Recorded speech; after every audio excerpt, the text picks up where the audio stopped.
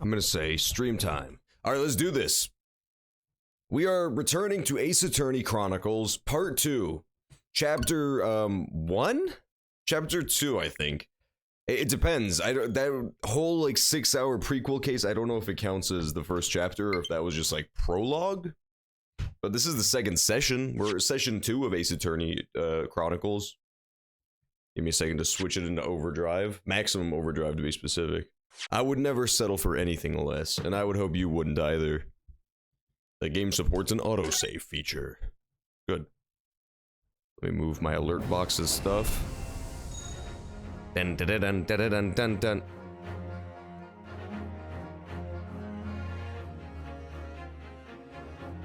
This is actually known as the Johnson Symphony Orchestra, because I personally put together and then conducted all the music for this game.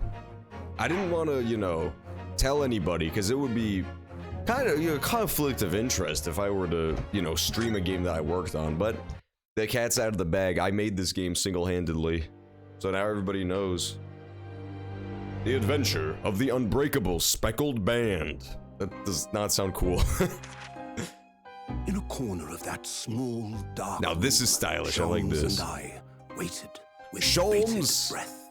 It's Hurlock, baby. In time, there came from the ventilator a hiss and a soft, almost growl-like sound. Suddenly, Sholmes sprang into action, lashing furiously with his cane at a point in the darkness. Yes! You see it, Wilson? He yelled, his tense voice reverberating. Wilson, so yeah. I raised my dark lantern. That's what I feared, is that this guy from the prologue was actually supposed to be the Watson of this game. Was staring intently. I think Watson got super murdered. And he started whispering to me the victim's most perplexing final words. The speckled band. Dun dun dun. I believe this is the terrible coil to which you referred, Wilson. Oh no! In front of us was an enormous adder, its fangs bared as it look out for it! Don't pull that rope! It'll drop a snake on you! It was the most terrible speckled band I had ever seen. Bing, bing, bing. Hell yeah, baby. 9th January, 6:37 a.m. on board the steamship Burya. Whoops, Burya. What is fucking happening? So then, let us unravel this mystery. It's Hurlock Sholmes. Led to this curious murder. Pray, do excuse me. Was that the guy? I think that was our friend who got murdered. Oh shit. The man was killed. No marks to suggest the bolt was tampered with in any way. So, this would appear to be a... I fucking love how oafish this Moran is. In his final moments, the victim scrawled a message on the Tappy floor. Almost certainly with the ink from this upset bottle. A Russian word. So the victim was a Russian man then. And the letters are well formed, suggesting he was compos mentis at the time. Dude, I love this. Wait, this is crazy. Extraordinary script. I'm too charmed by this character to pay attention to the mystery that's happening. This message. In fact, I deduce it was written by someone. He's got a gun. Oh shit. What the fuck is going on? This paper seal was placed just prior to the incident by the victim himself, I would venture. What is happening? Well, what have we here? What have we here? Oh my god. Yo, what's up, Remix? Welcome back. What do you think you're doing here? What do you think we're doing here? Remix, I'm so fucking confused, bro. We literally just started. You've missed nothing. In less than 5 seconds from and now, I'm pretty sure the main guy from the killer. last case is dead. What? On the fucking floor. Don't be absurd. This is murder. And in cabin locked from inside. But now Sherlock Holmes is here, baby. Now Sherlock Holmes is here to solve the case. I think protagonist is inside of this wardrobe alive. You don't mean the culprit is in there? The culprit isn't there. But yeah, I think the guy with the sword from the first session is like straight up murdered. Yo, what up, B-Machine? Welcome back. Consultant detective, the only one in the world. Hurlock Sholmes. Yeah, baby. I presume you must have. Let's go, Hurlock Sholmes. Fun fact, I'm pretty sure that I was told that in the original Japanese script, he's just straight up Sherlock Holmes. But because the Doyle estate is notoriously litigious, like, they just didn't want to risk it by keeping his name Sherlock Holmes. He is technically public domain, but the thing about Sherlock Holmes is that strangely, there are later stories which are not public domain, or for whatever reason, they'll still sue over the Doyle estate. So you have to, whenever you put Sherlock Holmes in something, you have to characterize him like very, very specifically. If you use any of his like later character development, then you'll just get sued. Like the estate just sues you. So I'm guessing these guys just didn't want to take a chance at characterizing him wrong. My head is throbbing. What's going on?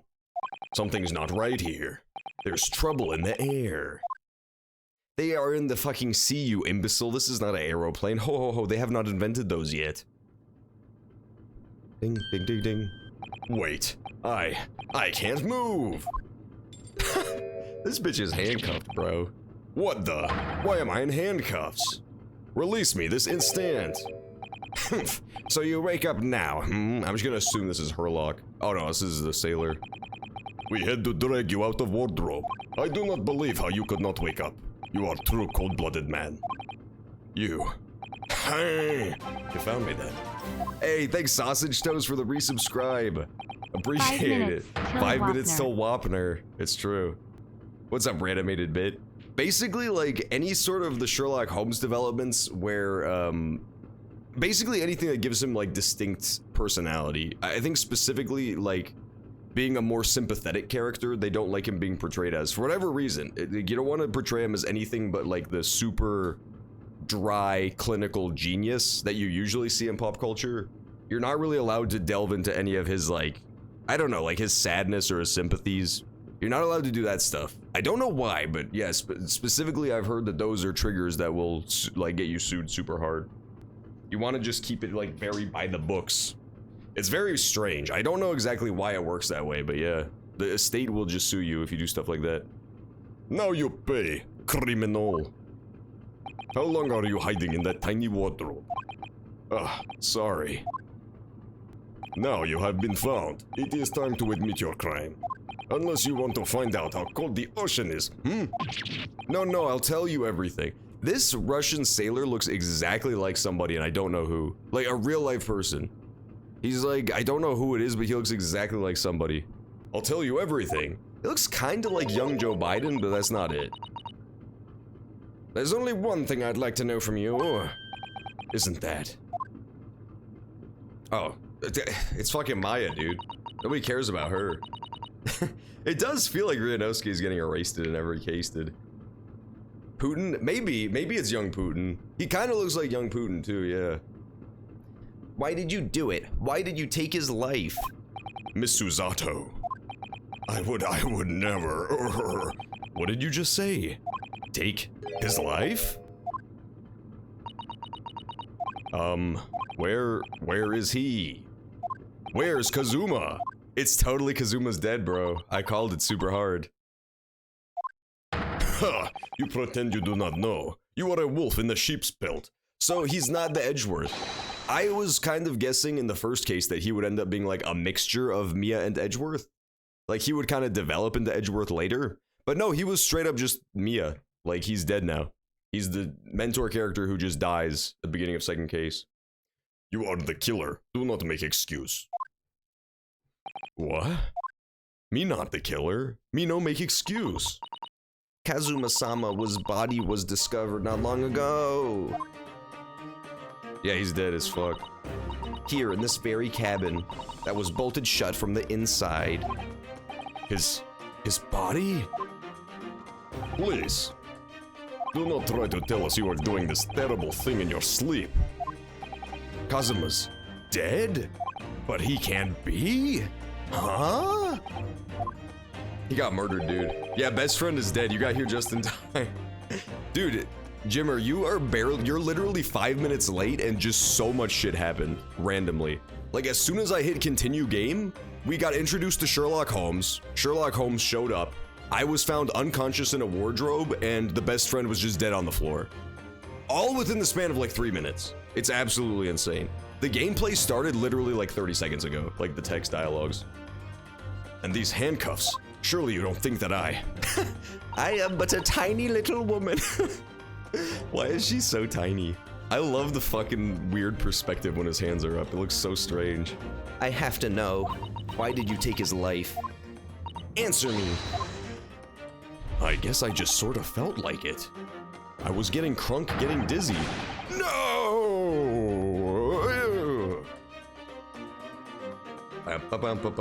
Latinx.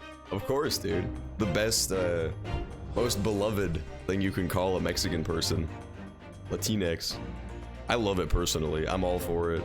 It's so good. It's such a good phrase. Kazumex. It was just 2 short weeks ago.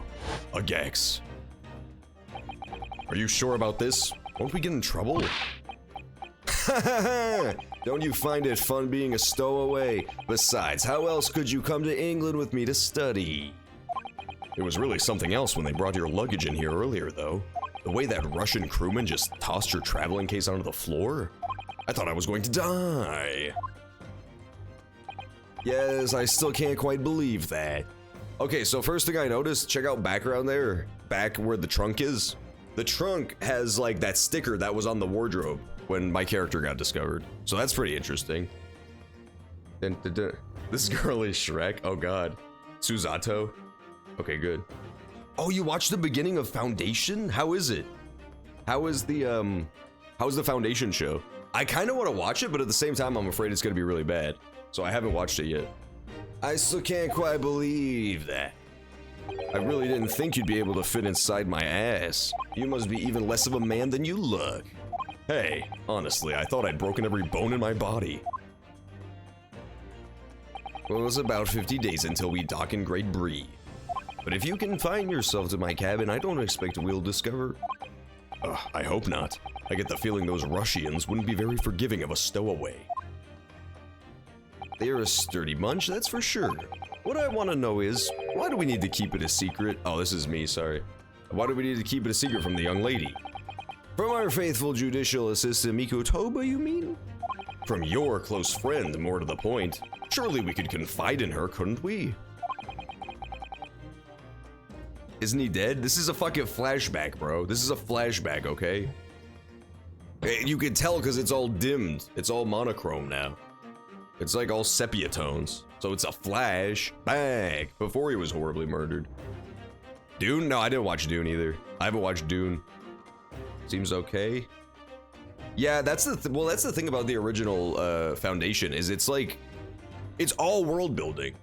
Like, I've talked about it before, but the beat by beat is not like where the focus is. It's not like super focused on character building and like, you know, like dialogue writing. It's all based on just world building. So I'm interested to see how that translates to a TV show. I don't know if they'll be able to pull it off though. I don't believe she'd give me away. No, but if she knew what we'd done, that would make her guilty by association. If you guys want to know the last time something similar was tried, it's Star Wars prequels. Star Wars prequels is literally just the Foundation, but like on a much smaller time scale.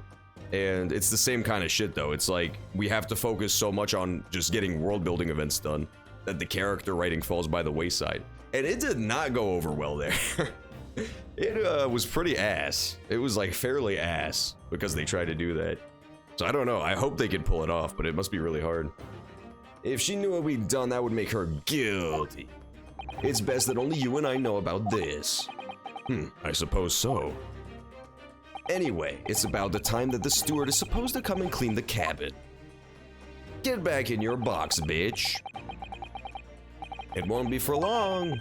Compared to hiding inside my traveling case, it'll be a breeze. Yes, but what if the steward decides to open the wardrobe for some reason? Then I'll be in for it. Stop worrying. I tell you what, why don't you write keep out or something on this piece of paper? Oh, no, that's the piece of paper. I gotcha. It wasn't the thing on the luggage. It just looks similar. Ding, ding, ding, ding, ding, ding, ding. I wish, man, I wish we got to transfer over to playing as Sherlock Holmes. That would make this game a million times better. Protagonist guy is like totally fine so far, but he doesn't seem that super interesting. I would much rather play as Sherlock Holmes. I would be so down. I don't know. Did you just find these 2 little Japanese men murdered and one of them stuck in a fucking cupboard? That'd be a hell of a first case for Sherlock Holmes. We've only been at sea for about 15 days. How can this have happened? We were supposed to be going on this adventure to England. Together! I do not give a fuck. Goodbye. Don't make more trouble for yourself. Murderer. No, I'm not a murderer. No. Yeah, you're a murderer. You're a murderer. No, that's not right. I mean, yes, I did stow away on the ship, but murdering my best friend? No one else could have done it, murderer. Admit the truth. And then I just fade away into non-existence. Susato-san? Are you mad at me? What did I do? Bitch. Very well. I don't know how to do Shrek voice. There is something I would like to ask of you too. That's really good. I pretty much nailed it already. Ugh, those eyes. It looks like she's ready to story me.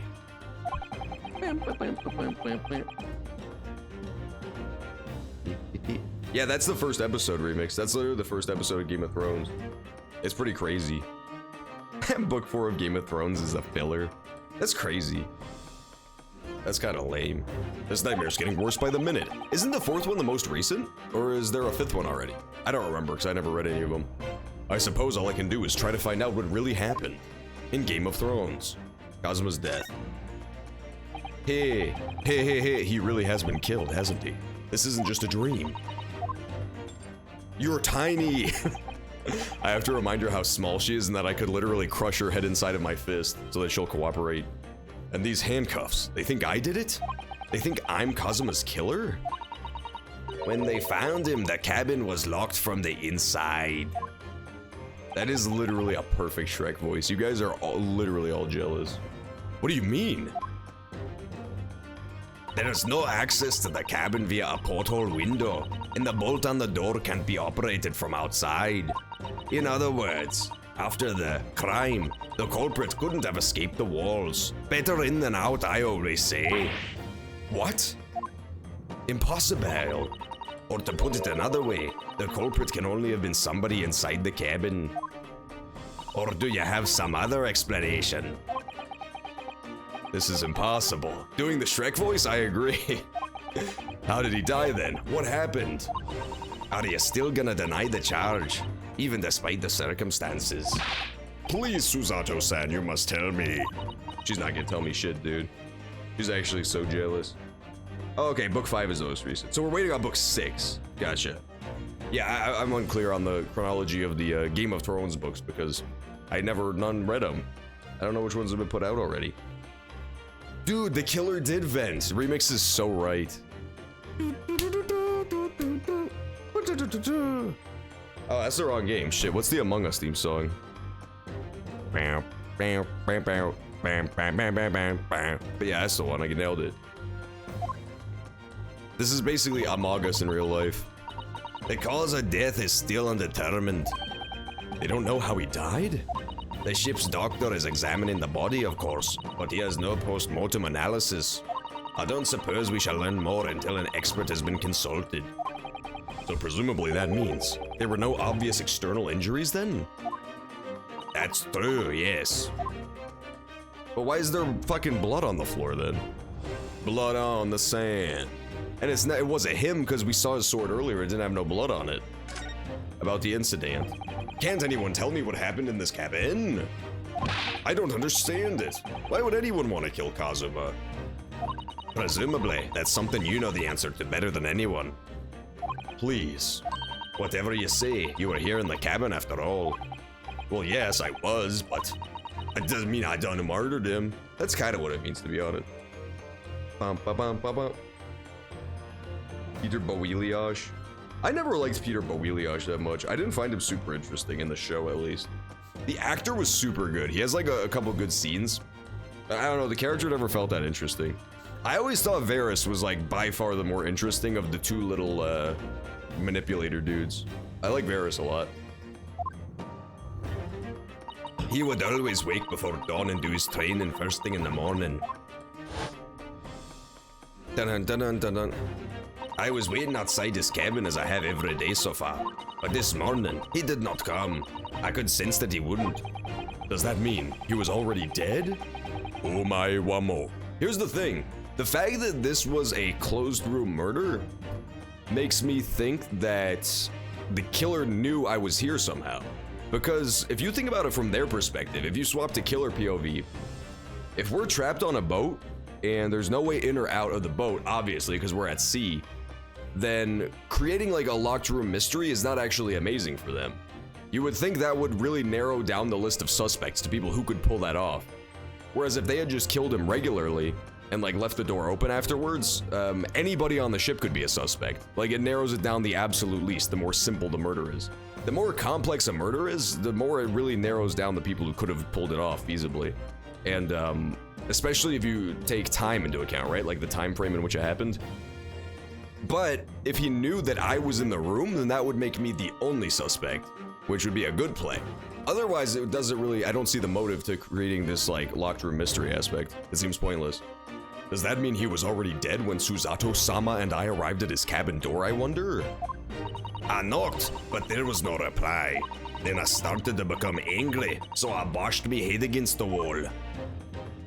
Ding, ding, ding, ding, ding. The crewman forced the door open, and when we managed to get inside... Oh my god. There was Kazuma-sama, collapsed on the floor. He turned into a stick man in his old age. And the white tape there now shows exactly where he was found, I suppose. I had no idea anything had happened. I must have been asleep in the wardrobe somehow. I wish it wasn't the case, but that's just very hard to believe. This is all very hard to believe for me too. Trust me.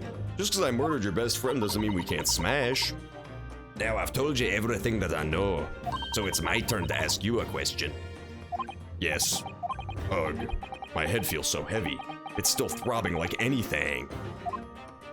It's still throbbing like anything? What the fuck does that mean? This guy is insane. She was waiting in her swamp. She drew a line across one side of the boat that she does not want Kazuma to cross. Because he's a miniature beast of burden.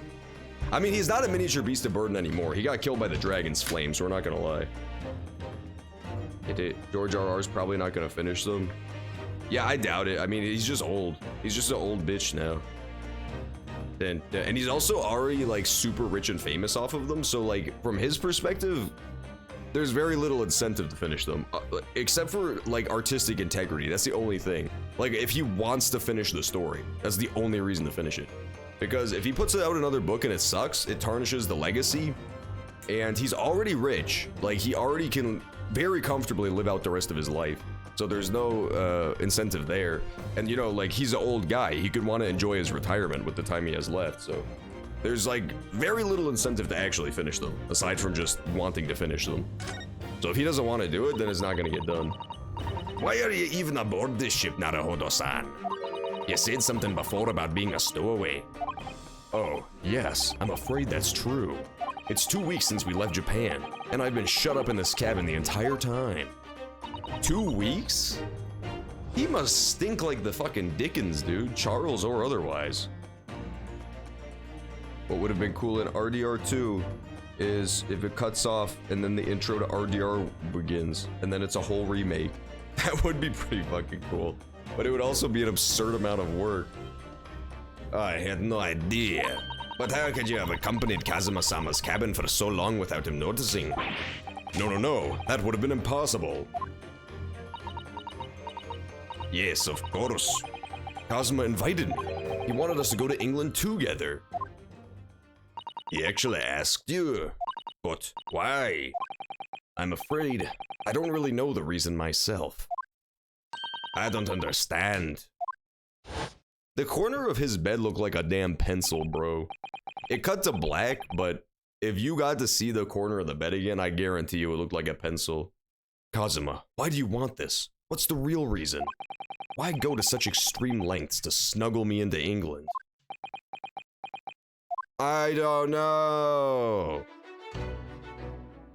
It's an idea that's been on my mind ever since the end of the incredible trial. I get the distinct feeling that we're gonna be flashing back to Kazuma for like the entire goddamn game. And he's not even a cool character. I'm already sick of him. I think I told you then, didn't I? That you ought to become a lawyer yourself. Well, yes, you did say that, but I didn't think you were serious. I thought it was a joke. What do they mean with animal of the house? Basically master of the house, as they say in Les Miserables. Oh, I see. People are always talking about themselves being like the Lion of Lannister. Well, that's just like an annoying rich people thing. I feel like that's pretty realistic. You think Jeff Bezos doesn't call him the tiny cardboard box of Amazon? You know he calls himself that shit every goddamn day to pump himself up. You have a talent for it, I can assure you of that. But I've never really thought about becoming a lawyer. Well, that's something you can decide for yourself. London is the spearhead of cultural development, the center of the world in many ways. There can't be any harm in seeing such an important place with your eyes. Well, no, definitely not. Bam, bam, bam. John is pregnant? Chimichanga, how did you know? Me and Shadow the Hedgehog are expecting. We have a big SpongeBob baby growing inside my belly. And, you know, we just can't wait. We've been, we don't have the gender reveal party just yet, but let me just tell you, things are gonna get pretty exciting. We got access to Israel's nuclear codes, and we're gonna make a show of it for sure. Depending on if it's a boy or a girl, one country's getting wiped off the face of the map. But on a personal level, if you were to become a lawyer, then... And what? Nothing. Forget it. Why can't you just fucking speak words, Kazuma? Your mystery does not make you more charming.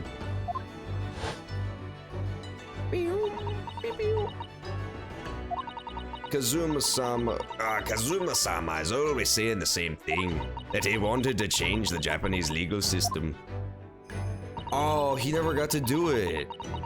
Man... I thought he was the greatest villain that the world had ever known because he created the fucked up idiotic legal system from Ace Attorney 1 through 3. But it wasn't even his fault. He might have been the greatest hero of our era. And in the alternate timeline where he lived, maybe they don't have the dumbest legal system known to man. Perhaps he thought he could do that with you. Yes, maybe. But something's still bothering me a little. Why does his stupid headband flap in the wind? The look in his eyes then. It was darker than I've ever seen it before.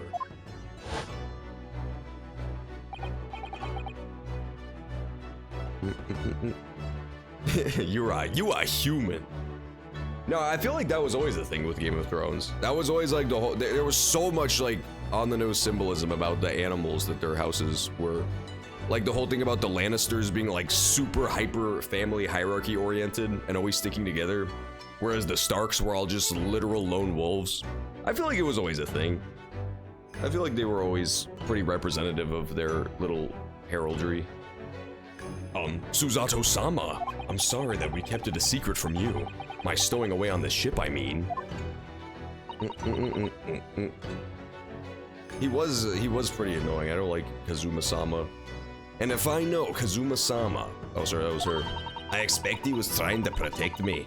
To avoid me becoming guilty by association. That's exactly right, yes. Word perfect, in fact.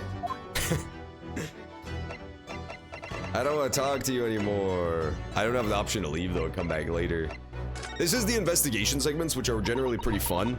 But yeah, we were supposed to, like, walk around and find a bunch of evidence before the trial. If you're not the culprit, then tell me. What happened last night here in this cabin? I don't know. I don't really remember. Kazuma brought me something to eat, just like he always did, in a little dog dish. Then I got myself into that wardrobe over there, just like I always did. After that, I... fell asleep? Well, yes.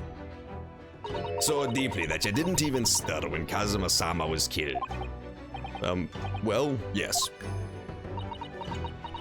I know it sounds unbelievable. Really, I do. But it's the truth.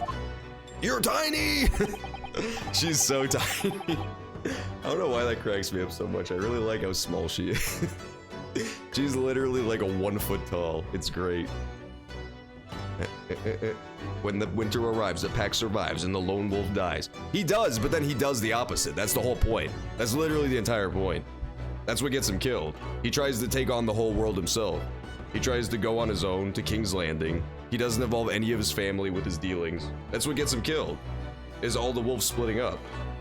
That's what gets like all of them killed. With the exception of Rob, because Rob was hanging out with his mama, so I don't get what the deal with that one was. But the rest of them, it's like pretty traceable to the fact that they were all fucking around by themselves. Old Nedrick going to King's Landing by himself.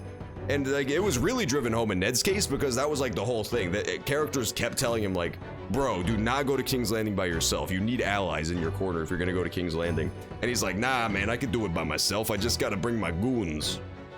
And then he just gets, he gets basically mollywopped, as it were. If only I'd woken up, then perhaps I wouldn't be in this predicament.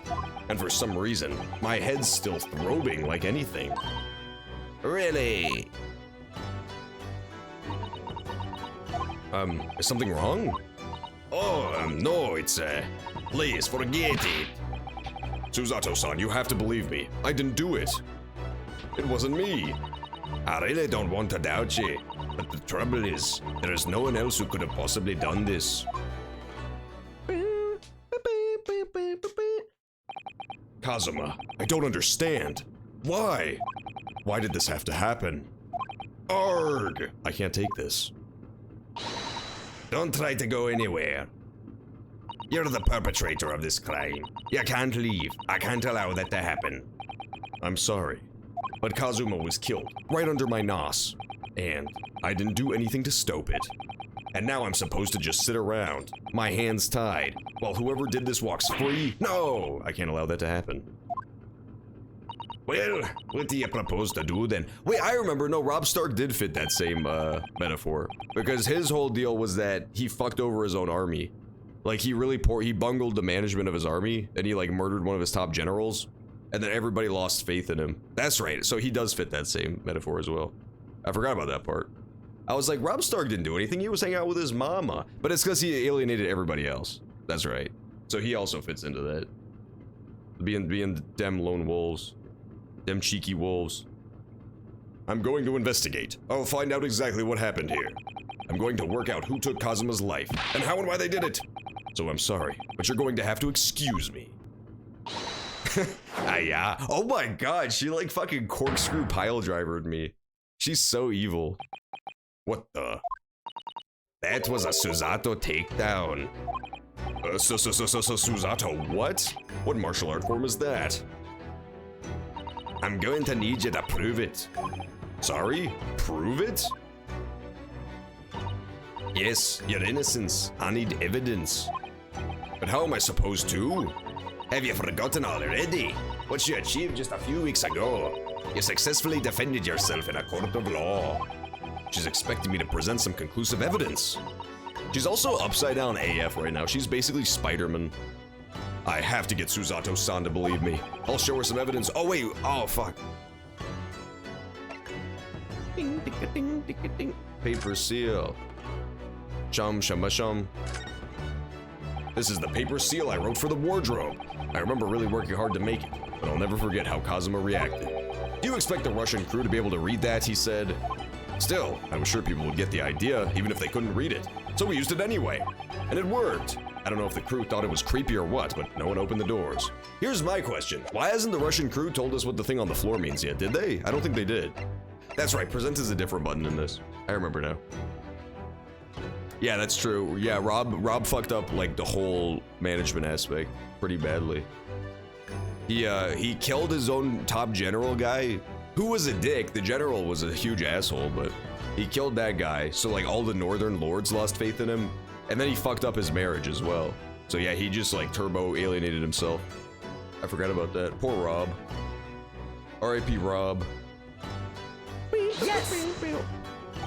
Tell me, when I was discovered in the wardrobe before, was this piece of paper stuck over the door? Oh yes, it was. I remember clearly. I thought so. Kazuma always put it in place whenever I went to sleep in there, just in case the cabin steward or another crew member decided to look inside. So naturally, he did the same last night as well. Oh, yes, of course. The gentleman who discovered you peeled that sign from the wardrobe doors before he opened them. But if I were truly the culprit, I couldn't have climbed back inside the wardrobe and stuck this on the outside of the doors on my own, could I? Nah, I guess you got a point there, matey. Yeah, this game takes place in the 19th century. Remix is geekin'. Remix is actually geekin'. Actually, I'm not sure. It's definitely like turn of the century, but I don't know if it takes place early 1900s or late 1800s. Definitely not 18th century, because that would be 1700s. In other words, it's impossible that I killed Kazuma. Okay, you convinced me. Well, even if you are sprawled hopelessly on the floor, I can see why Kazuma-sama thought so highly of you. Thank you, Susato-san. Now, do you think perhaps you could help me up?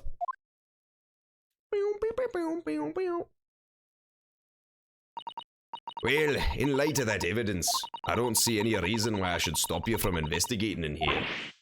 Thank you. So you finally believe me? I'm sorry. No. I'm not sure yet.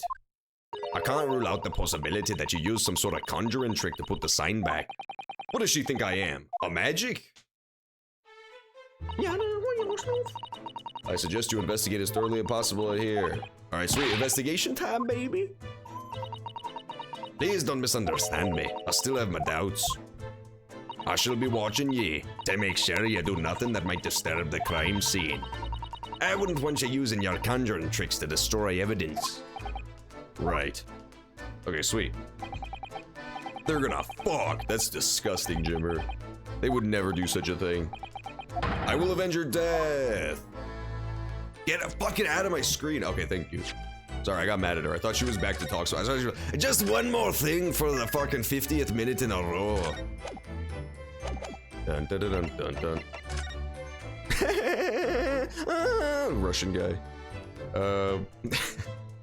I'm sorry for making that noise. Chicken bone, knife thrown, samurai sword all on its own. I don't understand what's going on here, but something is amiss. When it showed the upside down shot, I made sure to look at the ceiling to make sure there was like nothing important there. And what I did notice, you can actually also see on this screen. There are a lot of like beams that are not directly connected to the ceiling, and also these like this golden bar with like a tube on the end of it, which I don't know what the fuck that is. It's probably an old boat thing, but it could be important in terms of like how to get things in and out of a locked room, and especially how to be unnoticed in a locked room. This kind of ceiling area could definitely come into play, so that's something to keep an eye on. I also want this golden statue. The books have fallen over on the shelf. Look, they've all toppled the same way. And what's this? A statue of some god of the sea, although he's fallen over as well. Yes, it's almost as if the whole shelf has been ransacked, and everything mown down at once. I wonder if perhaps it was Kazuma-sama's doing his morning sword training. I seriously doubt it. And perhaps it was you, Naruhodo-san, in a fit of rage. I wouldn't have bothered leaving the wardrobe just to mess up a few books and a statue. But the way these things have been thrown about have anything to do with the case, I wonder? No. Literally impossible. What Ace Attorney is known for is just having like random details that don't really pertain to the case that are highly specifically drawn in a certain way. They just do it to prank you, really. I'll set everything straight again. Don't do that. What the fuck are you doing? So she just fucked the crime scene up. Amazing. Incredible. Incredible stuff, Susato. Why did you leave a big gap in the books? Oh dear, that won't do. What's the matter, Susato-san? Air conditioning? Yeah, maybe. Maybe some sort of speaker or air conditioning. Maybe they slide gravy down the tube and then it pours out directly into your gravy bowl. How convenient is that? The British do love their gravy after all. Whenever I'm examining things, I always find myself so focused I forget to look around properly. I don't suppose you're as foolish as me in that regard. Oh my god. I'm sure you're careful to look all around. Now let's investigate all corners of the cabin. Yes, let's do it. I suppose my field of vision has been rather small until now. Thank God she upgraded my eyes. Wavy Gwavy. Yeah, they probably, I'm gonna have to go ahead and agree with you, a remix. I think it's most likely a gravy tube. I think that's the most likely option as well.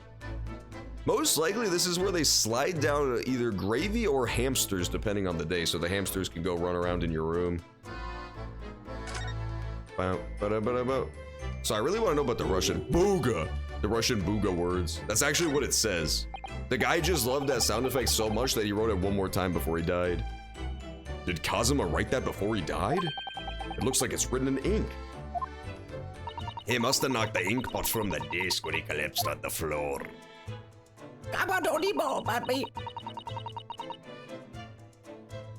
Now, look, somebody painted over it. It used to say something else. It definitely used to say something else. And then one of the Russian guys fucked with it. Dun, dun, dun, dun, dun, dun. But what else could it have said? Ipo. Ipo. Rapa Ipo. Yo, that shit straight up said Rapa Ipo. Dun, dun, dun, dun, dun, dun, dun. Look, there's like way too many strokes for him to have done this while he's dying. Rapa Ipo. I don't know what it could say. Dun, dun, dun. It says Pipohi. It does. The sausage is free. You gotta work for the gravy. That is what it says. That's actually his dying message. It's an old Russian metaphor pertaining to the Chinese. So let's try upside down, maybe? Upside down, it could say, before fucking with, S-O-D-E, Sody Pop. Sody Pap. Sody Doll. So Devda. I don't know. We're gonna have to like find more clues pertaining to this before we figure it out. I don't think this is gonna be the kind of thing that I just look at long enough and then figure out what it used to say. But I am pretty convinced that this was fucked with.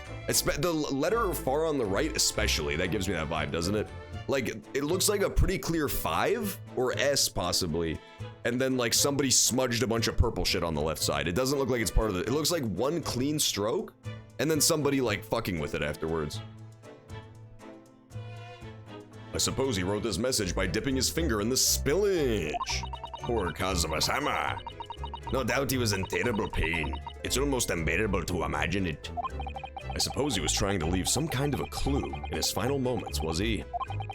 I'm sorry, partner, but I can't read your writing. Ask the Russian. I don't think that's Japanese, Naruhodo-san. What? Then what language is it?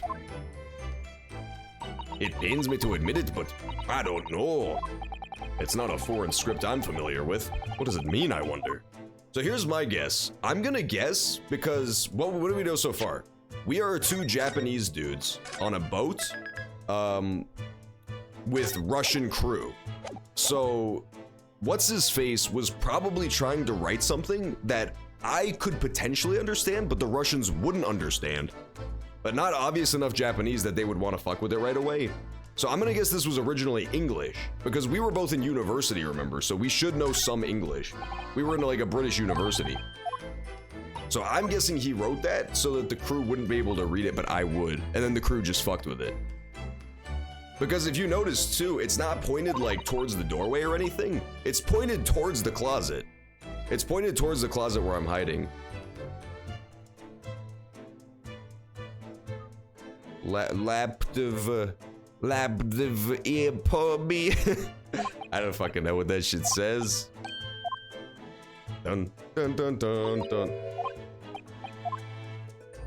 Maybe it says, want to be famous? Please go to bigfollows.com.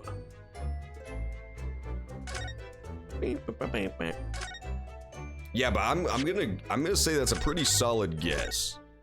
Like, write it in English so that the crew can't understand it, but he can still communicate with me. It also, if that is true and he wrote it in English intentionally, that might also cast some suspicion onto Maya over here, because she's the only other Japanese person that we know about on the ship right now. So maybe if the killer was Japanese, he would want to write a dying message that they couldn't understand. Bam, bam, bam, bam, bam. But it's not gonna be fucking Maya, because she's Maya. She's not gonna fucking die case 2 being the killer. That's just not gonna happen. Let's talk to this purple smudge. What do you think this is? It looks like a broken piece of glassware. Whatever this thing was, it appears to have broken clean in 2.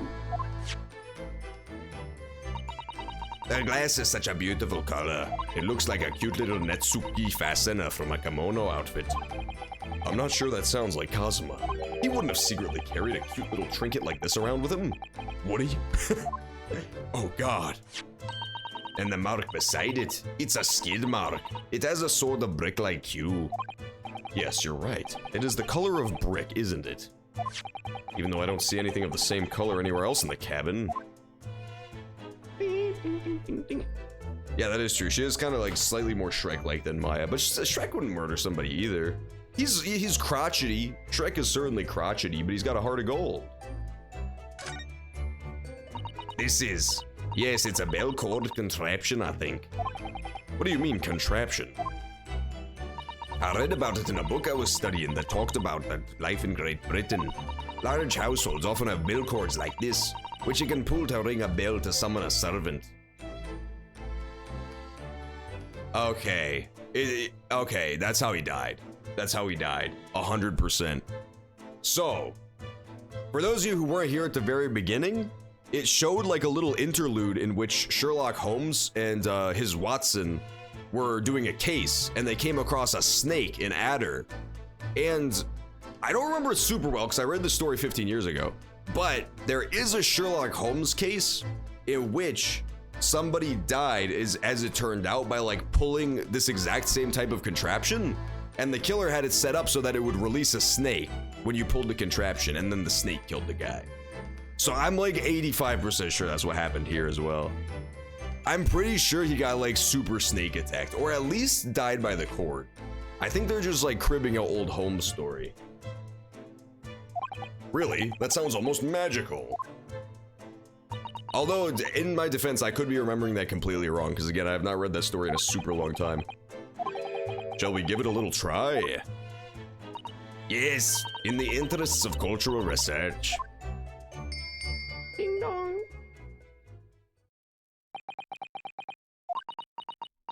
That was stupid, Susato. I suppose nobody comes for lowly Japanese people. No, I'm sure it's just that everyone is busy, that's all. Well, yeah, but that was another case. That was what's known as the case of Uncle Denny's finger, if you could believe that. Probably one of Doyle's most controversial stories. You won't see it in many of the collections these days. It was considered a little too, scary, really. A lot of old British ladies were just fainting back onto their fainting couches when they read that shit. The tablecloth is a miss.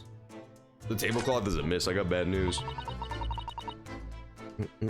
There's nothing on this table at all. The plate and cutlery are all over the floor. Yes, it's strange. Last night when I went to sleep, I'm sure everything was still. No, wait a minute. Oops. What is it? That's funny. I can't seem to remember anything about what happened after dinner at all. That is kinda funny. So then perhaps you are responsible for what happened. No.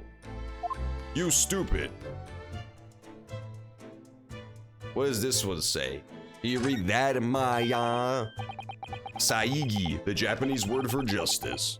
The brush strokes are straight and true, just like Kazuma. Well, true at the very least. I'm not so sure about the other part. Yes, his calligraphy was always a reflection of his heart. Yet can you really look at those characters without feeling shame, knowing who drew them so thoughtfully? Of course I can. I mean, I'm innocent, so why shouldn't I be able to? Even though you stowed away on this ship? Now you're gonna bring that up, are you? I can't win. I like this girl already a lot better than Maya. I like how she's like a hard ass and she gives the main character a bunch of shit. Maya was just like annoying and snippy. But this girl's fun. Let's take a look at the turkey legs.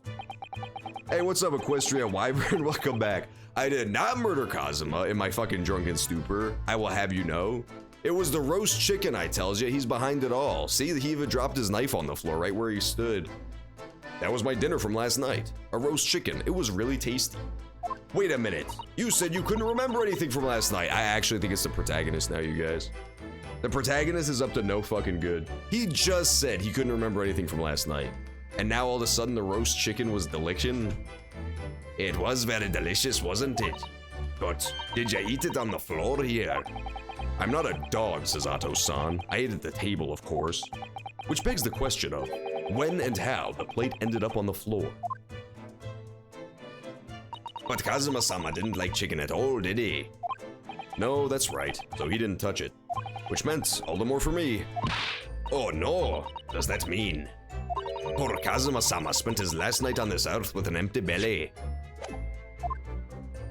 It's just too horrible. Oh, now I suddenly have a guilty conscience and an achy stomach. My achy, breaky stomach. So what's that? What is the word? I really need to know what the word is that he wrote. Okay, so here's my guess. My guess so far, we have not learned much yet. We've learned approximately 0 things. But I am going to hypothesize Rube Goldberg Machine of Death. I know I guess that every time because it's the hypest way to kill somebody. But I'm going with Rube Goldberg Machine of Death. So check this out. We have the bell contraption here, which was used in a Sherlock Holmes story to kill somebody. And we have unforeseen ceiling with a bunch of beams where you could hide shit on top of. And we have a lamp dangling from the ceiling directly above dude's head. So my guess is somehow, like, having this thing pulled set off a thing that dropped something to kill him. Not to, like, bludgeon his head to kill him, but, like, something that finishes him off, you know? That's my guess. That's my guess so far. And granted, we have literally nothing to go off of yet, but I just want it to be a Rube Goldberg Machine of Death. We didn't get many of those in Ace Attorney Trilogy. We got like one, I think. The circus kill, which was my favorite case because it was finally a Rube Goldberg Machine of Death. It has to play the Pee Wee Herman music too while it's like murdering him.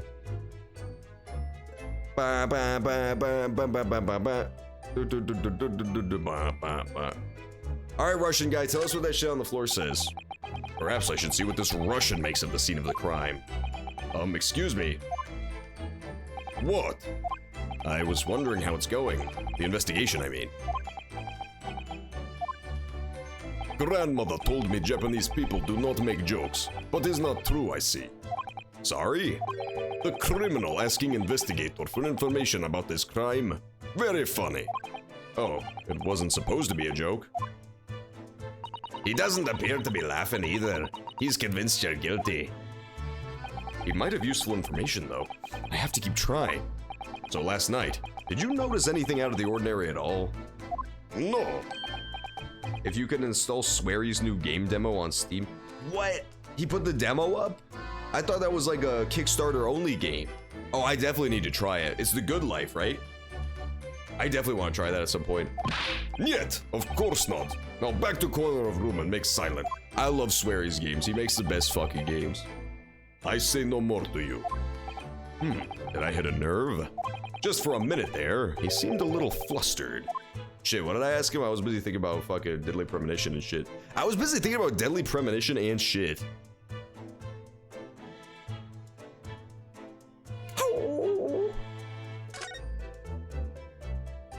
These are the rules of passage for travel aboard the SS Buria. It's essentially a list of requests from the captain to all passengers on board. Passengers must not keep weapons or other dangerous objects in their cabins. Pets are also strictly forbidden.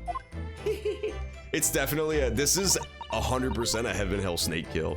I have bad news, and it is that our good friend Miles Edgeworth, aka Mia, was killed by a falling snake from out of the lamp.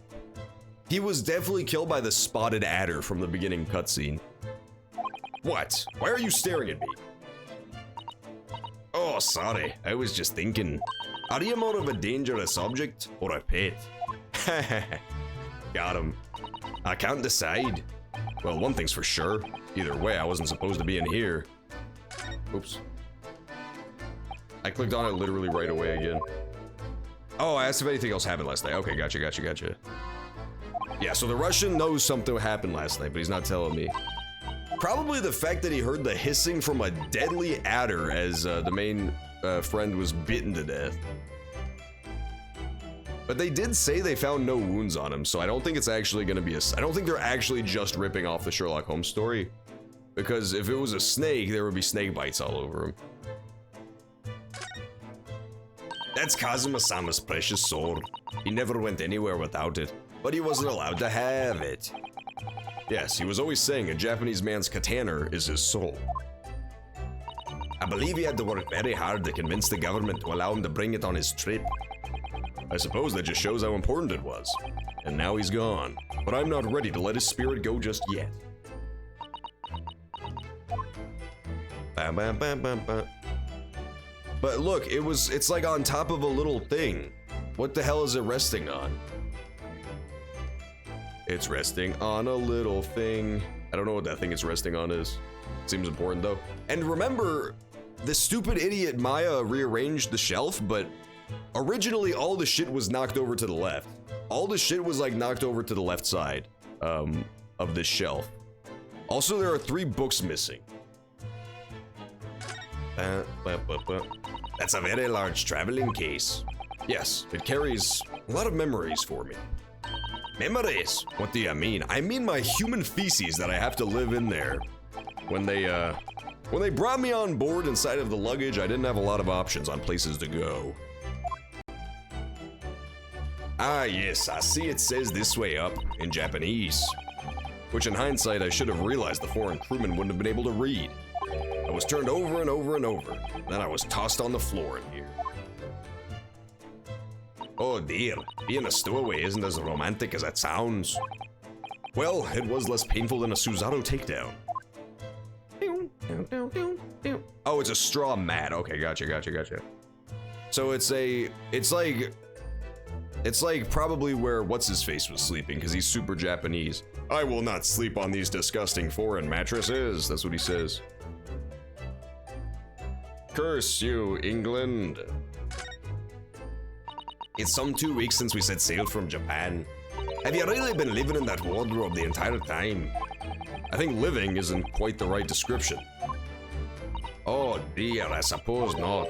Although it must have been rather exciting making this voyage in your own secret hideout. The trouble was, I never knew when a member of the crew might come in. So yes, I did basically have to live in the wardrobe. And last night was no exception. You have a giant fucking lock on the door, bro. Just lock your door. But because of that, you had no idea what was happening out here in the cabin. No. Sadly not. That girl got a damn trapezius strapped to the top of her head, bro. Hey, what's up, Kung Fu Kua? You got here just in time for the craziest case of the fucking century yet. It's on a boat, that's the big twist. That's the only twist I can think of from this game. The game comes out fully on October 15th. Oh, hell yeah, bro. I think it's called The Good Life. It's called like The Good Life or The Quiet Life or something. It's like Harvest Moon meets Deadly Premonition, I think. This is where dear Kazuma-san would have sat whatever he was writing. Damn, bro, all his shit's knocked over on the damn floor. London Diary. Poor Kazuma, he didn't even make it to his destination. It looks as though the last entry is incomplete. Which means, what? He was in the middle of writing it when the incident happened? Let's see what it says. It could be a valuable clue. Oh no, I got Suzato thrown, dude. That's out of the question. What? Kazuma-sama may have departed this world, but you must not read his private thoughts. But what if it's something important? Something relevant to the case? Too fucking bad about ya. Alright, I won't read it. Poor Kazuma-sama. I don't like prying into people's personal matters either. But in this case, isn't the need for clues more important? No! Okay, well if he was at his desk, then we know what happened easy. Basically, he says, room service, bling bling. He goes and sits at his desk, and what should come through this tube but a slippery little snake? The slippery adder crawls out of the tube, bites Kazuma on his tube, and then lo and behold, he's fucking dead on the floor. He has no time but to simply write, Krabib Splio on the floor in his eternal torment. But that doesn't go a long way to explaining why everything is knocked over to the left in the entire room, which is pretty crazy. Like, check it out. Starting from right to left, you have like this mat on the ground. You have this whatever the fuck the wooden thing is, the book, the candelabra, the plate, like everything is just knocked to the left across the entire room. From right to left. So like the books were knocked over, the ink is on the ground, the cup is knocked over to the left, the candle's knocked over to the left. Everything got knocked over to the left. Every fucking thing in the entire room. That doesn't, the snake kill, as hype as it would be, it would not explain everything else. It would not explain everything else about what the hell happened. Also, this conspicuous vent is the other thing. I think that's some kind of opening for a ventilator. A hole through which fresh air can circulate into the cabin. Isn't that a little odd? What do you mean? Well, this ventilator, if that's what it is, looks like it must connect to the next door cabin. Yes, it would appear to. You're right. But if its purpose is to allow fresh air into the room, surely it should be connected to the outside. That's true. If I had one of those ventilators that was connected to the next room, I would just stuff a bunch of old socks into it just to fuck over the guy in the next room over. Perhaps it's so that rain doesn't spray and find our way into when the seas are rough. Did that sentence make sense? No. Oh my god. There he is. Guys, it's Sherlock. He's finally here. This is how he makes his grand appearance to the protagonist. Who's that? He wasn't there a minute ago. He crawled out of the dang tube, bro. As far as I can tell, it looks like he might be European. Oh, how did he? Not everything's right in the room. That's so true. You could say they, left it in a sorry state when the killer left. You've noticed the man too, have you? I have no idea who he is or how he got in here, but he looks suspicious and tall, suspiciously tall. Naruhodo-san, don't tell me. Do you really not know who that is? Well, no. I don't have any foreign friends or acquaintances at all. Yeah, sorry, legally distinct entity, my bad. It's Hurlock Sholmes. It's their own original OC, do not steal. Yeah, that is true. Boats do rock. Boats do rock back and forth, but it doesn't explain everything being knocked to the left. Like, every goddamn thing in the room is knocked to the left. That wouldn't be a hell of a good boat service if everything of your belongings got flung across the room every time they hit a fucking small little wave. Unless we hear there was, like, notably bad weather last night. And is he investigating Kazuma's desk? Or is he just playing on it? I can't tell. Well, in that case, we simply must talk with him. Am I just imagining it, or does Susato-san look almost uncontrollably excited? By the way, I expect that you've noticed already, but just in case. If you press A on people when they're in the crosshairs, you can rush day. Alright, I'll get that suspiciously tall gentleman in my sights and see what he has to say for himself. Oh, please do. I don't know how to do it. I should have paid attention to the tutorial. Do I click move? I'm in handcuffs and under house arrest by the crew. Not to mention Susato-san's constant glares. I think it's fair to say I'm stuck in this cabin. Guys, I'm just trolling. I know how to control the game.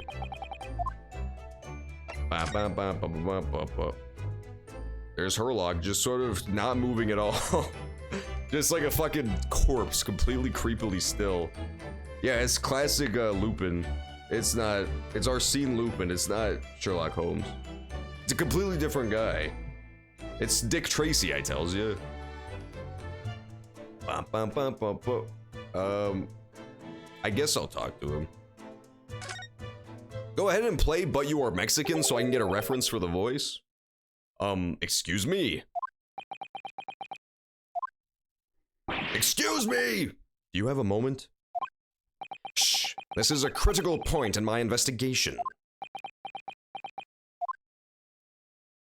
What the hell, bro? He's pissing me off. He didn't even say hello. Maybe I should leave him alone. He seems a little unfriendly. Yes, perhaps that would be for the best. Oh, Jesus, there he is. Greetings, I hope I haven't kept you long.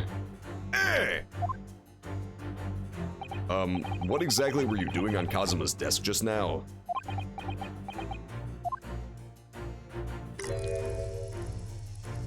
Ah, I see. Fascinating. Sorry, what do you see? It feels like he's looking right through me.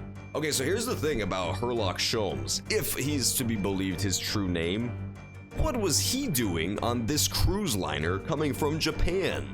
Unless it confirms my hypothesis once and for all that the British gentleman from the first case was in fact Dr. John Watson, but their own original OC version, Dr. Wilson.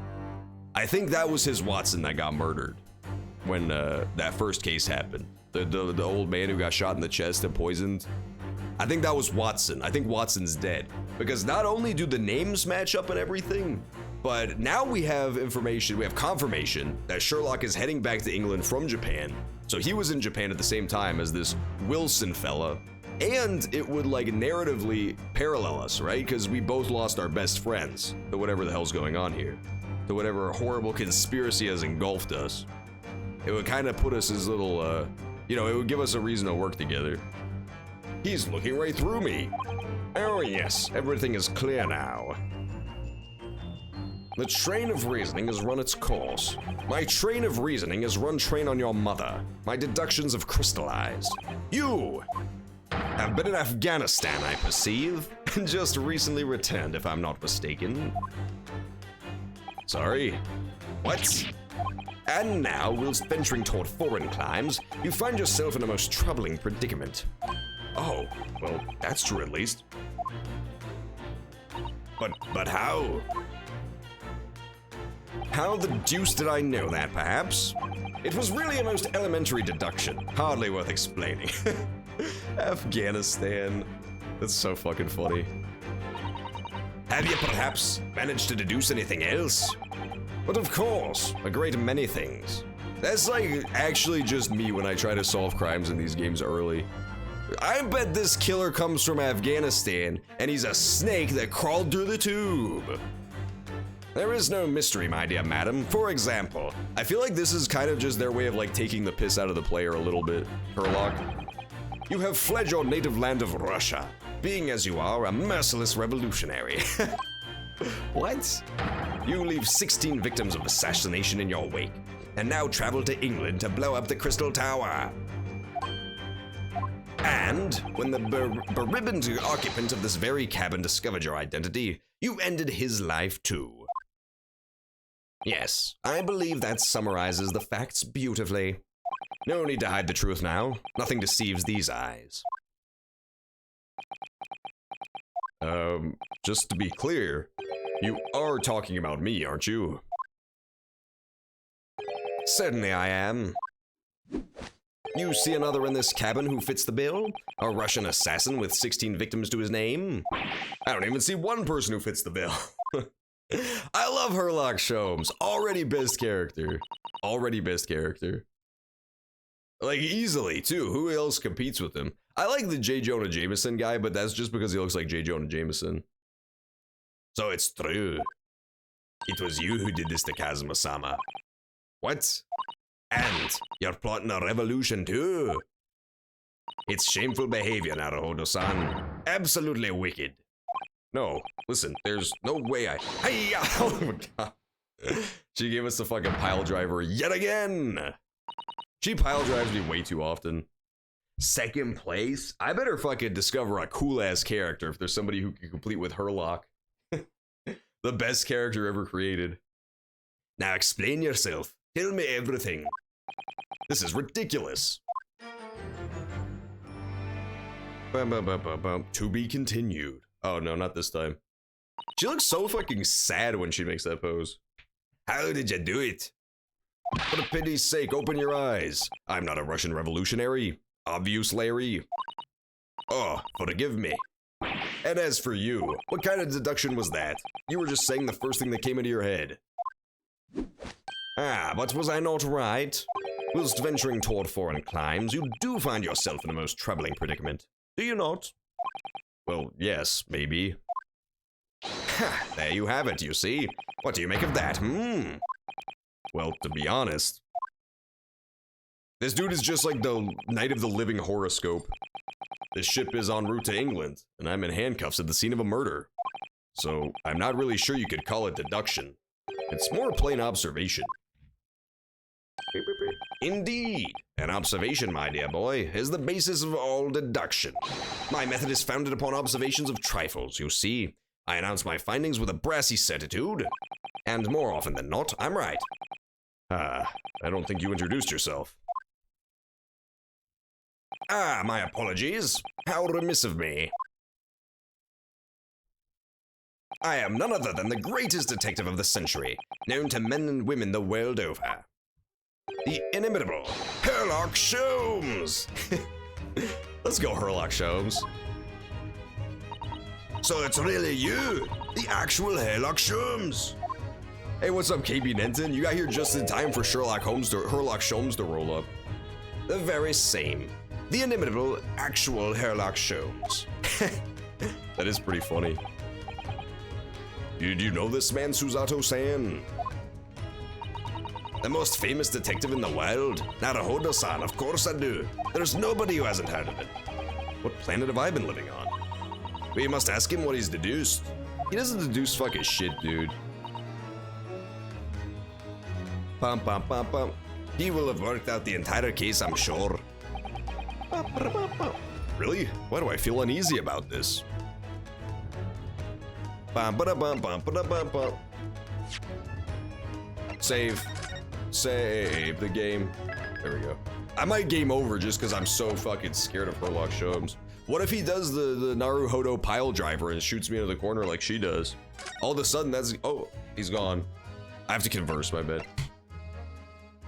It was 1 year ago today that Twitter crashed from a smash. Was it really? It was 1 year since Minecraft Steve, that's true.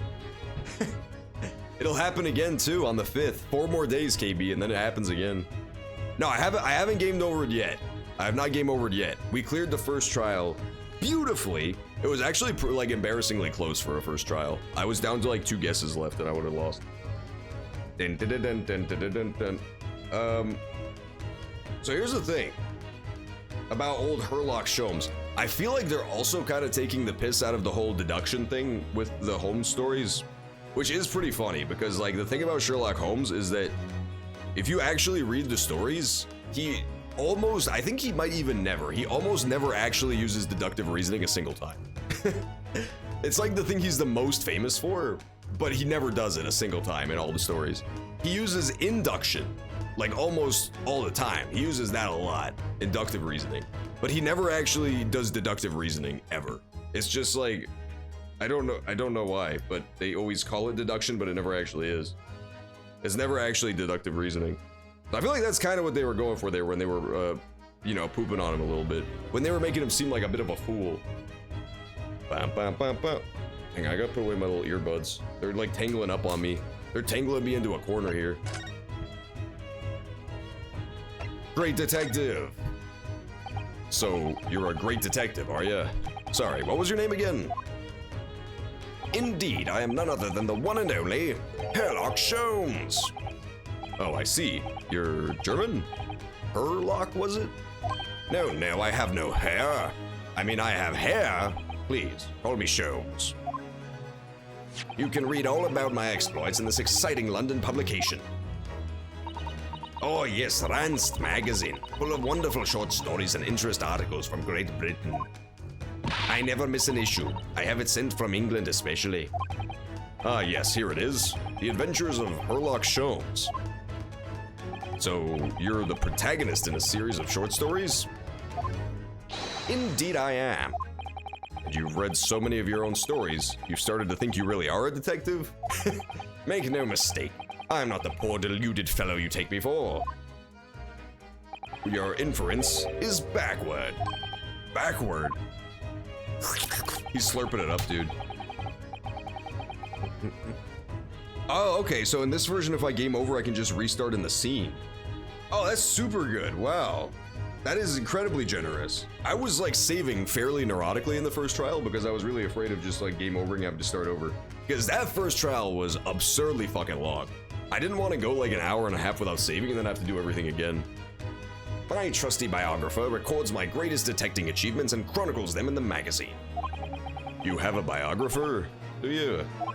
Doesn't everyone? Mine goes to the name of Dr. Wilson, presently keeping shop in London.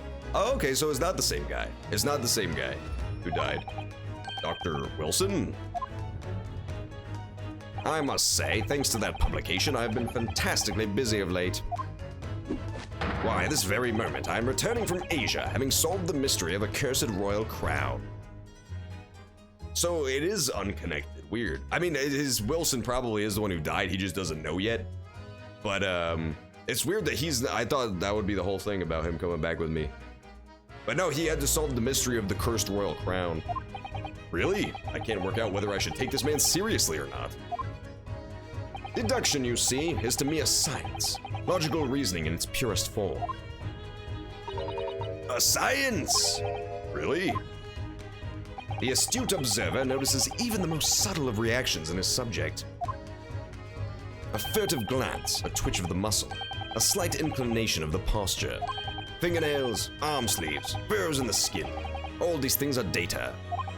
Right. And the trained logician makes deductions from this data in the blink of an eye. The ultimate conclusion is, without fail, the truth. No comment. Yeah, good call, good call. I definitely don't want spoils. I'm just spitballing. I'm just throwing out theories. As I demonstrated only a few short moments ago. How can he look me in the eye and claim that? So you see, I have a turn both for observation and for deduction and fame. I feel like that is legitimately just what I do though. Every time I play one of these games, I just constantly throw out random theories about things that are technically possible. And then as soon as one turns out to be right, I'm like, oh, I'm a genius. Nailed it. As I've been saying all along, I called it. That is what makes me the one and only. Hurlock Sholmes. But I like his theme song. Cosmo's death. Have you managed to deduce anything about this particular case yet? Have I managed to deduce anything, my dear fellow? Who do you suppose discovered the culprit in his most cunning hiding place? That's right. It was none other than the great detective before you now, Mr. Hurlock Sholmes. Ah, I see. In other words, I'm in these now because of him. When I became anxious about Kazuma-sama this morning, I summoned all of the crew members to force the cabin door open. And I concealed myself among the number, gaining entry to the scene of the crime. Yes, luckily for everyone, the great detective, Hurlock Sholmes, was on board. And the handcuffs seemed to be an excellent fit, Mr. Naruhodo. Urgh! The very moment I laid eyes on the scene, two facts were immediately apparent to me. Oh really? Two facts, you say? Two facts! Wow, wow, wow. Okay, so here's the thing that's kind of crazy is like, they already showed a trailer of this game, and they kind of spoiled what you're supposed to do with Hurlock Sholmes. Basically in the trailer, they were like, he'll tell you stuff, but he's always wrong. Like, you're always supposed to believe the opposite of what he says. I remember that was like, about like half a year ago or so, they showed the trailer for this game at one of the game shows. And it showed this particular case. It showed like a couple snippets from this case. Luckily, it didn't spoil any mystery stuff, but it told us some Sherlock stuff. Mr. Sholmes, tell us please. What two facts were apparent to you when you came into this cabin? Ah yes, but first let us be precise. The two facts in question were immediately apparent to me. Yes, I understand, but what were they? Allow me to elucidate. The two facts that I deduced from a mere momentary glance at the scene of the crime were as follows. Number one, the cabin was locked from within, rendering escape of the culprit out of the question. Number two, the victim was a Russian and killed following a dispute with an acquaintance. The victim was a Russian. Hold on, Mr. Sholmes. What made you think the victim was Russian? Observe the dying message left by the victim on the floor. Oh, okay, it's just one of the new mechanics, so they had to tell me. Kabidope! That is the Russian word for wardrobe. Oh, shit. Is that true? He's lying, he's fibbing, dude. Tap a pop. Ding, ding, ding, ding, ding. Peep off. Damn it, what does it really say? I'm convinced that someone like went over this message. I'm convinced that he wrote something different and then the killer like wrote over it. But I can't figure out what the original message was supposed to be. The thing on the right looks like an S or a 5. but I don't know. Tap v pub. Lab v. No, I don't know. I can't figure it out. Do you really think Kazuma-sama could have left a dying message in Russian? In their final moments, many find their native tongue filling their head. For this young man, Russian.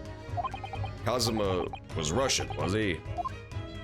Initially, I considered Garderob may be the name of the killer. A certain Robert Gard, perhaps. But in the interests of thoroughness, I decided it would be wrong not to look inside the wardrobe there at least.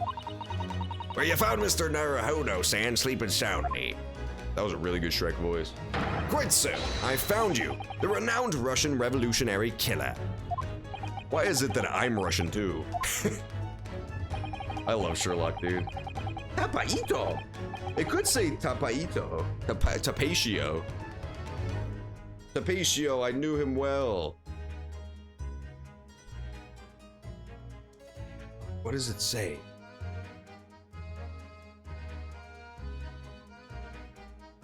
He was laying like this. We do have another case where like it doesn't actually make sense for the victim to have written this at all. Because like the hand that's closest to it, he would have to go like this to write anything, right? Like it doesn't, like physically it doesn't actually work out that he would have written this at all. But I don't know, it looks like something wrote over his original message. But it makes more sense, like in terms of the art that we see, that he didn't write anything. That it was like purely done afterward. Because yeah, it just looks, it like physically does not look possible from that position.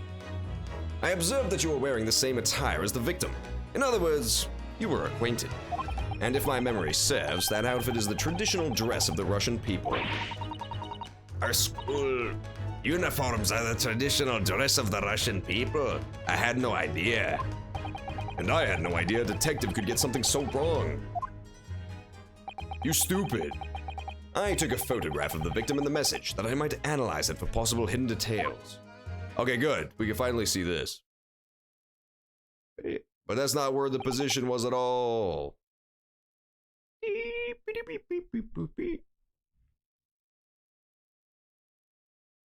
This. Table. Table pot. Table pot. The table pot did it, I tell ya. This. This was taken immediately after the young man was discovered, before the body was removed. Yes, Kazuma had already been taken away when I woke up. This is the first time I've actually seen him like this.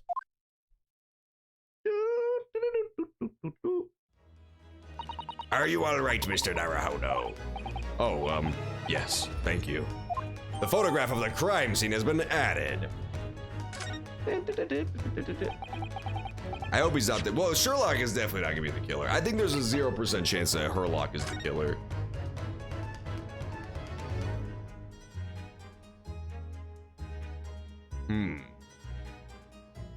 Maybe I'm like trying to turn this into English, but it's actually supposed to be turned into Japanese. Maybe that's the thing.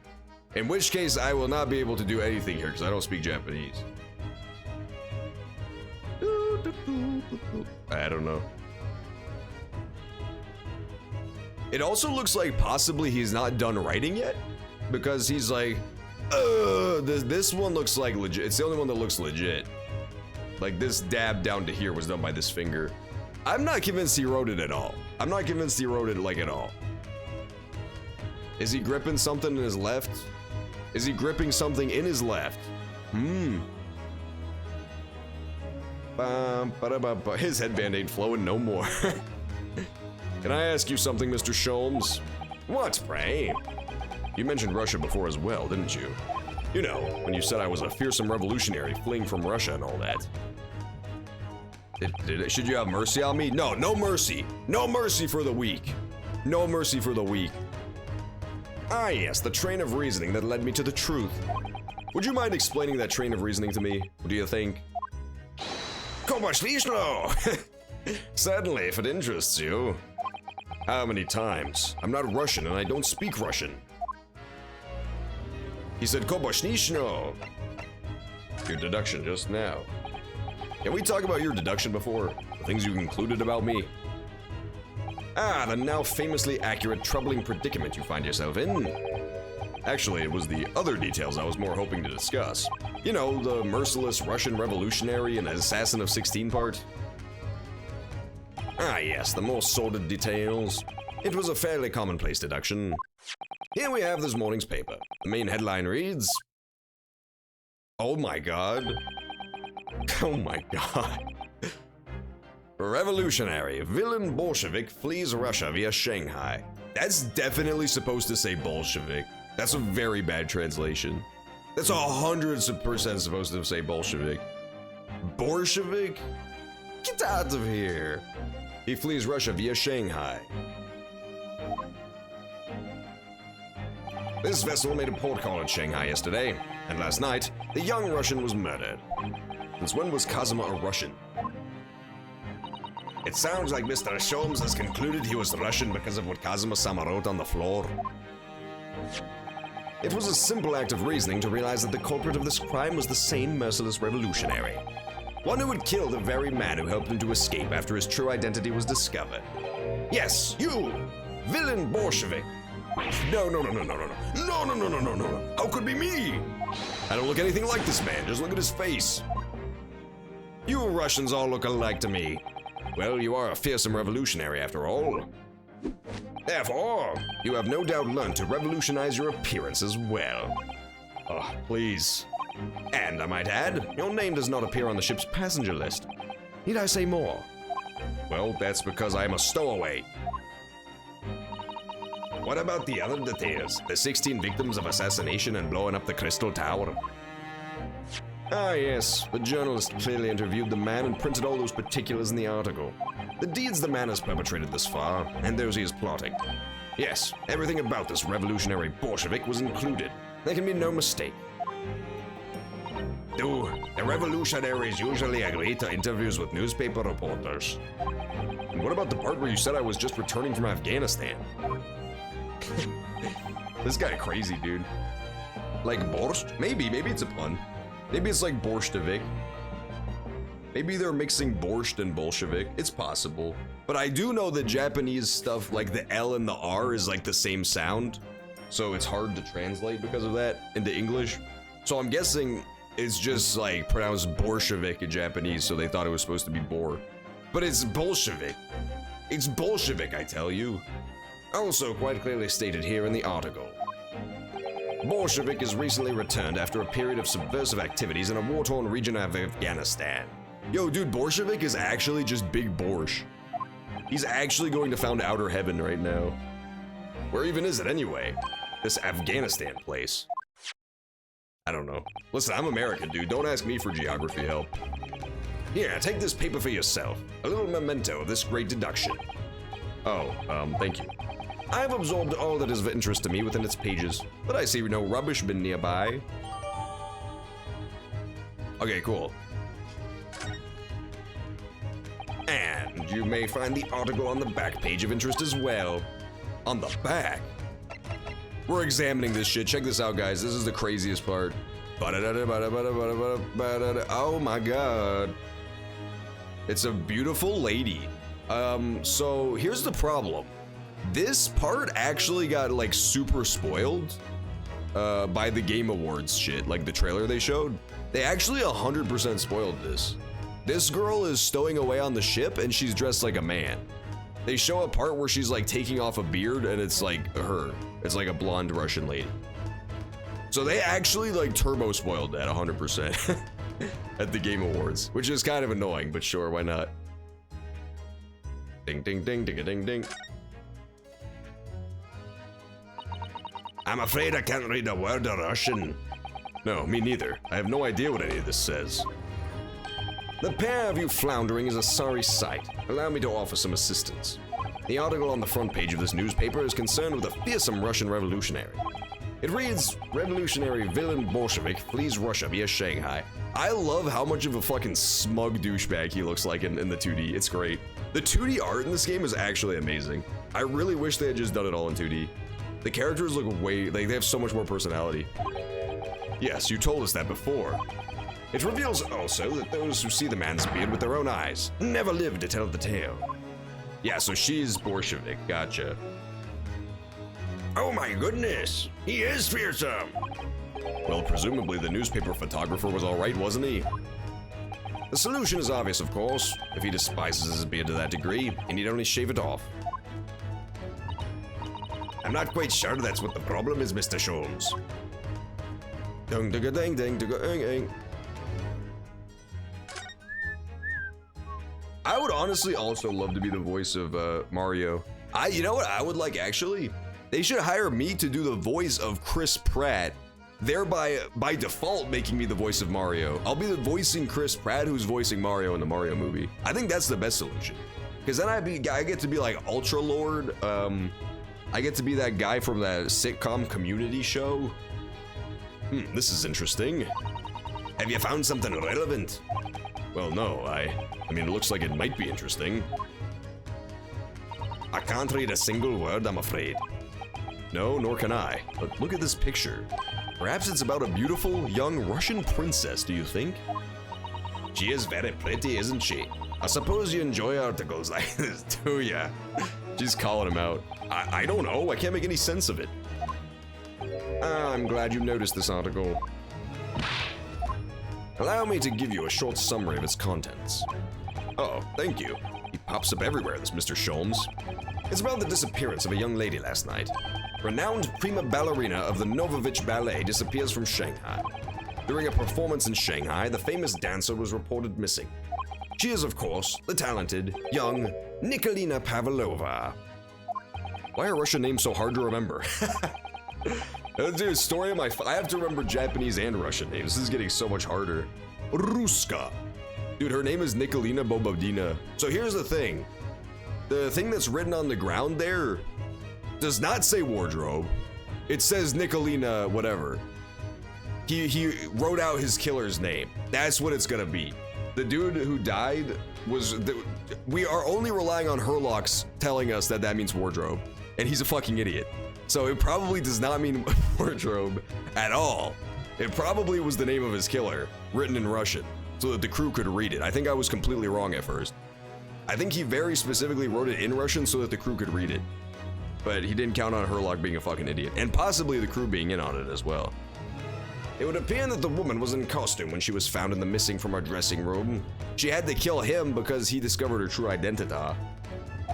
Wearing the diamond tiara you see pictured, which is worth some 20,000 rubles. Oh, how much is 20,000 rubles? I have no idea, but I'm quite sure. It must be an unbelievable sum of money. Suzato-san's eyes are shining like diamonds. I ain't saying she a gold digger, but she ain't messing with no Naruhodo-san. The tiara is the property of the Novovich Ballet. It would seem the director is beside herself with worry. Yes, I'm not surprised. The company is most anxious to recover both Miss Pavlova and the valuable tiara. They've requested the international assistance of all ports with sailings to Great Britain. Let's see, look at like the words on the article. Do we see anything that was wardrobe? I don't see wardrobe anywhere, so maybe I'm off about this. We gotta check the front page again. Could this be another case of a Russian fleeing our country? It does seem to be the Russian thing to do. I'm not even gonna dignify that with a response. It is Bolshevik at Borst. Reanimated Bit fucking called it. Yeah, no, they brought back random ad breaks. It's very annoying. I have ads on as little as possible. I believe my current ad structure is 30-second ad every hour, but that's literally as low as you can bring it as an affiliate. I think partners might be able to turn it off completely, but I can't turn them off completely, unfortunately. All I can do is like run them every once in a while manually, and then it turns off pre-roll ads, but like during the stream ads, I can't turn off. Pay Banishno Yor. None of this looks like it says wardrobe. Remember, wardrobe had a triangle in the middle of it. That's what I'm looking for.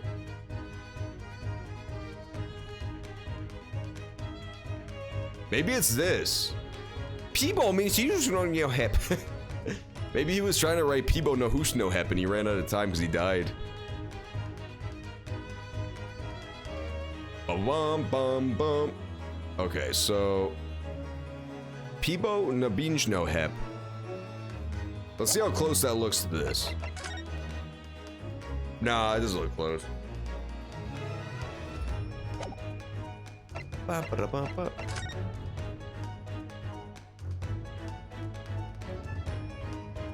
Giant eye. No, I don't know. I don't see anything that looks like that. So maybe I'm off on this theory. On the back? Cast your eye over it sometime if the interest takes you, though you may need someone to interpret. It's all written in Russian. I couldn't hope to read it, but I suppose it wouldn't hurt just to glance at the article. Maybe there might be a picture or two. What were you investigating? Before we started talking, you were examining Kazuma's desk, weren't you? Kazuma? Ah, yes, the victim. Did you notice anything useful? Observe for a moment the desktop of the victim. We see that the victim was engaged in penning some text. London Diary. Kazuma was keeping notes of the trip. Was Billie Eyelash trying to sell me Adobe? She doesn't fucking get out of my fucking case, bro. She tries to sell me Adobe every goddamn day. I tell her not to run her ads, but she does it anyway. It's because she has what's known as white male privilege. She lords it over me, basically. But I don't think you should read his private writings. It could upset people. The ad I keep getting lately is fucking stupid fucking PewDiePie trying to shill Opera, the browser. How's it going, bros? I love this. And then I just click skip ad. It's like every fucking day, no matter what website I'm on, I see that fucking ad. I just love this Opera. And then I click skip ad every time. But I have to see his stupid fucking face pop up for like 10 seconds. I don't think you should read his private writings. It could upset people. Tragic, and something you ought perhaps to elucidate before the act of reading.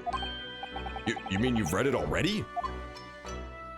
It is my business to know what other people do not. Yes, believe it or not, I know a smattering of Japanese. Oh, I see. Well, you're about to know what a Susato takedown is. She doesn't care. Susato-san, aren't you gonna throw the detective with one of your trademark takedowns? I'm sorry, Naruhodo-san. What on earth do you mean? Life is so unfair. Brofist. Yeah, EVE Online, I've never understood that game. It is all just work. Work. And then your fucking $10,000 spaceship blows up and you start over again. Anyway, to return to the matter at hand, namely this diary belonging to the victim. It would appear the final sentence is incomplete. As if the author were cut short? Tell me, what is the nature of the writing? Pray be precise as to the details. Oh, but I thought you knew Japanese. A smattering, dear boy, a smattering. Sayonara, bonsai, mikado, nado. I trust you're suitably impressed. This diary is littered with complicated-looking characters, of which I can read precisely none. So what was all that showing off before then? If you would be so kind as to show me, I would be happy to read it to you, Mr. Sholmes. She is definitely S-wording for Mr. Sholmes. I'm much obliged, my dear madam. The final entry here in Kazuma-sama's diary consists of just 2 short sentences. The first reads, 1:23 a.m. I can hear a faint whistling sound. A whistling sound? These are very deep waters. Pray, go on. The second sentence reads, 1:35 a.m. What looks like some sort of speckled band is dangling from the vent. It is the snake! I'm a fucking genius, bro. I am a fucking genius. What looks like some sort of speckled band is dangling from the ventilator grill. A speckled band? What on earth does that mean? Yeah, he got murdered by a snake like the Sherlock Holmes stories. He got killed by MF Snake Charmer, bro. I have no idea. I've never heard that expression before. A ventilator grill, you say? The man was presumably referring... to the lattice there on the wall, which connects to the adjoining cabin. Yes, the adjoining cabin. But that still doesn't explain what the smashed purple thing is. So I believe I've given you enough to consider for the time being, at least. Ah, do you have somewhere to go? As it happens, the victim's writings in his diary have piqued my interest. The matter warrants further investigation, I believe, and if I am still too long, the seasickness takes hold. Oh, I suppose you're thinking of investigating the cabin next door, which the ventilator connects to. No. Great detectives are a curious breed. Our minds rebel at stagnation. We crave mental exaltation. So yes, I intend to investigate. Hence the truth will become clear soon enough. Job simulator. That is just EVE Online. EVE Online does not seem like an interesting game. It's just space math, which is like two of the gayest things combined at last. Together at last. It's like, you know what Star Trek didn't have enough of? Fucking calculators. Or set fucking phasers to divide? I don't fucking think so. Ain't nobody has time for that shit, man. If I'm gonna play a space game, I'm just gonna play Mars Effect and shoot sexy blue aliens. Do you think perhaps we could go with you? No, that would be somewhat complicated. What? But why? A simple glance at your wrists should reveal the answer. Oh, these. After all, you're the prime suspect in this matter. No? There's no point trying to turn it into a question. You're the one who decided I was the culprit in the first place. Whatever do you mean? I have no recollection of naming you as the culprit at any point. Dun dun dun. Ba-da-ba. You must be joking. You just said it only a moment ago. Dear me, you are clearly misguided. I would have no cause to say such a thing. Well, actually, Mr. Sholmes, I did hear you say that too. You're quite sure? Well, that's very strange. I love Sherlock Holmes. I wouldn't have said you to the face of the criminal, you know. Not really. So what, were you looking at my knees before? Some great detective you are. Oh, I don't give a fuck. That was then and this is now. What do you mean?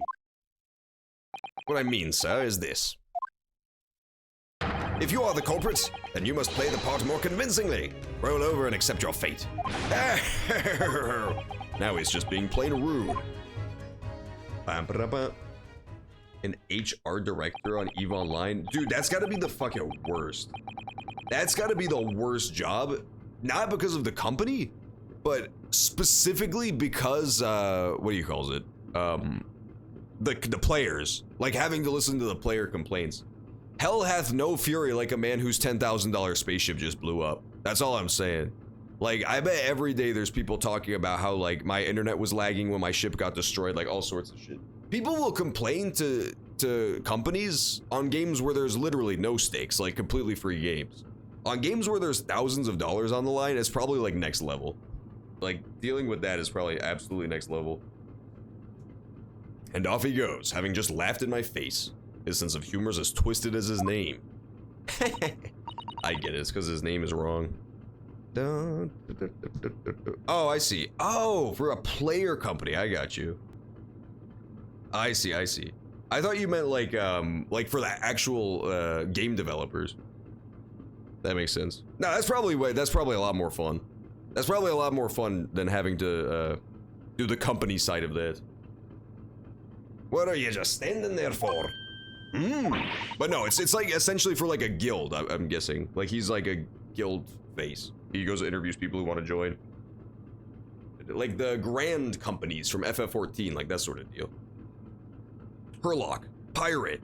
Okay, I could do a pirate for Sherlock. Aren't you forgetting something? What about these? Hiya! Oh my god. She needs to fucking stop murdering me every 2 seconds. It's jump scaring me.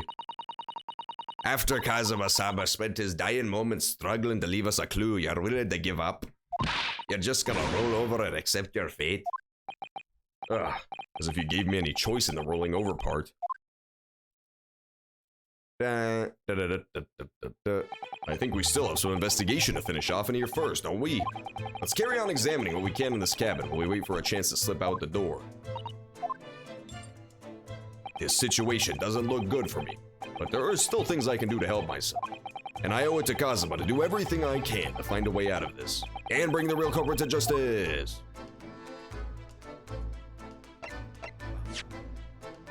So the thing is, I would also at this point be questioning, since we know that this ship just made a stop and a bunch of Russians got on board, or at least had the chance to, like the ballet, I would be questioning if this is even like the real ship crew. But that wouldn't make any sense. It would make sense if we've been on board for like a night. We've been on the ship for 2 weeks.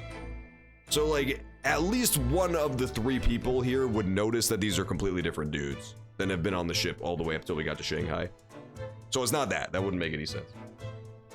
That would make literally 0 sense. I want to look at the locked door. I think that's the last thing to do is look at the locked door. I can try talking to the Ruski again, but he doesn't seem to be too cooperative, really. That is true. I did make the fucking mistake of going into Suzato's swamp. The Suswampo, as it's known in some circles.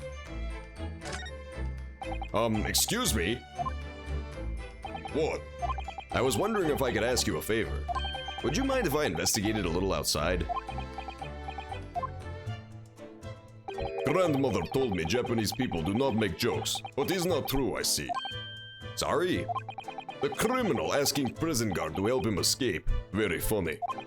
We're in the middle of the sea. There's no chance of me escaping. Yet, you stay in this cabin until next port. Then it is up to Hong Kong police to decide what to do with you. You stay. Alright. There's no point trying to appeal to this man's better nature, that's for sure. Ding ding ding ding ding. When I went for help and the crewman forced the door open, this bolt had been firmly closed. It's quite a small bolt and not particularly sturdy, and it just slides across to secure the door shut. But still, with the door bolted, there would be no way to get in or out of the cabin, that's for sure. It's no wonder everyone suspects me, or if there was, perhaps, I don't know, like a svelte, super skinny, flexible ballerina on board who could go through the vent. Just thinking out loud. When she glares at me like that, I feel tense and down my spine. I remember reading once in a detective novel. The culprit used a needle and thread to draw a bolt across the room like a situation like this. Yes, that's a clever trick, isn't it? I'm an avid reader of detective stories myself. But the door of this cabin and its frame are made of metal, and they seal together perfectly. There would be no possibility of using that needle and thread trick here, I'm afraid. Ring. When she glares at me like that, I feel pins and needles all up and down my spine. Oh my god, there's another Russian. They're multiplying! What if that dude was a chick? Never seen the game, just a guess. What dude? What chick? Oh, look over there. The crewman, do you mean? He wasn't there before, was he? That's what I thought. Why don't we try talking to him? Probably because I'm likely to get yelled at again, but I suppose I could try. This one might be more affable, you don't know. That's the police cop from the first trial. This is the same policeman from the first trial, the chief of detectives. It's just him again. Is something wrong, Naruhodo-san? Oh no, it's just that crewman standing by the door. I can't help feeling like I've seen him somewhere before. Oh yes, you're right. He does look familiar. Excuse me, sir. That's 100% him. Yes, what can I do for you, sir? It's him. It's fucking him. Why is he here? I recognize that face, but it can't be. The Russian girl? Oh yeah, that's what I was talking about earlier. They literally spoiled this in the pre-promotional material. They 100% spoiled this in the pre-promotional material. When they were showing off this game at one of the game shows, this girl is like actually this dude. There's like a scene where she's pulling off a fake beard and stuff. They showed that during a like a games show thing. I don't know why, but they just fucking spoiled it during a games show. It is. I didn't know you were here, Inspector Hosanaga.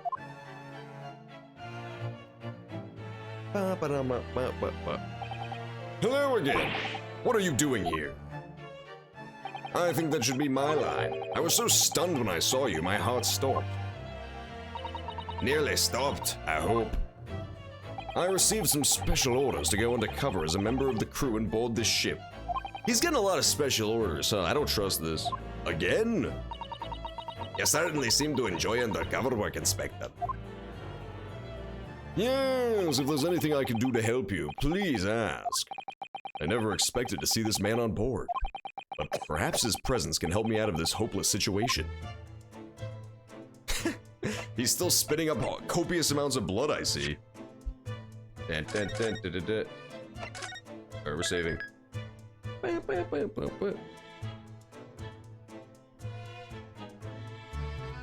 Save complete. It was a guess? That's a hell of a guess right there. That was quite on the nose. Listen, I didn't spoil anything. It was the game show. It was the game show, I tells you. The game show showed this like 6 months ago. It showed it all go down. Well, it showed Hurlock Sholmes, and it said, don't listen to anything he tells you. And then it showed a girl pulling off a wig and a beard, or like a Russian hat and a beard. Special orders. So it's not me, it was the game show that spoiled it. Or was it Nintendo Direct? It was either the Game Awards or it was Nintendo Direct. So what are your special orders this time, Inspector? Yes, and why are you dressed as a member of the crew?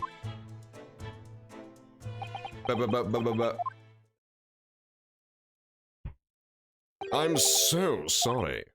This is all my fault. I take full responsibility. For what? My orders were to act as a Sogi-san's bodyguard. Oh my god. It was Minister of Justice Jigoku who pushed for this overseas study tour to go ahead. He had to first defeat Vegeta in a single combat, when he entrusted me with ensuring that Hisogi-san reached Great Britain without being assassinated. Assassinated? How could that have even been a possibility?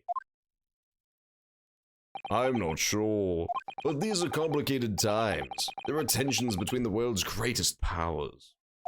Minister Jigoku said we should prepare for all eventualities. This is incredible. I don't believe it. Kazuma-sama was assassinated. Bro, he got fucking killed, bree. Yeah, Jeff Keighley fucking spoiled it, man.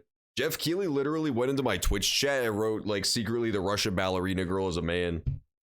I fucking banned his ass, but it was too late. Jeffy the Troller 32 is his famous Twitch account. His famous Twitch name. Obviously, we couldn't give Hisogi-san a visible security escort. Which is why I'm undercover now, posing as one of the crew. And I didn't take my eyes off him the entire time we've been on board. That's why you haven't seen me a single time. But I never imagined it would happen here inside his own cabin. Not here on the first-class deck. I've failed miserably at my assignment, and Hisogi-san is dead as a result. I'm a disgrace. All I can do is humbly apologize. Inspector. So if there's anything at all that I can do to help now, just say the word.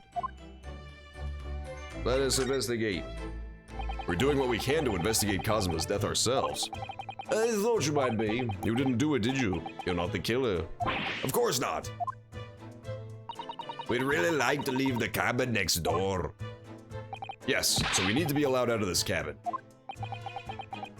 I'm sorry. What? You've been deemed a risk to the ship's safety.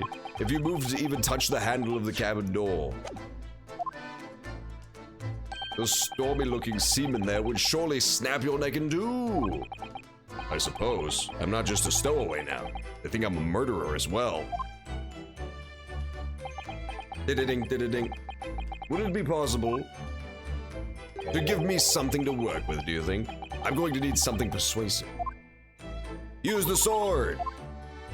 If I had a solid reason why the next door cabin should be investigated, for example, I'd do everything I could to persuade the captain to allow it. Really, I'd lay my life on the line.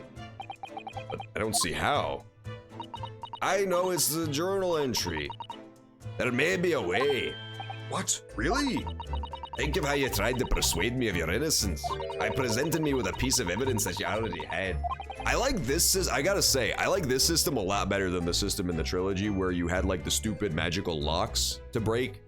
That shit sucked. I did not like the stupid magical Magatama plot device thing.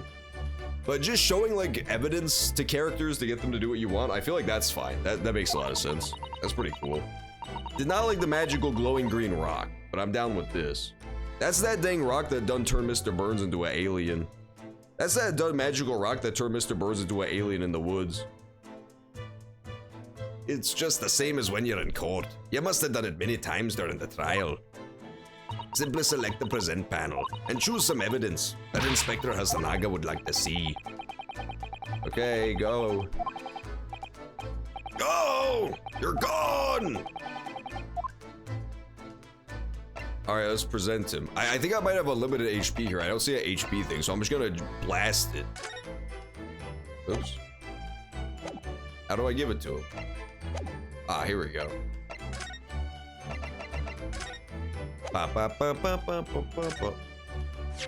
What's that? It's Kazuma's diary. Just before he died, Kazuma-sama wrote something rather strange in his diary. Strange? In what way? He wrote, what looks like some kind of speckled band is dangling from the ventilator grill. A speckled band? That is strange. Yes, we're still trying to work out what he meant by that. But what I'd like to know is... Don't tell me, the ventilator, is it? You're very astute, Inspector. You should eat 10,000... You mean, are you talking about, Asparagus Sammy or whatever his name is? The guy who used to be like a super fit vegan and is now 800 pounds on a ventilator? He was on a fucking ventilator just like in this game. That's honestly the fucking saddest shit, is just like, you can't really feel bad for the guy because he did it entirely to himself for money, cash. But it's just like sad how far people will go exclusively just for clout, like just to get money on YouTube. Like, a lot of people do that. They just do shit they hate day in and day out to make money. That's normal. But he takes it to the next level. He's like literally killing himself for money. He's actually just like shortening his lifespan by decades so he can get cash. That ventilator clearly joins the next door cabin. That's right. So if we can investigate in there, we might be able to work out what the speckled band was. Alright then. I can't leave this cabin at the moment. I'm stuck in here until we arrive at the next port. The captain has given me strict orders to guard the scene of the crime, you see. I'll have to entrust the investigation to you. Really? You're willing to do that? Yes, as long as you don't leave the first-class cabin area. I'm afraid I can't remove those handcuffs, though. But what about the captain? Aren't you gonna against his direct orders? Ahem, I'm a man of my word. And I promise you that I'll lay my life on the line if that's what it takes to convince the captain. After all, I failed to keep Asogi-san safe. This is the least I could do. Thank you. Just select move and we can leave this cabin. Let's see what we can find out. He blames his audience. Oops, shit, I presented this again. No, he's clearly just doing it for money. Like, he's actually just doing it for cash. It's like the same thing as the Omegle Joker guy. He said it was the internet who made him evil and crazy, but then he just wanted money. Like, he clearly didn't actually care about any of the shit he talked about. He fucking broke down crying at his trial because he realized he was actually going to prison. Like, for a lot of people, it's just a game to see how crazy shit they can make and make money off of it.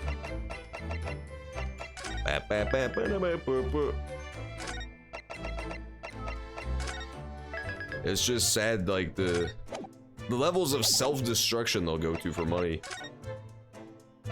First class passageway.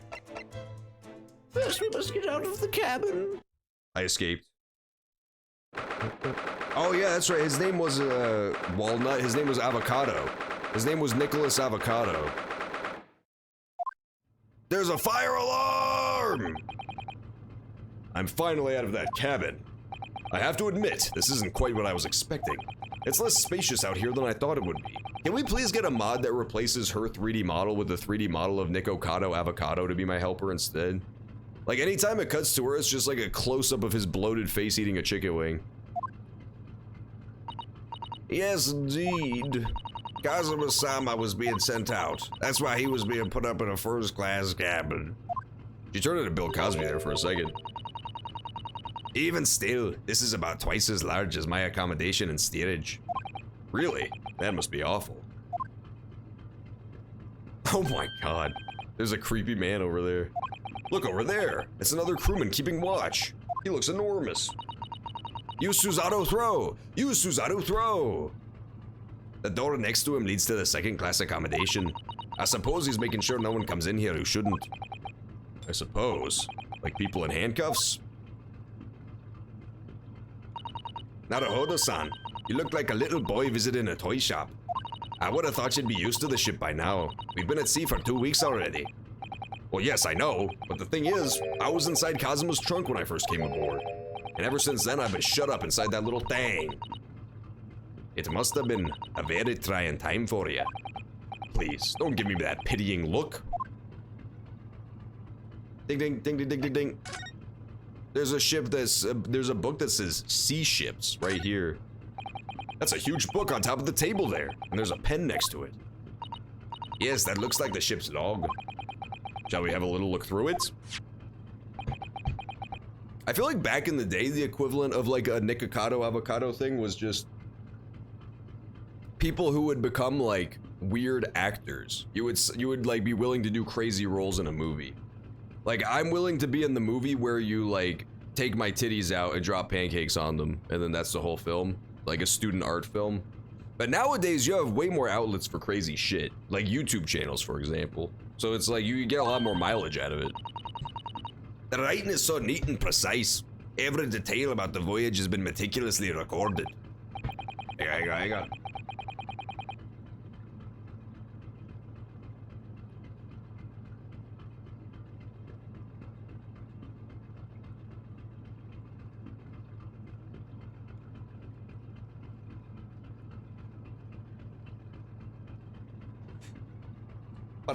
Sorry, I had to go read a book about Eric Boner real fast. You wouldn't expect a rough and ready sailor to have such beautiful handwriting, would you? And nothing. No reaction at all. I thought he might appreciate the compliment. I'm not sure that rough and ready is much of a compliment, Naruhodo-san. Even to a sailor. What the fuck even is that emoji? That's the smallest emoji I've ever seen. That was not even an avocado. It's like a fucking blue ship. Anyway, the last night's log is mostly blank. Presumably that means there was nothing to report. No. But there was a whistling noise, I tell you, a whistling noise.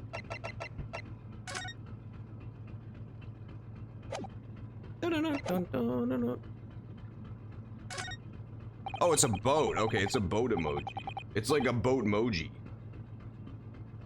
Yeah, I don't know anybody who watches Nikocado Avocado either, but I think the thing with the channel is it's like, it's not about getting a dedicated audience, it's about just like generating hate clicks. So like whenever there's a new, guys, look at this video made by this disgusting fat idiot, like people will post it to their friends and then their friends click it so it gets like 10 million views.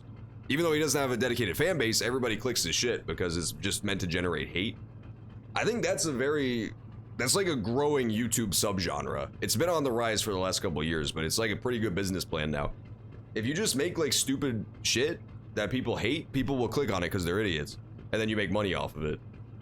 So if you make a video that's called like, if I were to, for example, make a video that's called like, why is Ace Attorney Chronicles so terrible? And the thumbnail is like me pissing on Calvin and Hobbes. And I posted it to the Ace Attorney subreddit, it would get like hundreds of views. Not a single person would watch it for more than 5 seconds or like it, but they would click on it, and that's all that matters. They would generate the, they would push you through the algorithm because they're, you know, generating clicks. They're generating traction. This looks like a plan of the SS Burya. It shows each deck, look. The Burya is a large-scale steamship with a triple-skinned hull. What a marvel of engineering. This reminds me of that ship from, what's it called? I didn't really want to do that. Grim Fandango. I got stuck out for like fucking 3 hours trying to figure out that puzzle. Well, it's been playing on my mind for a while now, but how is it that such a huge lump of metal doesn't just sink to the bottom of the ocean? Oh, that's really quite simple, Naruhodo-san. It is? Well, consider the Japanese archipelago. The islands of Japan. Yes, they're not metal, but they are enormous lumps of earth, many times larger than this ship.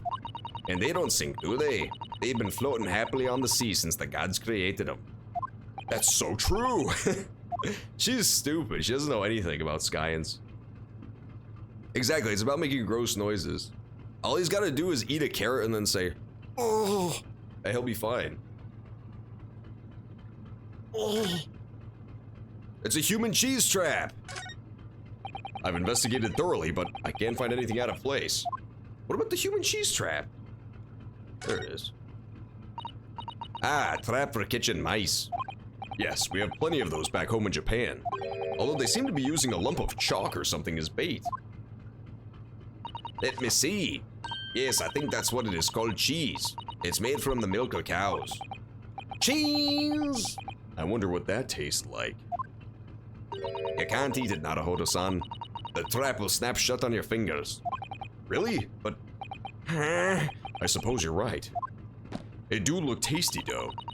You weren't actually gonna try it, were ya? All I've had to eat for the past couple of weeks is Cosmo's leftovers.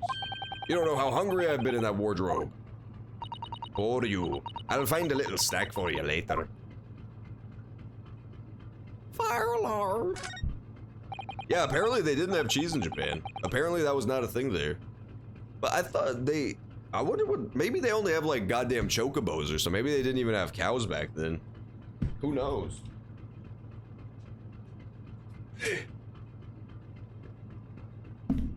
Did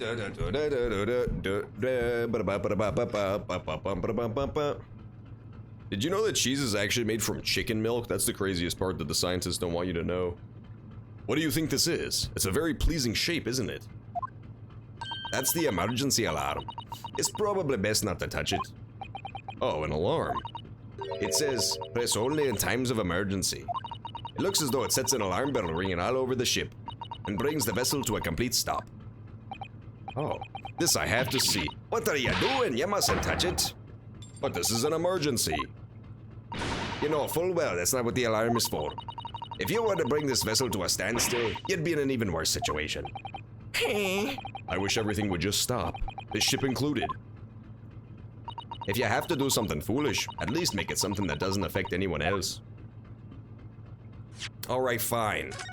Let's go to the fucking next room then and find the speckled band. We already know it's a snake.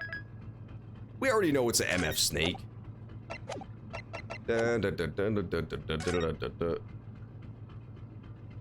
This is it. This is the cabin next to ours. The one the ventilator connects to. Yes, the ventilator from which Kazuma-sama wrote that he saw a speckled band. Maybe whoever's in this cabin can help solve that mystery. Big boy in the way. He's not letting me in. Not being lactose intolerant is a genetic mutation. That's actually true. That's actually super true. I forgot about that. Being lactose intolerant is a lot more common in Asian countries. So I guess it would make sense they wouldn't make cheese.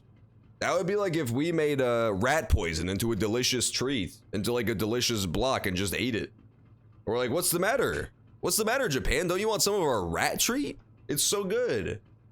Oh, excuse me, we need to get inside this cabin here. What's going on with his face? There's something up with his face. I don't trust him. No, me don't let you in. The sailor's eyes speak volumes. They're clearly saying, keep out. That's what I wrote on the sign we put over the wardrobe. Although this man's version is definitely more effective. It doesn't look like he's gonna let us pass. That's a problem.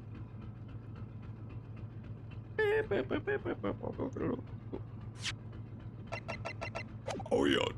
But I've already searched everything else. By dang, by howdy, by George. I guess I'll just try talking to the feller. Excuse me, but could I ask you something? You little stowaway murderer. That wasn't a good start, was it? Alright, let me try instead. Good day, Mr. Sailor. I'm so sorry to trouble you, but could I ask something of ya? You little third-class lady's maid? Owned! We seem to have caught the sailor on a bad day. I am not sailor. My mother gave me name. I am senior crewman, Biff Stroganoff. Oh my god. Biff Stroganoff? Whew, the best thing is just to avoid eye contact, I think. Okay, so we got a name. His name is Biff Stroganoff. I'm not gonna remember any of these Russian names, just FYI. There's a 0% chance I do. Did Mexicans invent nacho cheese? Of course. Mexicans have invented everything that's good in this world. We live in an alternate history. The evil Americans and English have altered history to deny Mexico of our great inventions. Such as the common cold, we invented that shit. We invented Tylenol, pyramids, slip and slides. All the greatest inventions throughout history can be attributed back to Mexico. Mr. Stroganoff, about this first-class cabin area. Here, we are in finest part of Puya steamship, for very important reasons. But you are Mexican. See, that's what the British said as they stole our history, as they stole our fucking past, bro. They were trying to tell us that we didn't invent the goddamn calculator. Well, we did. What sort of very important reasons? But you are Mexican. Government officials, kings and queens traveling in secret. Many important person. That is why I am always guarding this place. Gosh, that's amazing. But somehow I let stupid stowaway inside. I want to pick you up and throw you in ocean, but Stroganoff is not animal. Thank you. If I may, I was wondering, is the cabin next to Mr. Asogi's currently occupied? Duh. Sazato-san, did you understand that? It sounded like da. I think it's probably Russian for yes, or no. Genius. It is not permitted to visit other cabin without invitation. Well, it sounds like there is somebody in the next door cabin at least. Yes, it is tantalizing. Oh my god, I want to know who it is. I want to know who it is. Also, his tie looks like a fish, and I believe that's what's known as a secret Easter egg. I've discovered a new Easter egg, which is that his sailor tie is also a fish. Could you tell us who's traveling in the cabin next to Mr. Asogi's? His name, Mr. Grimsby Roylott. He is very important Western gentleman. Mr. Grimsby Roylott. Grimsby Roylott. I don't understand any of the puns in this one, man. All the Ace Attorney names are always puns, and so far I haven't understood a single one. Mr. Grime Spiralot. I don't get it. A Western gentleman. Do not think about it. He has nothing to do with murder of student boy. How can you be so sure about that? Mr. Roylott is authentic Western gentleman. Such a man would have no interest in lowly student from insignificant Far East lands. That was harsh. Could you tell us when Mr. Roylott came aboard? No. That is not your business. Come to think of it, even though we've been at sea for 2 weeks now, I've been in Kazuma's cabin the entire time. I've never once heard anything from the next door cabin, or even felt like there's anyone there. Oh my god, he's new, dude. Yeah, he's a fucking fish tie for sure. I'm not even gonna lie to you. This bitch has a fish for a tie, and it's also the fishy heart that he harbors beneath. It's Mr. Grimsby Roylott. Well, presumably, since this gentleman is occupying one of the first-class cabins, he must be rather important. Is that right? That is not your business. Okay, thanks, dude. This is so pointless. I fucking hate this. Are you on watch here all the time, Seaman Stroganoff? Duh, all time. So criminals like you cannot come in or get out. I wonder, could you tell us anything about last night at all? No, I don't really provide any information. I just stand here and yell at you. Were you on watch last night as well? Of course. And did you notice anything at the time? Anything unusual? Hit. I think he said "niet." Did you understand that? It was clearly a no. I saw nothing unusual. Nothing at all. And you didn't hear any strange noises or sense anything was wrong? I said no. Sorry. Jeez. I'm not so sure. I could have sworn that he wouldn't catch my eye for a moment there. Dun dun dun. He's so evil, dude. Oh, it's a character. Gotcha. From the Speckled Band. That makes sense. So it's just purely a reference, that one. That makes sense. Yeah, Biff definitely adds up for him. He's definitely some, you know, Back to the Future stuff type character, type beat. He also does have speckled bands on his face, I can't help but notice. Possibly where the snake coiled around his head, perhaps. This is enough. I cannot say more now. Oh. It is time for me to report to Captain. You must return to cabin. That would explain why the name sounded like vaguely familiar, but I couldn't place it even slightly. Yes, all right. Bulkhead is second-class area, staying locked all times. You escape when the lobster whistles on top of the mountain. What does the English say? When the pigs fly. That's not a real Russian metaphor. That's not a real Russian saying at all. Russian idioms do not talk about lobsters on the mountain. Yes, I understand. That's really stupid. That made me laugh, but that's the dumbest thing of all time. Shall we investigate this area properly? Definitely. All right, let's do it. He left because he's stupid, foolish idiot. I'm going in, baby. This is it. This is the cabin next to ours. The one the ventilator connects to. Yes, the ventilator from which Kazuma-sama wrote that he saw a speckled band. Maybe whoever's in this cabin can help solve that particular mystery. Dang. I don't even remember why the guy left. I wasn't paying attention. No answer. We're out of luck, it seems. There's no one in there to help with our inquiries. How annoying. Ayun! What was that? It came from inside the cabin. Such a high-pitched scream. It must have been a woman. Oh, it's Hurlock, baby. I'm about to break the door down. Mr. Sholmes, I shan't be stopped. When the fit is on me, I revel in kicking doors off their hinges. Please wait, Mr. Sholmes. The door doesn't appear to be bolted. It doesn't? Then how the deuce can I dispatch this muscular urge? What spray can I kick? I think we should go in. There's no time to think about stress relief. Bum, ba, bum, bum.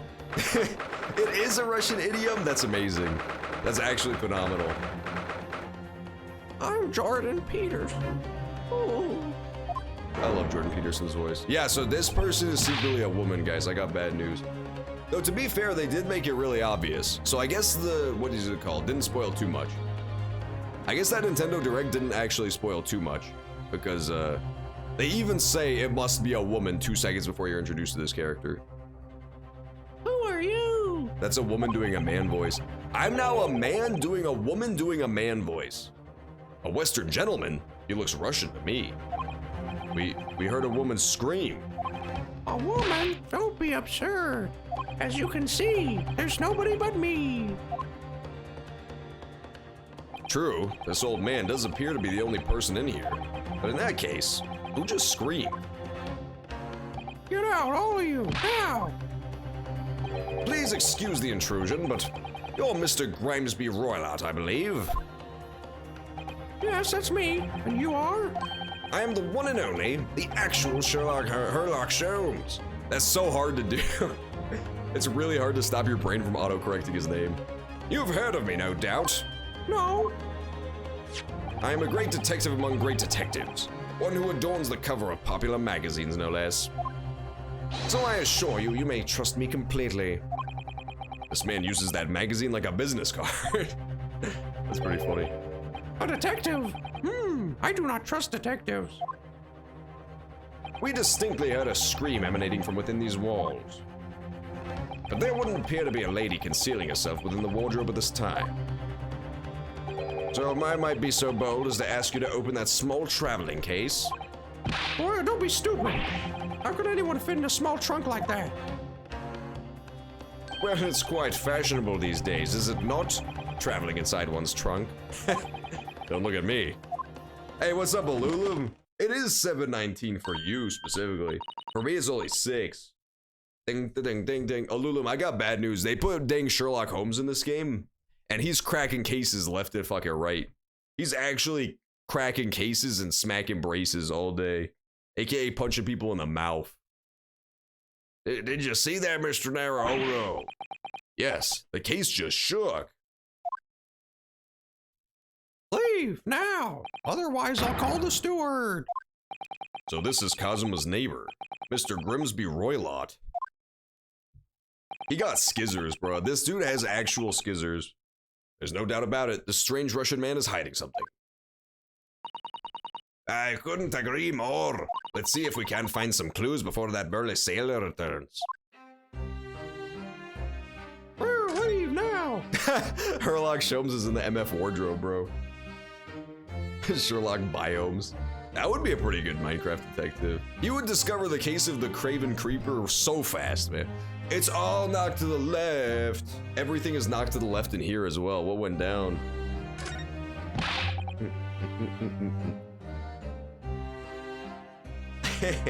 Yeah, it's true. The Doyle estate is ridiculously litigious. To an absurd degree. There's really no reason for them to do it at all. What do you think you're doing? Hey! This is my cabin. Get out! Could we just have a quick look inside your traveling case? No! What a pity. I think we're out of luck. I think you're right. There doesn't appear to be anything more we can do. I agree, but there may be someone else who can help. Perhaps that great detective could get somewhere with Mr. Roylott. Mr. Holmes? You have a moment, please, Mr. Sholmes? You need only address me as Sholmes. That's what I just did, isn't it? Well, Mr. Sholmes, what were you doing in there? Why, I was resting, of course. Resting? Indeed, I was contemplating our voyage from the confines of the wardrobe whilst waiting. Waiting for the inevitable time that you would need to call my great powers of detection into service. Oh! And it would seem that the hour is upon us now. The time has come. Am I mistaken? Well, no, actually. You're spot on, for once. Observe closely. Get him! Get him! Our Russian host in this cabin, Mr. Roylott, is clearly trying to hide something. Look, he got an MF newspaper clipping in his fucking pocket, bro. Yeah, that's what I was telling people earlier, Equestria Wyvern. It's super weird.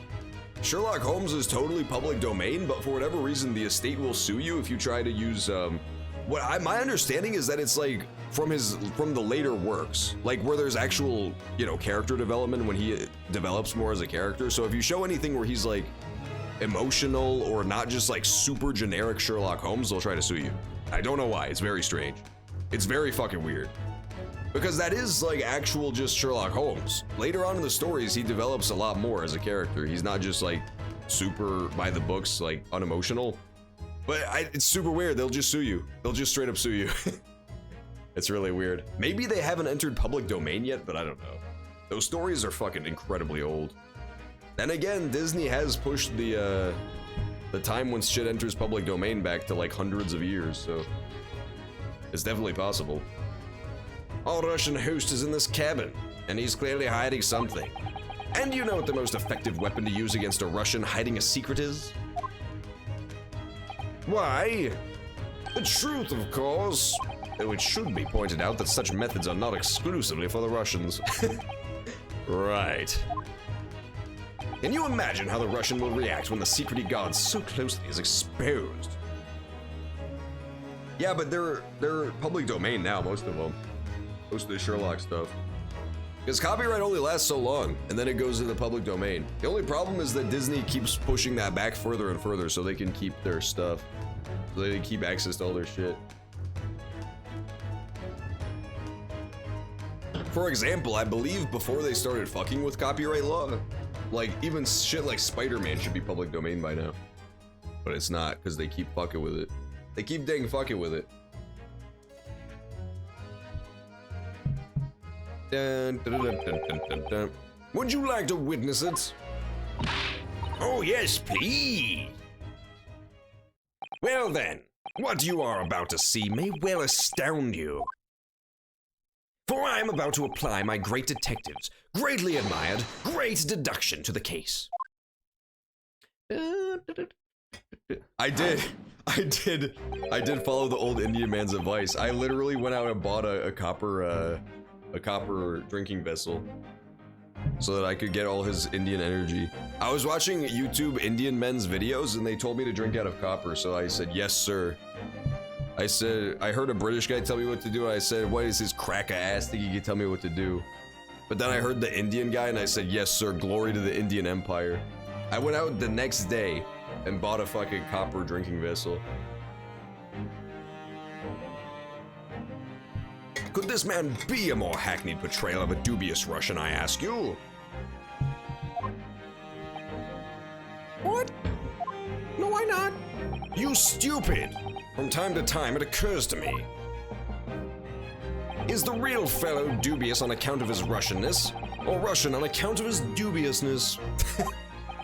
I really don't think either of those things should be occurring to you, or anyone. That's right, and Mr. Sholmes. That's not her voice, but I forgot how to do the Shrek voice. I know this man's beard and dark glasses are hard to ignore, especially on first meeting, but I once read, it is a capital mistake to theorize before you have all the evidence. It biases the judgment. Shh, I must have complete silence.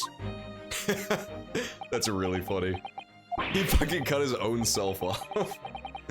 What are you doing? Why are you peering at my face like that?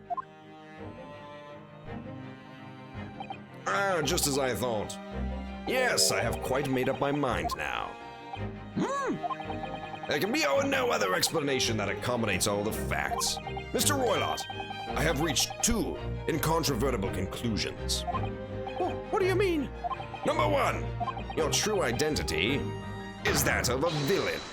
Oh my god, he's so fucking evil, dude. That is true, copper is a good insulator. I like it. And it's antibacterial too. I like both of those things. That's what the Indian man was telling me on YouTube. He says that it's like healthy and it's antibacterial. I'm like, that ain't true. But then I looked it up and I read a scientific paper and it totally is. It turns out it just totally is. Like in lab settings, it's killed E. coli and shit like that. And I'm like, I don't want to catch fucking E. coli from my goddamn drinking water. I live in Texas, man. Like, who knows when they're gonna cut off funding for the water and just have like horribly diseased water. I wouldn't put it past them. They'll think it's a funny joke. They already got rid of our entire power grid. Our power grid is like a one generator on top of two sticks.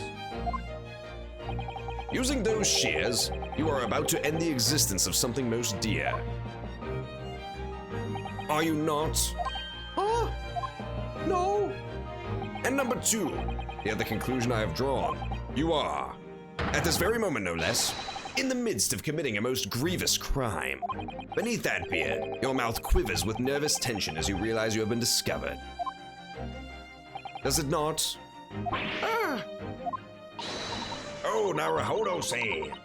I never imagined I would witness one of Mr. Sholmes' great deductions with me own eyes. That was a great deduction. Nothing can deceive Mr. Sholmes. In a single glance, he can deduce all there is to know about a person. What ineffable twaddle. Oh yes, I've read about it countless times in the Adventures of Sherlock Holmes. Damn it, I did it again.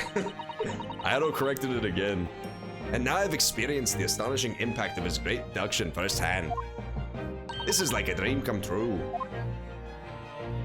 I can hardly believe it, but all the color is drained from Mr. Roylott's face. Looks like somehow both of Sholmes' conclusions were right. How? How could you? How could I possibly know such things you wish to say? Very well then, I shall elucidate. I shall explain how it was that I arrived at this pair of conclusions. So do I cordially invite you upon a journey of logical discovery. Let us board the train of reasoning. Choo-choo! Last call. Put plainly, let us work through my deductions together. Oh my god. The game is afoot. Hell yeah. Topic 1, conclusion. Old man's idea. Okay, so this is a completely new mechanic. I actually have to pay attention to this. So, the dubious-looking Russian, Mr. Hurlock.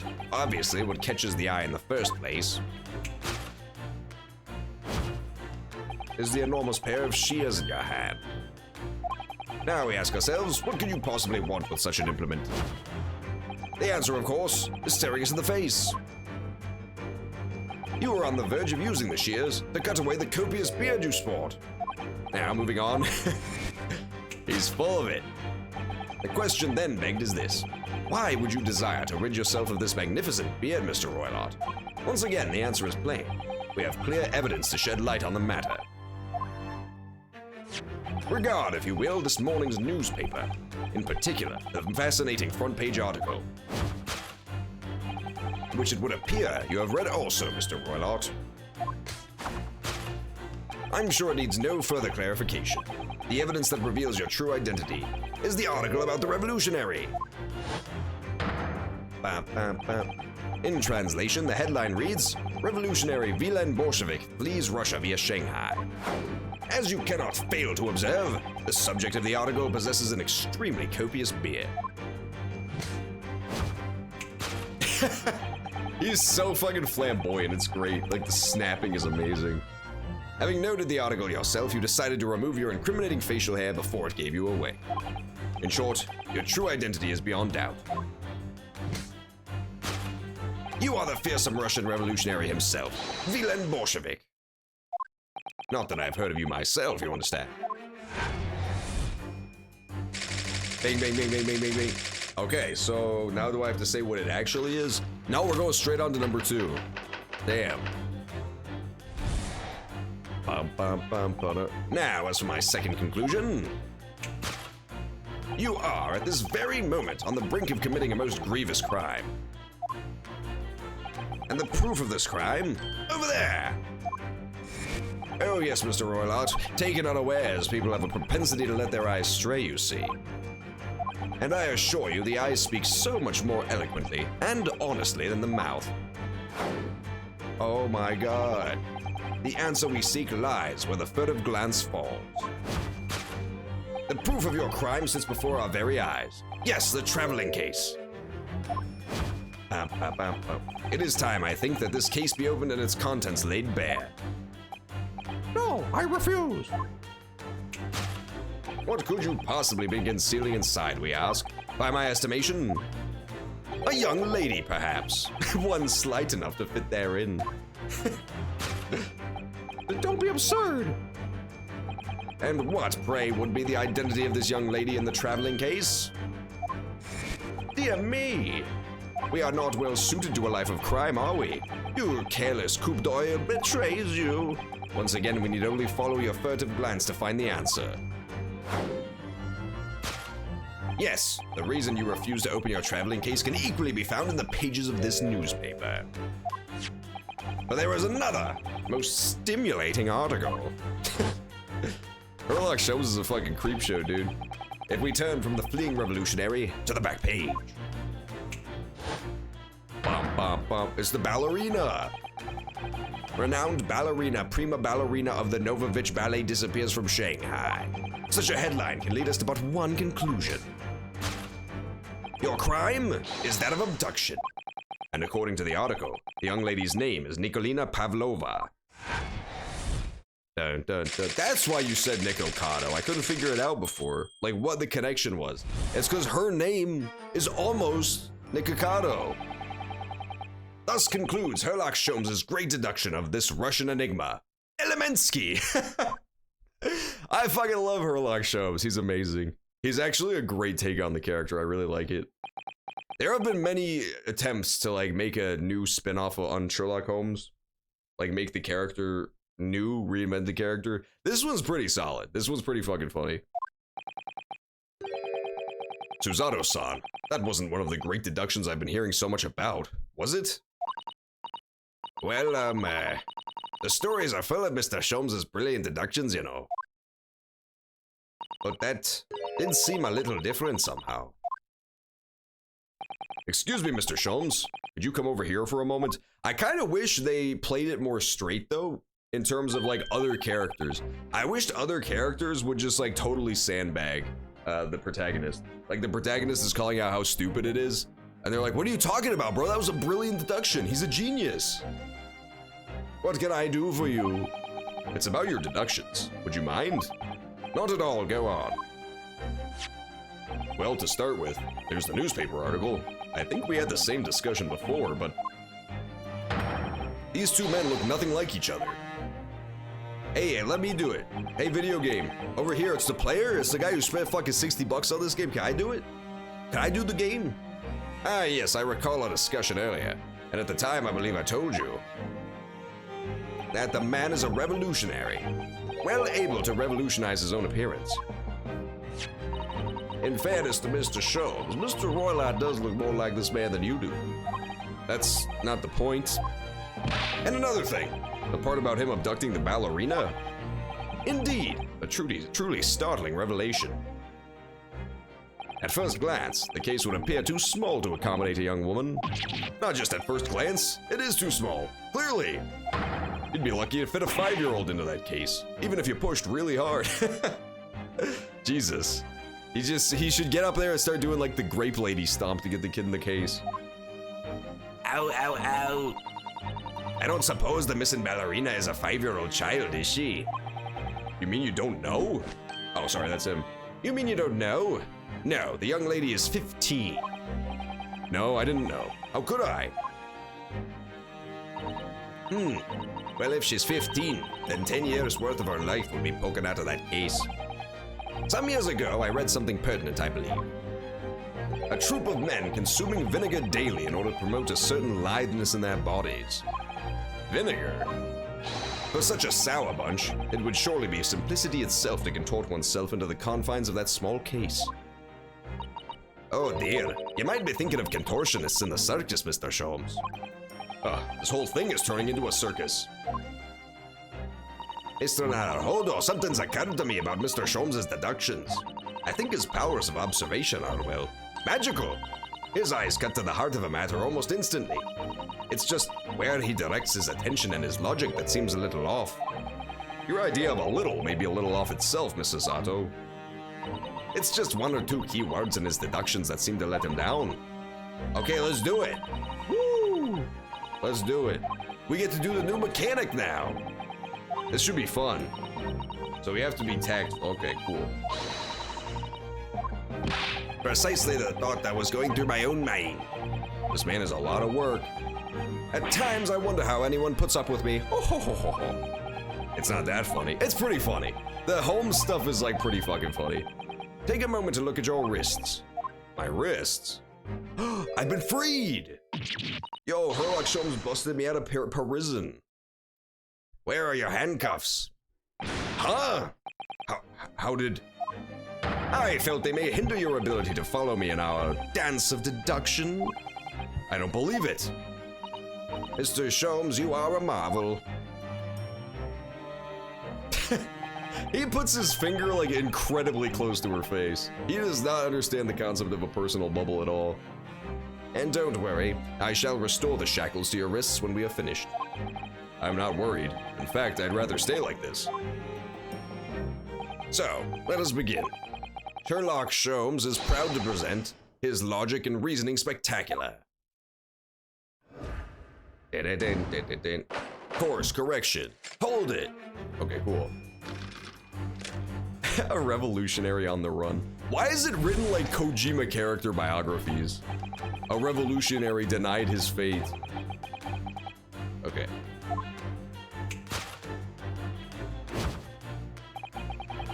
Enormous pair of shears. That part's good. The shears is good. What could you possibly want with such an implement? The answer, of course, is staring us in the face. You were on the verge of using the shears to cut away the copious beards. Okay, so this is the thing we switch out. I'm not sure. Would you really use shears like that to cut off a beard? I doubt that's something I'll ever have to worry about. It doesn't quite sit right with me, though. It doesn't seem to be sitting right with Mr. Roylott either. Which means, I suppose, that the deduction is wrong. Let's try to switch a key word here and see if it helps. We should start by taking a look at Mr. Roylott. Bum, bum, bum, bum, bum. Alright, cool. So I guess we'll just swap out that for the newspaper article. I'm guessing that's the thing. Let's see if there's use to switch around. What exactly was Mr. Roylott really gonna use those shears for? Oh, that's cool! Oh, there you go. That's so cool. You could do like a 360, so it's her hair poking out, the ballerina. I see, so that's like all the stuff you could choose. You could choose copious beard, thick hat, buttons, but it's the giant hair. The golden locks. Sorry, it's the golden locks I meant to say. Bagels and locks. What the? What's this? It looks like a cascade of stunning golden locks. No. The color is not the point. The point is, what's it doing on the back of Mr. Roylott's head? And how's it growing out from underneath his thick black hair? Well, yes, that's true. So it's stunningly beautiful and stunningly surprising. Something's definitely not right here. Oh, I present, sorry. Yes! I keep doing that. I keep geeking, man. Even in the cases themselves, I keep just like examining instead of presenting. Now I'm snapping. You were on the verge of using shears to cut away the golden locks. Don't do that, Ryunosuke. It's not a good look for you, man. It's okay when Hurlock does it. You haven't earned what he's earned. He thinks he's earned what Hurlock has earned, but he has not. Dun, dun, dun, dun. You are on the verge of using the shears to cut away the golden locks you sport. Indeed, you have identified the precise detail I was intending to expose. Such lush, golden hair certainly does not befit an old man. You're not a man at all. You're a woman. And judging from the length and sheen of your hair, one's still very much in her youth. Oh no! If only I had managed to cut off my hair, no one would have suspected. The question then begged is this. Why would you desire to rid yourself of those magnificent locks? Once again, the answer is plain. We have clear evidence to shed light on this matter. I'm sure it needs no further clarification. The evidence that reveals your true identity is the article about the revolutionary. This is pretty funny. Okay, cool. I'm just gonna skip this because they're just saying nonsense words. I need to get to the part where I can play the game again because there should be in a hoe. You're enjoying this, aren't you? You look like you're in your element as you dance around the room. I ain't dancing. What happened to the pirate? Oh, I completely forgot about doing the pirate voice. I can bring back the pirate. Let's focus on the next part of Mr. Sholmes' deduction. The evidence that he's picked out that doesn't fit the facts at all now. Alright, sweet. So now we just show the other newspaper article. They didn't do a good job of making this one, like, really simple. It's, like, very intuitive, right? If you're gonna introduce a new system, it makes sense to do it on something that's, like, very simple. So there's no confusion about what you're supposed to do, just how to do it. Yes, I fucking get it. Get to the fucking game, Jesus Christ. Article about the ballerina. Dun, dun, dun, dun. Yes! Kaboom! Oh my god, that was like straight up Danganronpa shit. What the fuck? That was crazy. Wow. The evidence that reveals your true identity is, of course, the article about the ballerina. That's right. You've hit the nail on the head. It's just Mr. Krabs again. It's too hard to do a pirate voice that's not Mr. Krabs. Renowned prima ballerina of the Novovich Ballet disappears from Shanghai. It would appear we are finally able to address you by your true name. Yes, because your true identity is that of the Novovich Ballet's prime ballerina. Sorry, prima. Miss Nikolina Pavlina. Oh.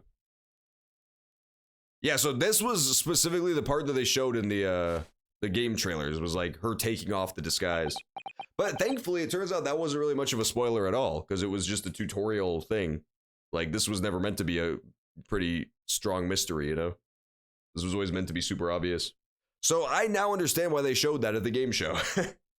Because it was like barely a mystery to solve. Dun, dun, dun, dun, dun. This is exactly what they showed. She's got a moon for her ears. Oh my god. You're right. My real name is Nina. I mean, Nikolina Pavlova. But please, I beg you, don't tell anyone. Bum, bum, bum, ba-dun, dun, dun. A ballerina on the run. I fucking love the stupid Russian, like, giant square hats. They basically have, like, SpongeBob square hat, if you can believe such things. And I love it. I think it's very, very fun. I used to have one of those, the little Ushankas, but I don't anymore. Now as for me second conclusion,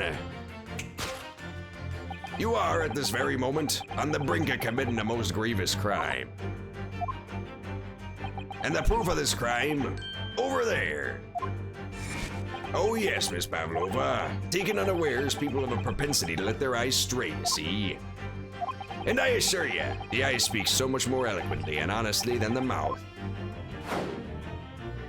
The answer we seek lies where the furtive glance falls. Give me the booty! The traveling case. Alright, let's get it.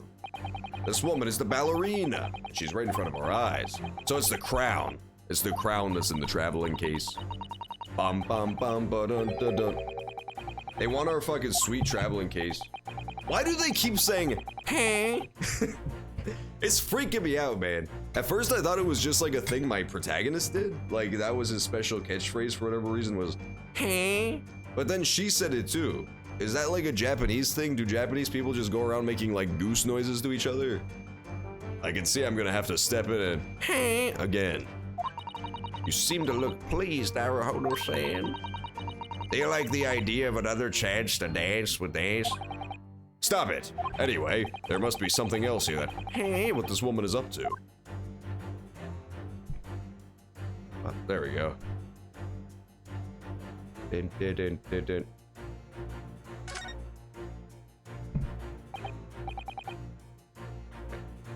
Wow, look at this dazzling tiara. I've never seen anything like it. Are those real diamonds, do you think? Oh, Naruhodo-san, try it on.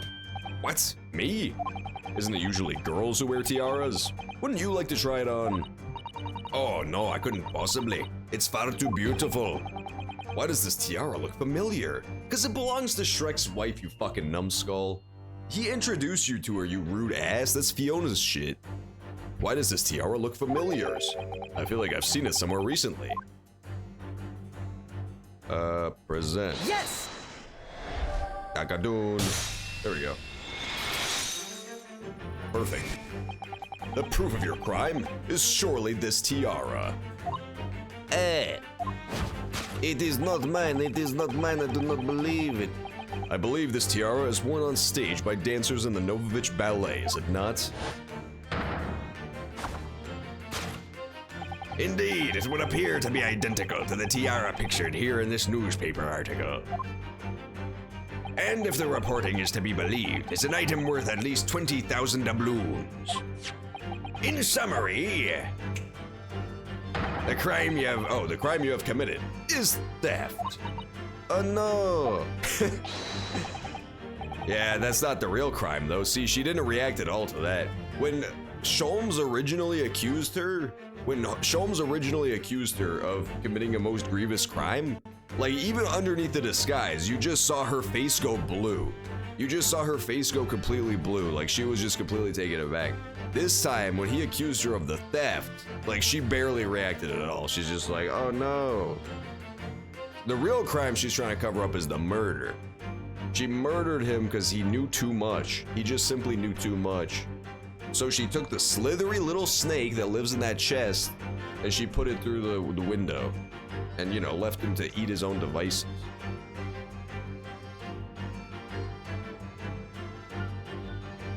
Yeah, yes, you left your ballet troupe, unlawfully taking their precious tiara with you.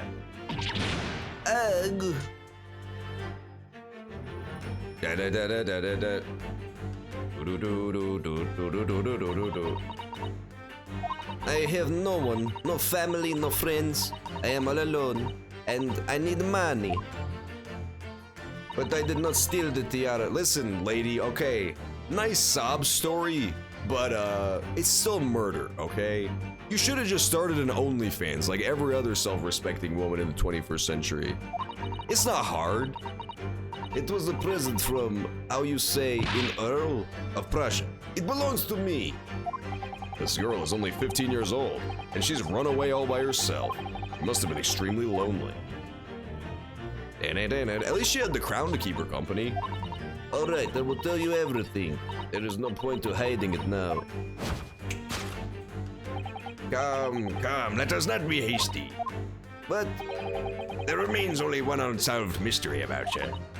mystery? What do you mean? You have staunchly refused to open this traveling case of yours in our presence. It is reasonable to conclude, therefore, that there exists some reason why you wish it to remain closed. Is that not so, Miss Pavlova?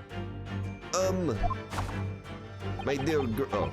My dear girl, there is no sense in playing games with me. Nothing escapes me attention. Indeed, I have a very good idea about the contents of your case, even before I ever laid eyes on it. Hear me, we are not well suited to a life of crime, are we? Your careless coup d'etat. Once again, we need only follow your furtive glance to find the answer. Yes, the reason why you refuse to open your case. Written on the books on the shelf. What? He's completely changed tack with his deduction now. I think Mr. Sholmes is adapting his logic to the change in circumstances, don't you? Maybe, but why has he suddenly brought the bookshelf into this? It's just a wild guess, surely. Oh, do you think so? Well, it doesn't seem likely that the reason why this young woman doesn't want to open her case would have been written on a book. He's got a point. He actually does have a point. Yes, that's true, but still, Miss Pavlova certainly did cast her eyes in that direction. I noticed it myself. And there has to be another reason why she won't open her case, and it must be somewhere in the same area, if that's where her gaze was involuntarily drawn. I agree. That's the only answer. Whatever she has hidden inside that case should be revealed by following her gaze. Do you think I'm fucking stupid, video game? It's because of the no pets rule. God, they fucking hold your hand so hard in this game after the first case. It's very weird. They like throw you into the first case. They just fucking throw you into the deep end, like figure it out, dipshit. And then now they're giving you like all the tutorial. It's super bizarre. Like 10 minutes of unbroken tutorial. I guess it's because I think it's just they really hard assume that you've played the other games. I think that's the assumption. Like they didn't bother giving you much tutorial about the really basic stuff. It's just the new mechanics that they're going super in depth with. These are the rights of paper. Pets are also forbidden. Do you guys really think I wasn't gonna remember pets are forbidden? It was the most out of place rule. It was the most random shit to have there. Of course it was gonna be important. There was exactly the same notice in our cabin too. I wonder what happens if you break the rules. Oh dear. I'm sure the punishment would be severe. Oops. You'd probably be left adrift in the freezing cold ocean, or shut inside a tiny wardrobe for days on end. Well, I've actually been serving time for weeks now, have I? Oh yeah, I keep fucking examining instead of presenting, like a fool. Yeah, this is the second tutorial for this psychic case. And they're all just like, they're all geeking on me. They're all taking fucking 8 years for the tutorials. Yes, the reason why you refuse to open your case is written in the rules of passage. It's not that bad, I'm just really impatient with tutorials.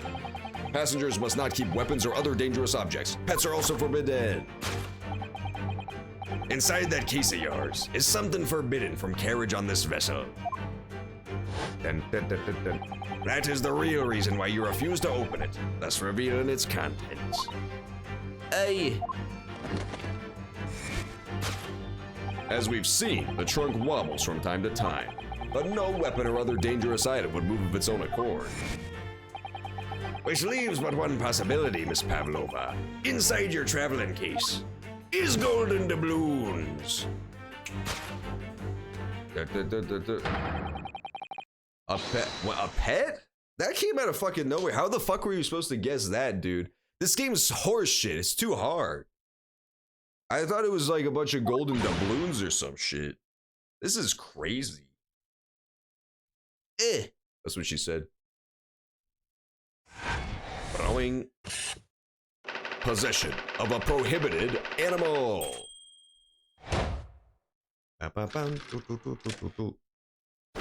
Deduction complete.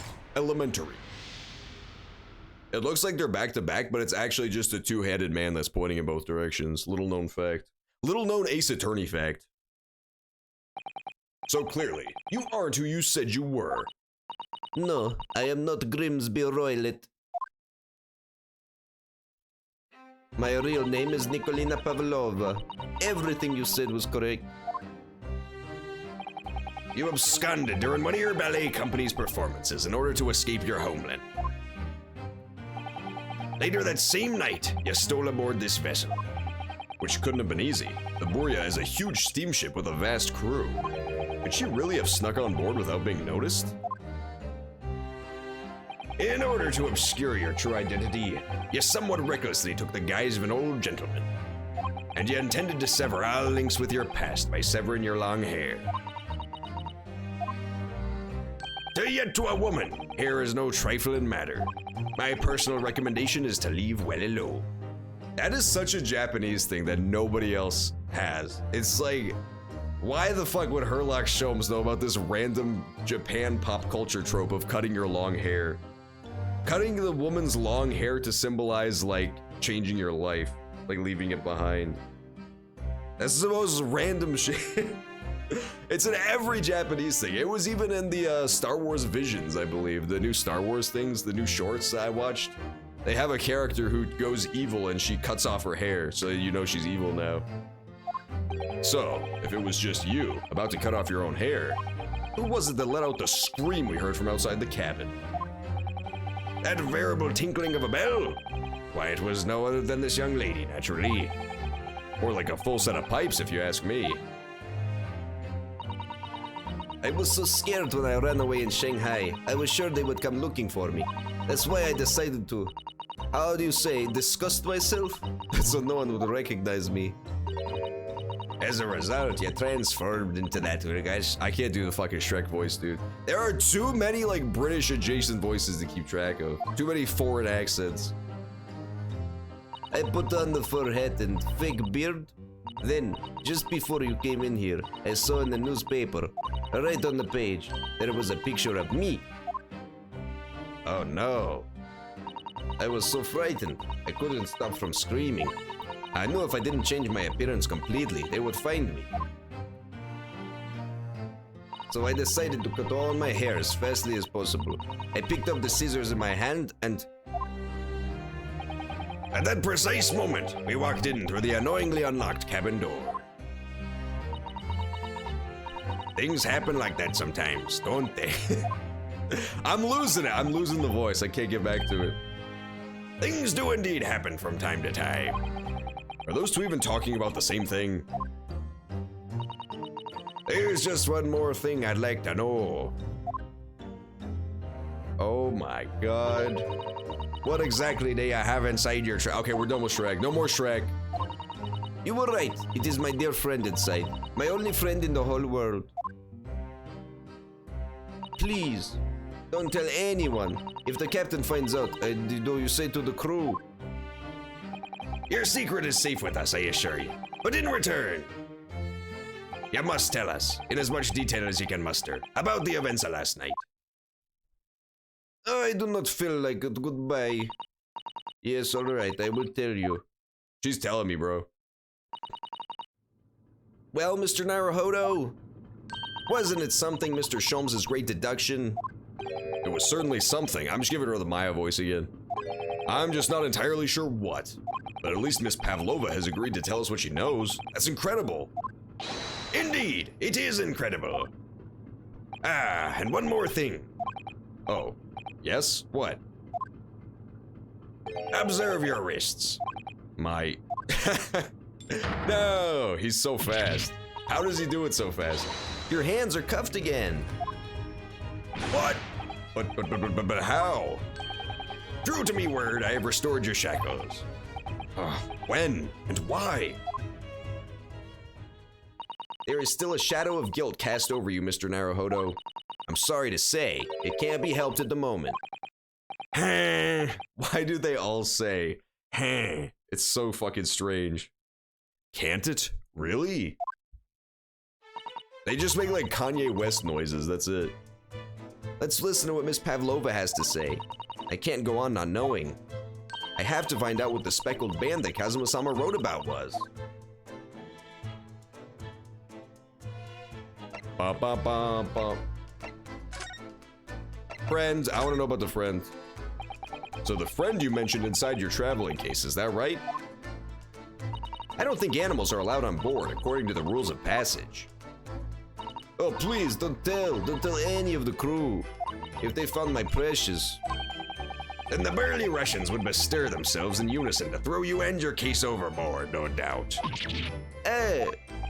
So reassuring, Mr. Sholmes. How about some Schrock? What the fuck is Schrock? But what sort of pet is your friend? A little puppy? It is, isn't it? What if he opens the case and guess what pops out but MF Schrock? But Schrock himself rising from the case. It's just Donkey in there. Maybe an adorable little rabbit? You created Russia. Well, what was his voice? Oh yeah, he's a pirate. We're the land of small rabbits, do ya? Oh, don't they have small rabbits there then? You may as well ask. I have no idea. Hey! Why does it say ha? It's so fucking weird. I don't like it. They need to localize these games better. Now! 1 through 3 were really well localized. There was no weird Japanese shit left over. You two are miserable bunglers when it comes to understanding the nature of young ballerina's friends. Isn't it obvious? It must be a chicken. Really? Consider the benefits. A rousing wake-up call, daily fresh eggs, and when adversity strikes, it can satisfy the needs of sustenance. So you'd eat your friends. I'll remember that. No, it is not a chicken, if you can believe that. Well, it would appear this friend's identity is a closely guarded secret, not to be revealed. She obviously doesn't quite trust us yet. There's something I should like to show her, I think. Maybe she might be able to shed some light on it. I would show her? Oh, Yabaheda, the Russian words. This is a fucking tadpole or some shit. And this, too. The faint whistling sound. There's a lot to show her, really. Let's finish conversing with her first, though. An offhand ogre? Oh, shit. I never. He's like store brand Shrek? When you can't quite afford Shrek for your movie, you just hire Schrock instead. Me, Schrock. Oh, you just have to understand that like at least a couple cameramen are gonna get clubbed to death. But it's a small price to pay for Schrock and his acting chops. Did you know that someone was killed in the cabin next door to this one last night? He was found bludgeoned to death with giant club wounds, if you could believe that. We can't quite figure out who it was. One of the crewmen told me this morning when I was eating breakfast. The man who died, he was a friend of mine. Oh. That's why we're trying hard to find out what happened. Did you notice anything unusual last night? Perhaps you heard a strange noise, for example? Perhaps people talking? Perhaps the ship was absorbed in a wild tempest. Perhaps its steam engine exploded. Perhaps everyone on board now would have noticed if that had happened. Miss Pavlova, is there anything you can tell us? No, I do not tell you fucking shit. I'm sorry, but all I could think about last night was what I had done and whether they would find me. I didn't notice anything that was happening around me. Oh, I see. You've run away from your ballet company, haven't you? The Novovich Ballet? Yeah, the thing about Shriek is like, I thought at first Shriek was pretty cool, but then, you know, we have all those behind the scenes footage, like of him just like screaming the N-word at the staff that's working on the film. And it's like, nobody wants a diva on set. With Shrock, you know, he may be a little violent, he may be prone to some outbursts, but with him, you know what you get. He's honest, he shoots from the heart. With Shriek, you gotta go get him from his trailer like every 10 goddamn minutes because he's gotta go lie down. He's just a total diva. Yes, I am traveling to Great Britain, and from there, I want to go to America. Yeah! Let's go, America! Woo! I will never dance again. I want to forget everything about the ballet. Guilty feet have got no rhythm. I will start a new life. You wish to forget? A challenging proposition. When you have that striking tiara as a reminder. But the tiara is mine. I need it to live.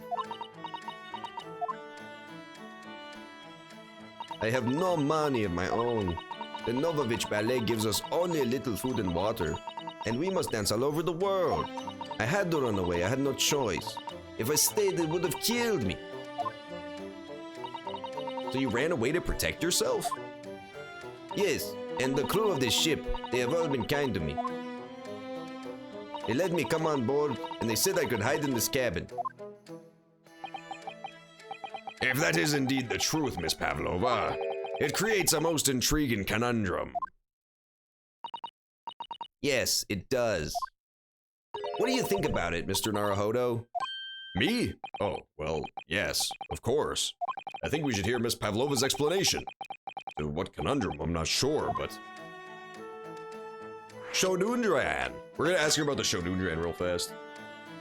Miss Pavlova, allow me to pose you a riddle.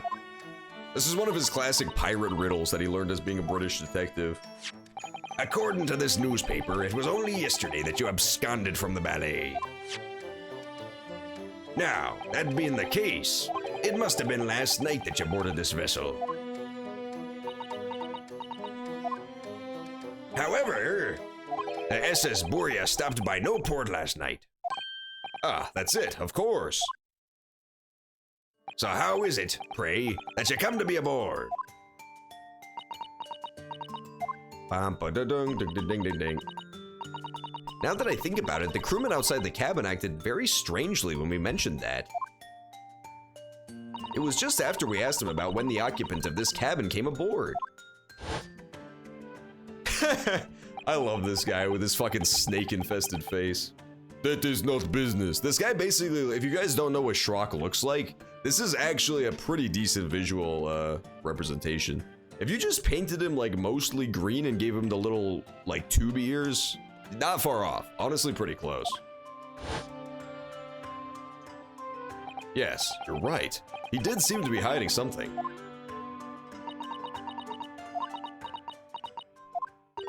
An angel descended from the heavens, bringing grace and beauty to the stage. Sorry, what was that? It is how the Russian newspapers described one of my performances. And that is how I came here too. I descended from the heavens, because I am an angel. Okay, why not? Considering English isn't your mother tongue, your description is very vivid. Mr. Sholmes once said, I can never resist the touch of the dramatic. It seems Miss Pavlova is the same. Did they have parachutes back then? A genius descended from the heavens, bringing grace and beauty to detection. Words once said about myself. A quote from a wonderfully extravagant advertisement for the Adventures of Hurlock Sholmes, in fact. If they had parachutes, maybe she parachuted onto the ship. What the fuck? She descended from the MF heavens? Yes, Mr. Showy. Anyway, it doesn't look like Miss Pavlova is gonna tell us what really happened. I'm gonna show her stuff then. Stupid ass Pavlova. What did you think about this? This is the diary of my friend who passed away. His diary? Yes, and he wrote in it last night before he died. Something a little unusual. It reads, 1:23 a.m. I can hear a faint whistling sound. And then a few minutes later, 1:35 a.m. What looks like some sort of speckled band is dangling from the ventilator grill. A speckled band? I don't understand. It's strange, isn't it? But the ventilator he mentioned joins this cabin, don't you see? It's up there on the wall. In other words, this cabin and the victim's cabin are connected together. Oh, I did not understand before, but now I do. Miss Pavlova? Has something occurred to you? I don't know, man. Here's the thing. The thing is, like, I haven't been mentioning this, but the snake is like the obvious route, right? It makes me wonder why they bothered showing it at the beginning if it just like spoils the entire case.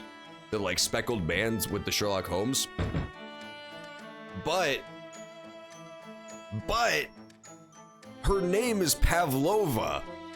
Like Pavlov's dogs. So you'd think it would be a dog, if not multiple dogs. Like maybe that bag in the corner too. But her name is Pavlova.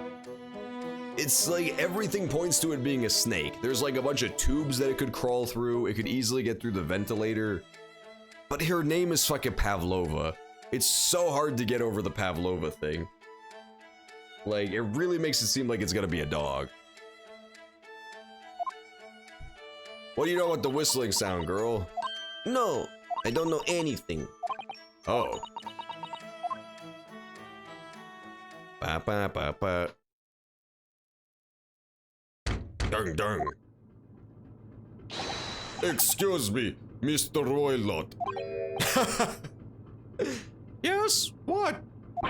Wow, she's fast. Everybody's fast in this game, apparently. Captain would like speak with you. You must come Captain's quarters at once, please. All right, I will come now. See ya.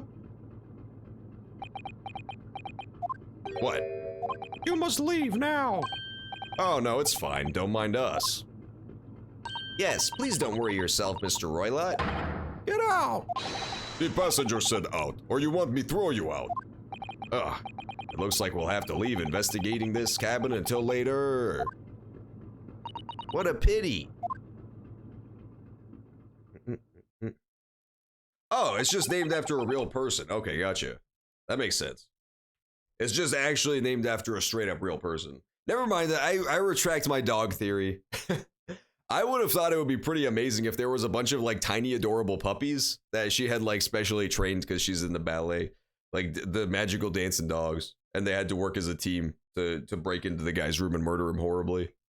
You know, dog murder, classic dog murder.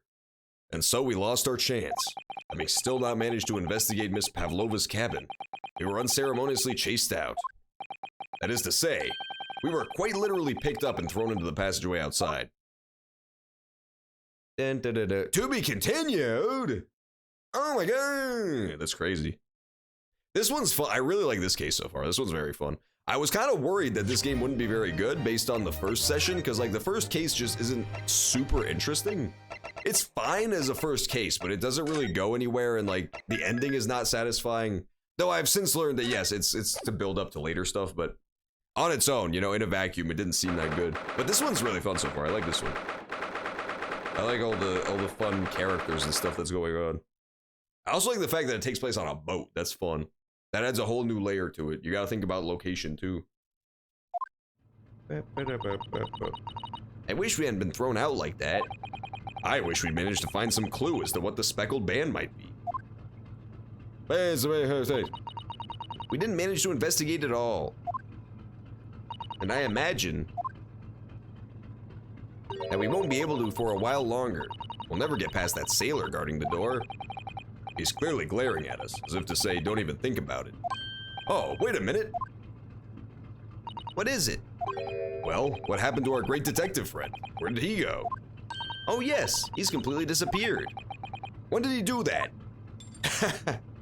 He slipped away as quietly as the wind, but not before ensuring these were securely back on my wrists. Ding, ding, ding. So I can't talk to this guy. Oh, I can't talk to him. I should have to examine him. But I'm gonna try to go through here. That door leads to the second class area. It's locked. I can't open it. No, well, that stands to reason. No one wants to let the murderer escape. Gosh, she gave me a very stern look when she said that. What up, sailor? Don't be a failure.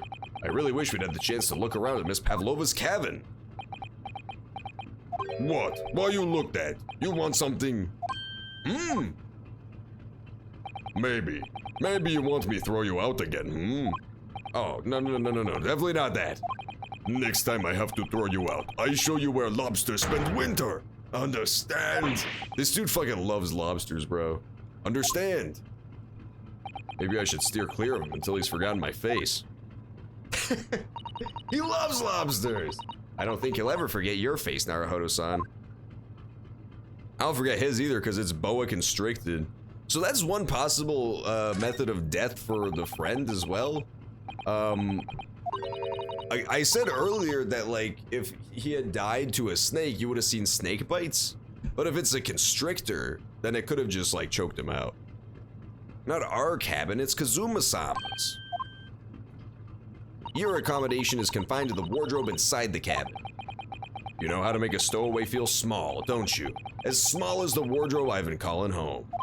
Anyway, I wonder if Inspector Hosonaga has managed to uncover any clues. Yes, we should probably find him and ask.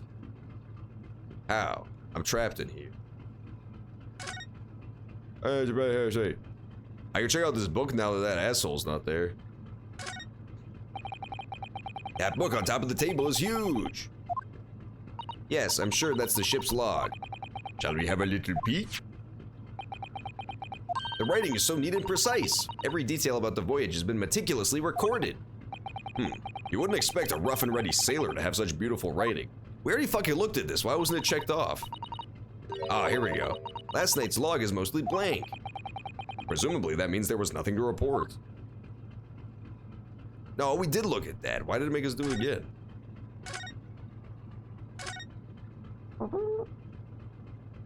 There's the rodent trap. There's the rodentia trap. I guess we'll just move on. We gotta go back to the Kazuya's room.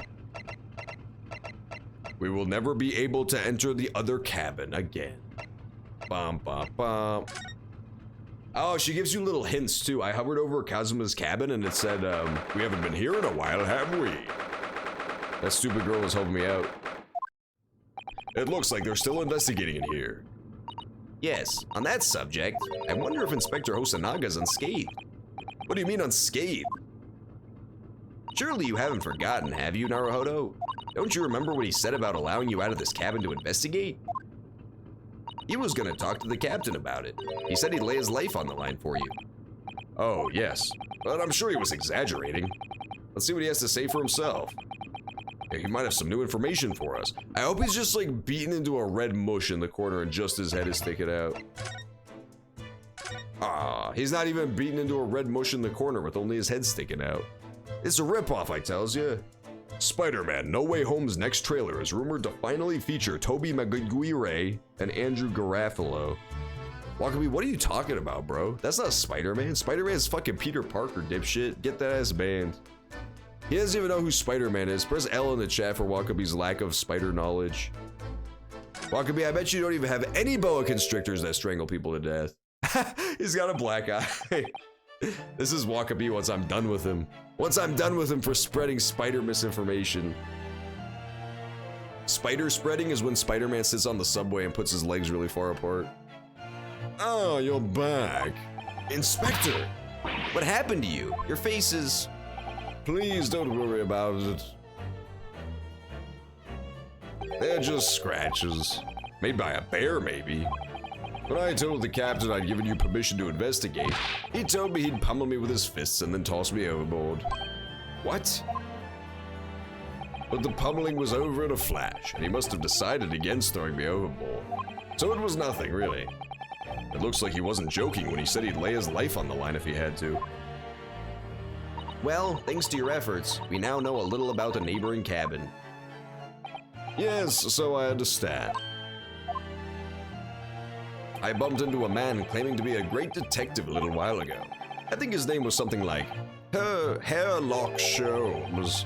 I don't think he was German, though. Ah, that explains it. Shall we compare notes, then? We can tell you what we've found out. Yes, let's do it. I don't like Hosonaga. He's fucking really strange. I don't know what, like, his archetype is supposed to be, but he's just very weird. He's a very strange little character. What? Nikolina Pavlova? She's in the cabin next door? Oh, do you know who she is? Please, what self-respecting ballet fan wouldn't know that graceful angel? Oops, I think I upset him there. Well, that tells us the neighboring cabin is unrelated to the case at least. Oh? How? Because angels don't go around committing crimes, do they? Oops, now I've definitely upset him. It's like the fucking pop stars of their era. The fucking J-pop idols.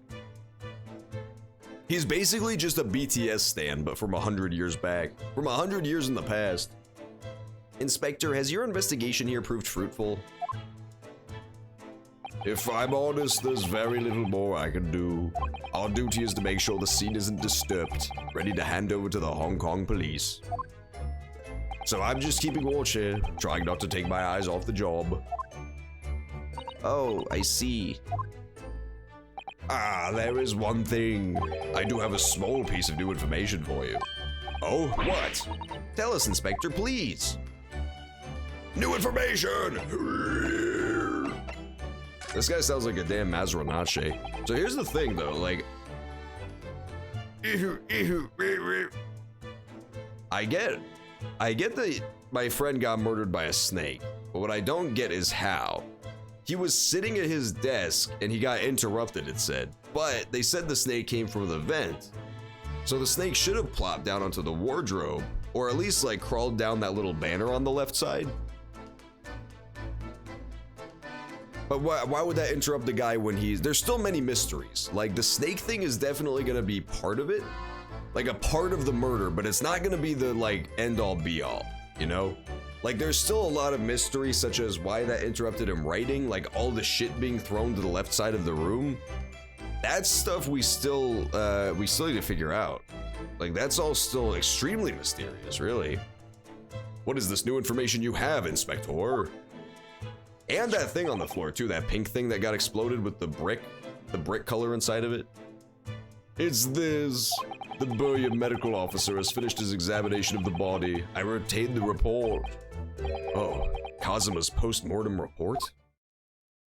Kazuma-sama! I gotta say, this guy's taking his best friend's horrible murder remarkably well. What was the cause of death? Damage to the cervical vertebrae is what is written. He was boa constricted. He was 100% boa constricted. Damage to the cervical vertebrae is what's written in the report. His neck was broken? Yes, it would seem so. There were no obvious wounds or other signs of injury. So at first, I think they were considering poison.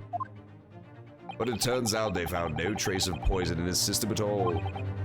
Well, what weapon was used then? The other thing that I forgot to mention, and the things that still need to be like super answered, is what was protagonist guy's deal? Like, why doesn't he remember last night, and why was he like so soundly asleep the entire night? That is still like turbo mysterious, because that implies that somebody knew he was here and like had to get him knocked out so they could frame him. Who knew he was here? What weapon was used then? Nothing has been found as of yet, but the fact that there are no signs of a wound suggests it may have been a blunt object, something that wouldn't leave a mark. Oh, I see. All the body's nerves run through the spine to the brain. A strong enough impact to the neck could induce death. It is a possibility, and no obvious wound would be left. Poor Kazuma. I have a second copy of the report. If it might be useful, you're welcome to have it. Really? Are you sure? Yes, it's fine. I trust you. After all, if I didn't trust you, I'd never have agreed to you leaving this cabin in the first place, would I? Ah. The post-mortem report has been added. Okay, good. Dang. Somewhere, male Far Eastern. That's crazy, dude. He was a Far Eastern male? I pegged him as being like South African. Old Kazuma. Between 1 a.m. and 2 a.m. Instant death. Oh, wow. No, so that doesn't make any sense. It was like a single blow to the neck. Huh. So they claim. Damage to the cervical vertebrae. Huh. So his neck was broken instantly. Which doesn't really match up with my understanding of what was happening at all. No, that makes no sense. That actually makes zero sense. Because look, there's clearly like a struggle in the room, right? See, there's like the overturned plates. There's the shit on the floor. He busted his sword out. There's the tipped shit, and then he wrote something with his hand as he was dying. So he was not killed instantly in a single blow. That makes no sense. He was slowly and meticulously snake strangled. Snakeled, if you will. Yeah, I'm not buying it at all. I'm not buying it at all.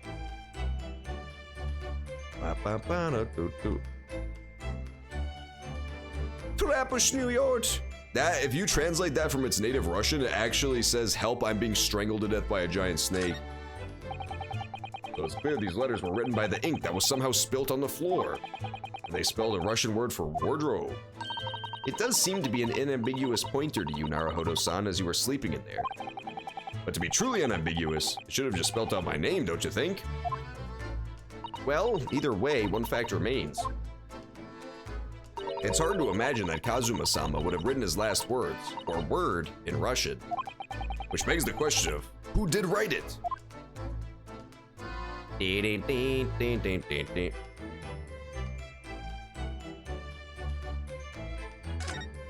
Let's talk to Inspector Dodo Daba, shall we? What about the great detective, friend? Oh, Mr. Sholmes was here, was he? Yes, he seemed to be enjoying himself a little too much as he crept about on the floor investigating.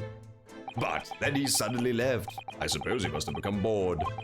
Did he say anything at all? Actually, now that you mention it, yes. Just one thing, but he practically shouted it. It's shoe polish, was all he said. Oh, that brown stuff on the floor. By the piece of broken glass. Huh, that's very interesting. He was talking about this brick-colored mark. Ah, yes, that must be it. So it's shoe polish. But how could Mr. Sholmes know that it's shoe polish? That leaves me cold, I'm afraid. I have no idea. What is it, Sir Susato-san? Well, Kazuma-sama was wearing leather shoes with a very dark tan hue. Dark tan? Sort of dark brownish red, then. Yes, a little like the color of red wine, but darker. I often repaired them for him. Oh, does this mean that this mark was made by the polish on Kazuma's shoes as they scuffled on the floor?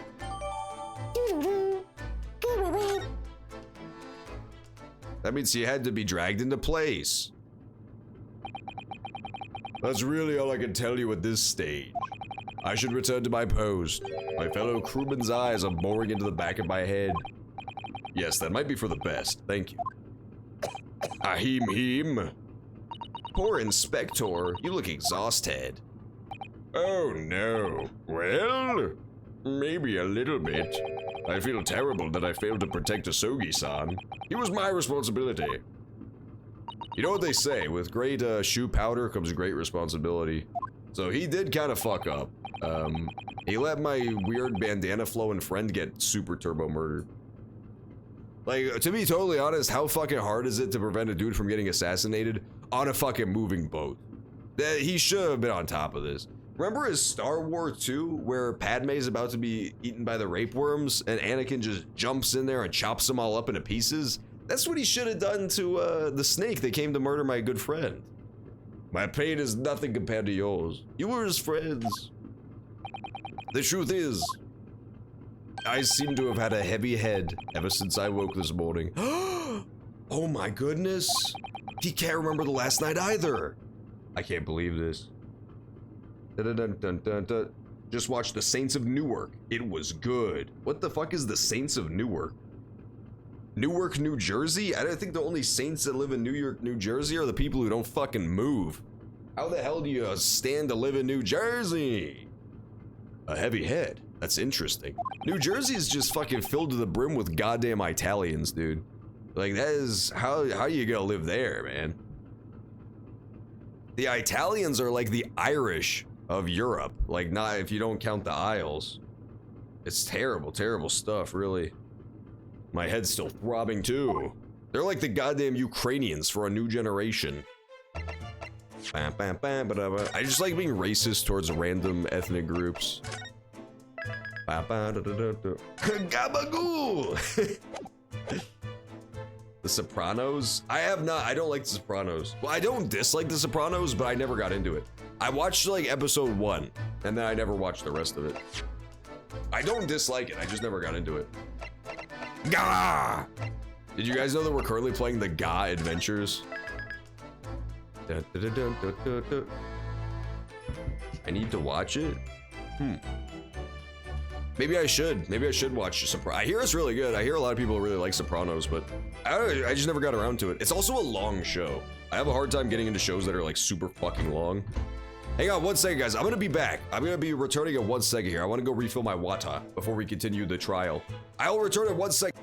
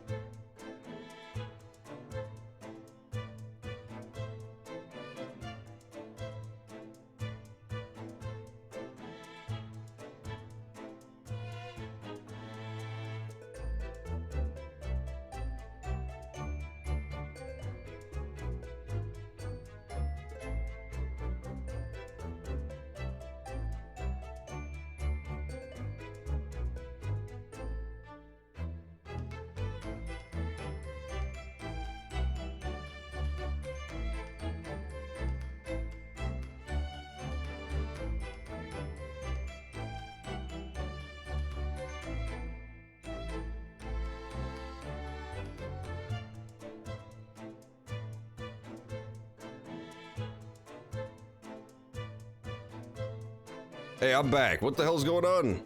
What the hell's going on here? What the fuck? I fucking, before I left, I put on an ad break so that, what the fuck? I put on an ad break so that the ad could just run while I was gone. And now it says that it's preparing the ad, the advertisement. The fuck? Oh no, maybe it's, I can't do it again for that amount of time. That's good, that's good. I thought it was gonna play randomly in 5 minutes. Yeah, it's a lot of fucking ads in a row. The reason I do that whenever I have to BRB is because it makes it so that pre-roll ads don't play for the next, like, set amount of time.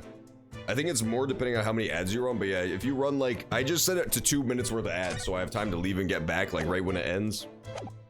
And then, so then like for the next 30 minutes or so, it either doesn't play mid-roll ads or pre-roll ads. It's one of the two. They get like turned off for that amount of time.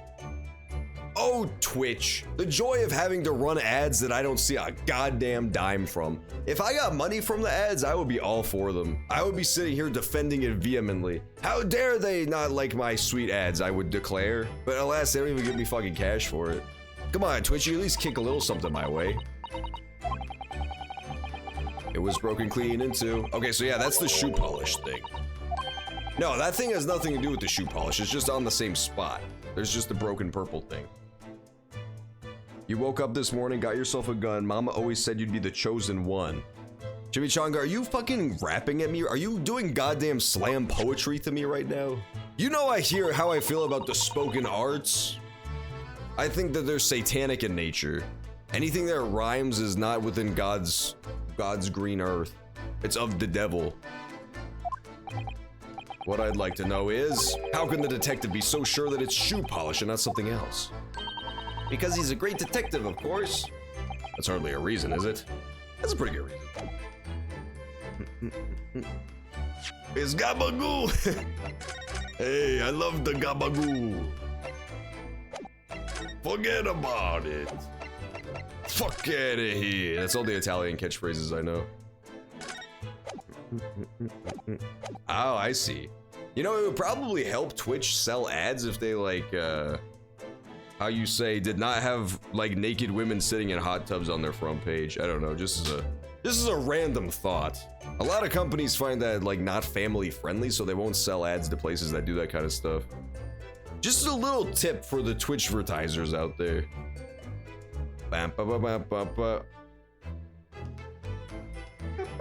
What's up, Sailor Dwayne? You, where did you go? Oh, sorry, I just went to the next door cabin. I just went on a commercial break and went to get water. You do not get to go get water during stream. Who gave you permission for this? Well, I mean, Seaman Husanaga did. That new Japanese, was it? Later, I will roll him into bowl and throw him in cold room. It's oddly specific, sure. Turn him into Sonic the goddamn Hedgehog. He's gone back to guarding the door. I hope Inspector Hosanaga doesn't find himself in too much of a ball on our account. He's really gone out of his way to help us, hasn't he? When we get back to Japan, we'll have to take him for a steak at Le Carnival. That could be a very long time from now, Naruhodo-san. Hey, Jimmy, what's up? You come to me on the day of my daughter's wedding. Yeah, that's basically all my knowledge of Italian culture comes from crime dramas.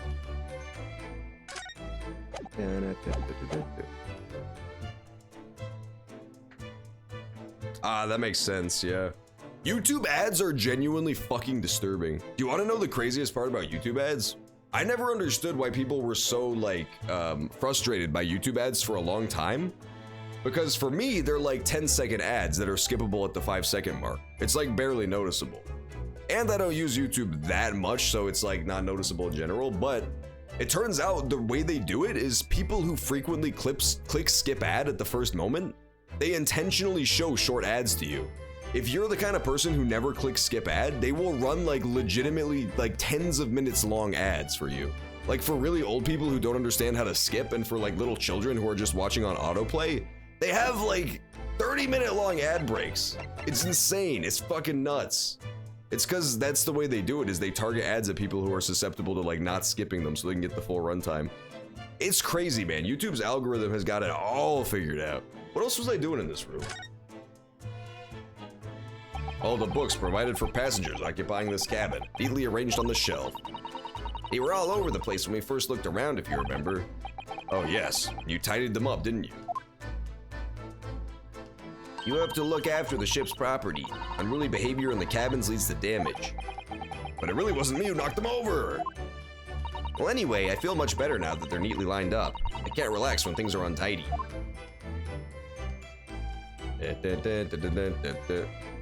Oh, the desk we haven't looked at yet? Oh, that's right, Hurlock Sholmes was fucking crouching on the desk before. 30-minute ads during sleeping. Yeah, that's probably why they do it. Like, when someone's sleeping, the advertiser's not gonna know they didn't run the ad. That's one of the funniest types of like malware stuff, like computer hacksters. There are computer hacksters who will like pretend to be a legitimate site running ads and then just like run the ads for themselves and then take the advertising money. They'll just be like, yeah, we ran the ad and a billion people watched it. Like millions of dollars a year is lost to this. Of just like running ads for nobody. It's crazy. It's the definition of a victimless crime, but it's like costing companies so much money. This is where Cosmo spent his final moments writing his diary. 1:23 a.m. I can hear a faint whistling sound. Yeah, we still don't know what the whistling sound is. I'm gonna guess that it's a ba-da-da-da-da, ba-da-ba-ba-ba-ba, like a snake charmer flute. But I can't prove that. Could also be the snake climbing through the tubes. 1:35 a.m. What looks like some sort of speckled band is dangling from the ventilator grill. I fucking love, like, just convenient plot diaries like this. You'll see it a lot in, like, Bethesda-type games. Like, just random writing lying around the world.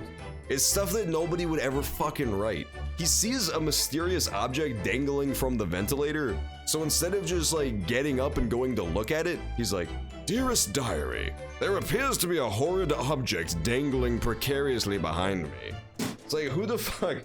Who would have that reaction before investigating it? Look at his writing here on this page. It's almost impossible to believe that he's gone. Kazuma-sama left us a valuable clue in these words, I'm sure of it. We have to solve this mystery. We will. Hello, sailor. Oh, I can't talk to the sailor. There must be something else to do with the old goat. That is true. You do have to document it. I forgot that he needed to document all of his famous murder objects. I dare say there appears to be a man stabbing me in the throat repeatedly. This is quite a precarious situation I find myself in now. Let's present him with something cool.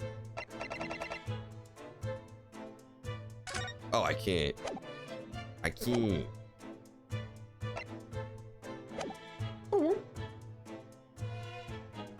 In that case, I think I've finished up everything in here. Let's look at the ventilator again.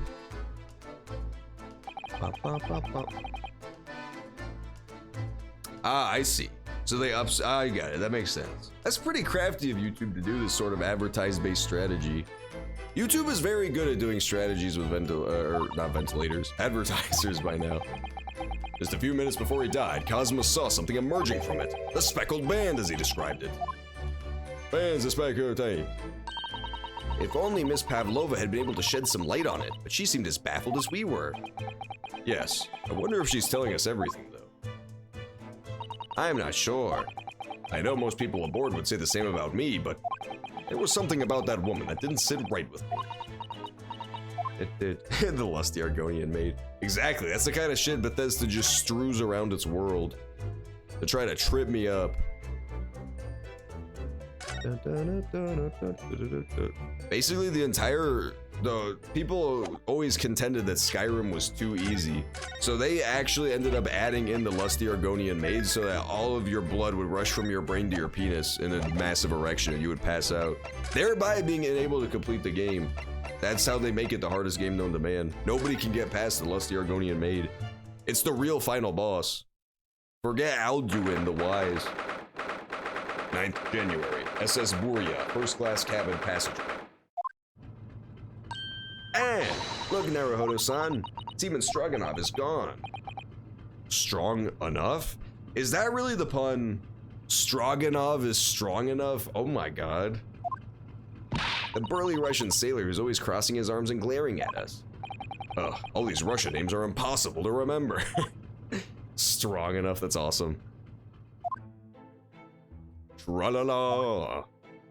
Did you hear that? It sounded like someone singing. I did it the great detective way. It's Sherlock Holmes, baby. He's singing a famous tune. This caroling. I know that lark-like voice. Well, never mind that now. This is a golden opportunity for us. Yes, you're right. We must seize it. Let's get inside Miss Pavlova's cabin. Definitely. Before that stringy knot crewman comes back. It's Stroganoff, not stringy knot. You come to me on the day of my Russian daughter's wedding. That's my favorite kind of daughter. Miss Pavlova's cabin.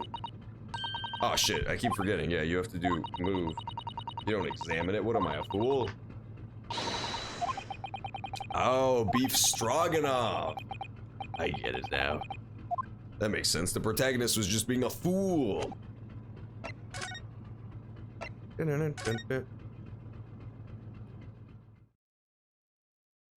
Oh, it's open. It's actually open as fuck, the thing. It says Buria, first class cabin.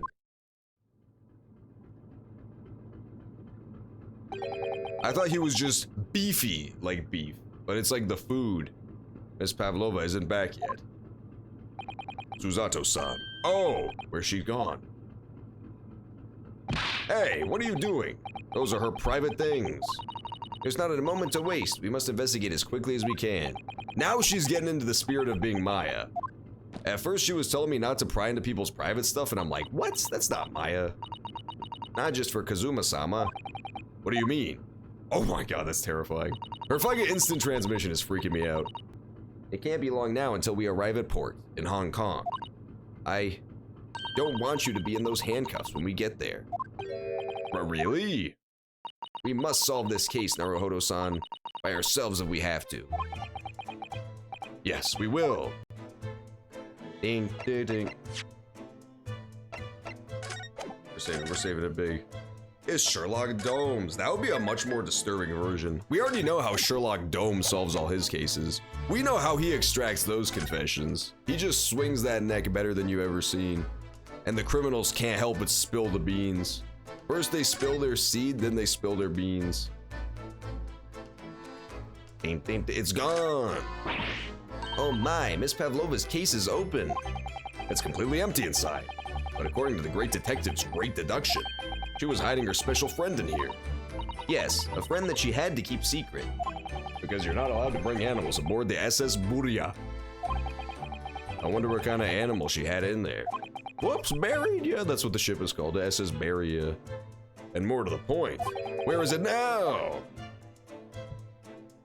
It was probably singing the MF song, if we're being honest. Can't find anything out of place. What about the fucking bowl on the floor, dipshit?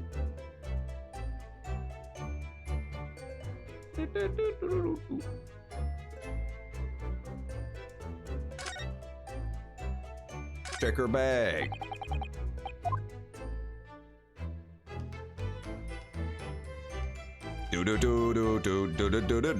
See, it could climb all the way up here into the ventilator because it's an epic snake. There's one of these next to the bed in Kazuma's cabin, too. Yes, it's a bell cord. I can't resist. Bing, bing. She barely hesitated there, and she gave it a good tug, too. Oh, get off of it. Don't make that pun. It's too obvious. No, I didn't actually expect anyone to come. Come on, Suzato, you're making it way too hard not to make the pun. We don't want them to. We're trying to investigate in secret.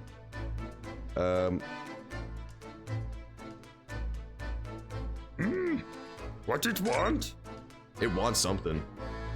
The SS Booga. Yo, they said sail aboard the SS Booga. That's fucking epic, dude. Let's go. All the books have toppled over together. Look, every single one. Do you think that's a god of the sea, perhaps? He's toppled too, though. Jimmy Chaka, that's the wrong audio cue. It's exactly the same as the bookcase next door, in Kazuma's cabin. Perhaps Miss Pavlova was practicing a difficult ballet pose and fell against the bookcase? I don't know. No, you're all wrong! None of these are the right one. Would she really be practicing ballet on the same night she ran away from her ballet company? Her Mexican company? Alright then, it must have been you. You lost your temper and knocked them all over in a fit of rage? Not everything bad that happens on this ship is because of me, you know. Well anyway, I'll set them all straight again in here too. I don't like seeing things in disarray. Diggo, diggo, diggo.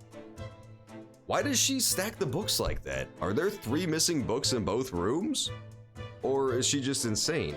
Is she just a fucking crazy person? What is this? Lag! These books are lagging! They're fucking oxygen breathing pages. That's low tier god.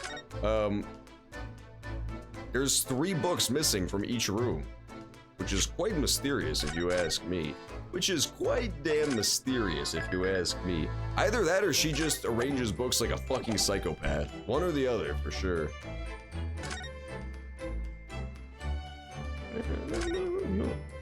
I suppose every cabin has a waste paper basket. Shall we have a little look and see what's been thrown away? Naruhodo-san, it's poor etiquette to go stifling through someone's rubbish, you know. Ugh, those eyes. She's looking at me like I'm a piece of crap! However, these are special circumstances, I think. Exactly, we have no choice. There's hardly anything in here at all. Oh, well, that's a little disappointing. Dun, dun, dun. There's a little teapot, short and stroud, dude. Look me up and start drooling. I love how low tier god has a fucking, what's it called? Just a deep obsession with other men being obsessed with his body. It's pretty great. It would seem this teapot is empty. So the natural conclusion is that the Russians are a very thirsty people. Or because Miss Pavlova, I saw a low tier god video recently of him fighting some man in a video game, and whenever the guy would start beating him, he's like, "You thirsty motherfucker." He kept calling him thirsty, except trying to beat him. Or because Miss Pavlova only came into this cabin last night, she hasn't had the chance to make any tea yet? I mean, it could be either. It's definitely that they're excessively thirsty. I'd lay 1,000 to 1 on it. You're rather obstinate, aren't you? Naruhodo-san.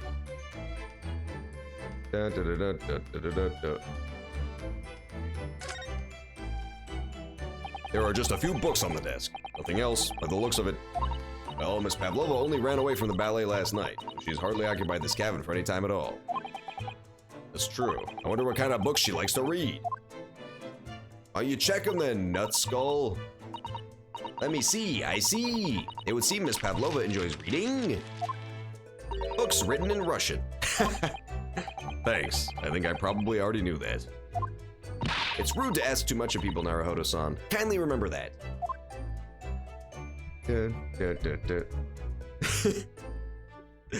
You fucking Krang-looking motherfucker.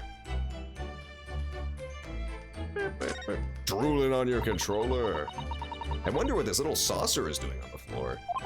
Yes, it doesn't look like it's been dropped. Or like it was put there deliberately. You think?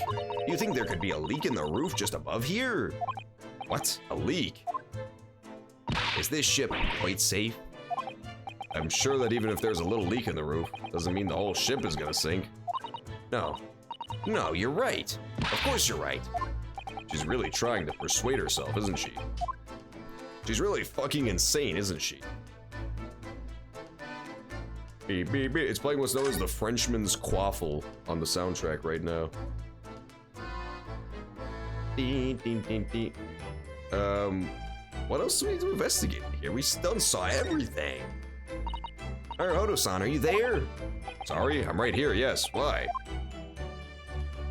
Oh, good. I thought you might have climbed into the wardrobe when I wasn't looking. There's no place like home. Believe me, I don't have some strange compulsion to jump inside every wardrobe I see, you know. Well, anyway, I'm not sure anyone could fit inside this one. It's full of beautiful outfits. I suppose they're all stage costumes. I was rather hoping we might find Miss Pavlova's friend hiding in there, but no such luck. Dun, dun, dun. What a prank. What cringe. I think it might look a little something like this. And then it cuts to my 10-minute Family Guy cutaway gag of Krang singing Conway Twitty songs. Dun, dun, dun, dun, dun, dun. I really respect Family Guy's ability to just like never try, if that makes sense.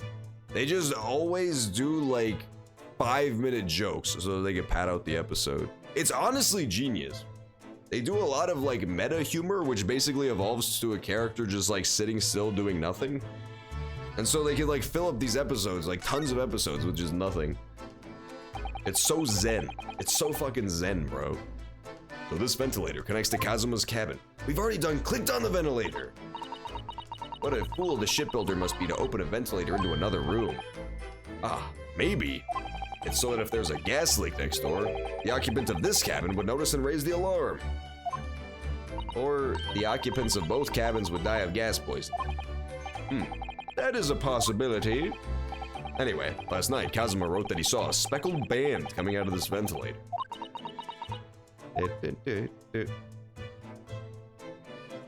Hands to make her stand. Are we done in here? We can look at the no pets sign, but I don't think that's too helpful. Ding, ding, ding, ding. Everything's zen by Bush. Yeah, that is true. George W. Bush is what's known as the most zen man in human existence. Now let me make this drive. Now watch me do this drive. Her special friend, I mean. I love George W. Bush's golf game. He was a fucking baller, dude. I just hope Seaman Stroganoff doesn't find it and throw it overboard.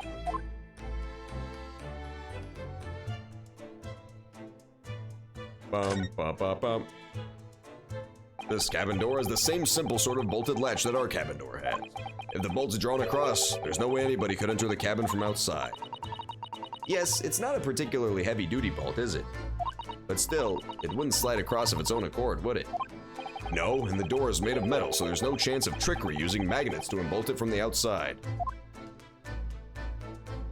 And it seals up perfectly, too, to stop any seawater coming in. So you couldn't use the method you told me of passing a thread through a crack around the closed door either.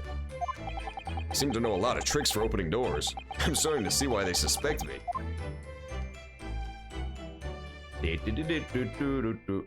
Oh, I can slide! I already slid though. I think I've done cleared this room out and we learned absolutely nothing. That's not great. Could have gone better. Honestly, could have probably gone a little bit better. Woohoo!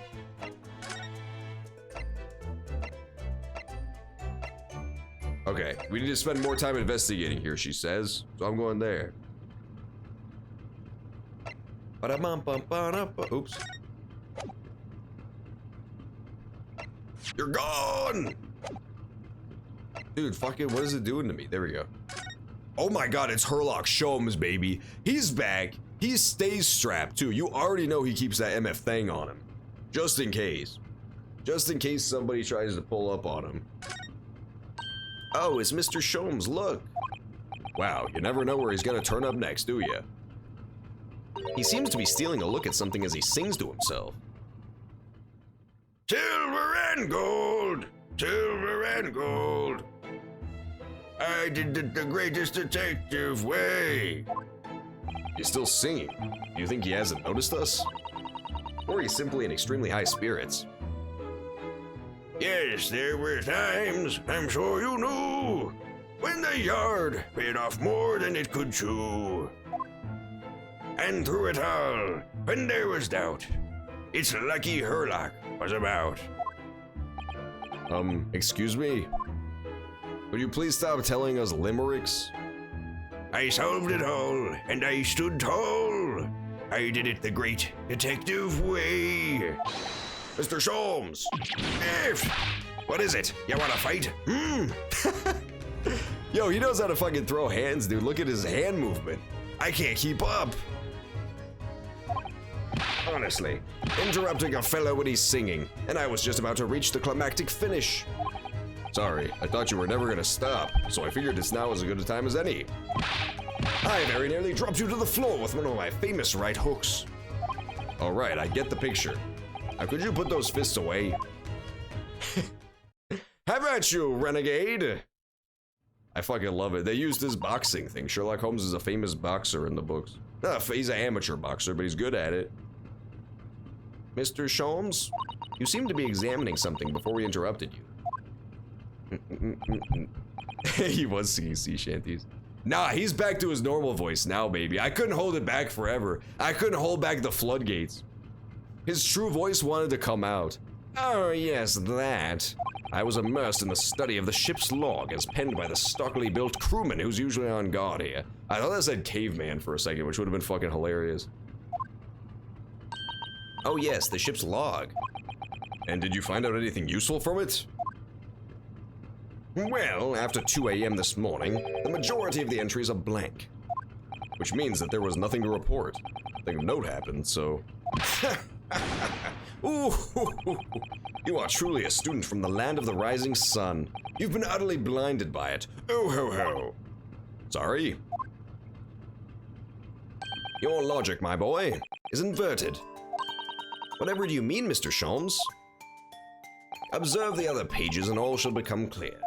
It would seem the crewman oft stands sentry in the first passage club, and he has an almost religious practice of recording nothing to report every half hour. Oh, he writes that in every 30 minutes? Nothing to report? Precisely. Put simply, the seaman writes nothing to report when there is just that. And yet, the ship's log from last night is largely blank. He didn't even write nothing to report. You mean? Yes, there were circumstances afoot last night, which led to the seaman being absent from his post. What kind of circumstances? What happened? Dun, dun, dun, dun, dun. That remains a mystery for now, but we can be sure something significant took place. So significant that it caused the seaman to forget his regular habit of scribing nothing to report in the log. These are important details. I would stake my life upon it. You must log the ship's log in your mental log. The ship's log. There are no entries from 2 a.m. until this morning. Now that deduction was worthy of a great detective. That was pretty nice. Good job, Hurlock. All right, here's the thing. So 2 a.m. is like the end of when the guy could have died. So what's more likely is that this dude was only involved with like cleanup. This sailor guy. He probably is the one who discovered the body. But he didn't hit the alarm because he's the second imposter. Sorry, the third imposter. Listen, I'm trying to keep it relatable for all the kids out there, but I don't know the terminologies. He's the third imposter. There are no entries. So yeah, he knew what was up. See, sometime between 1 a.m. and a little past 2 a.m.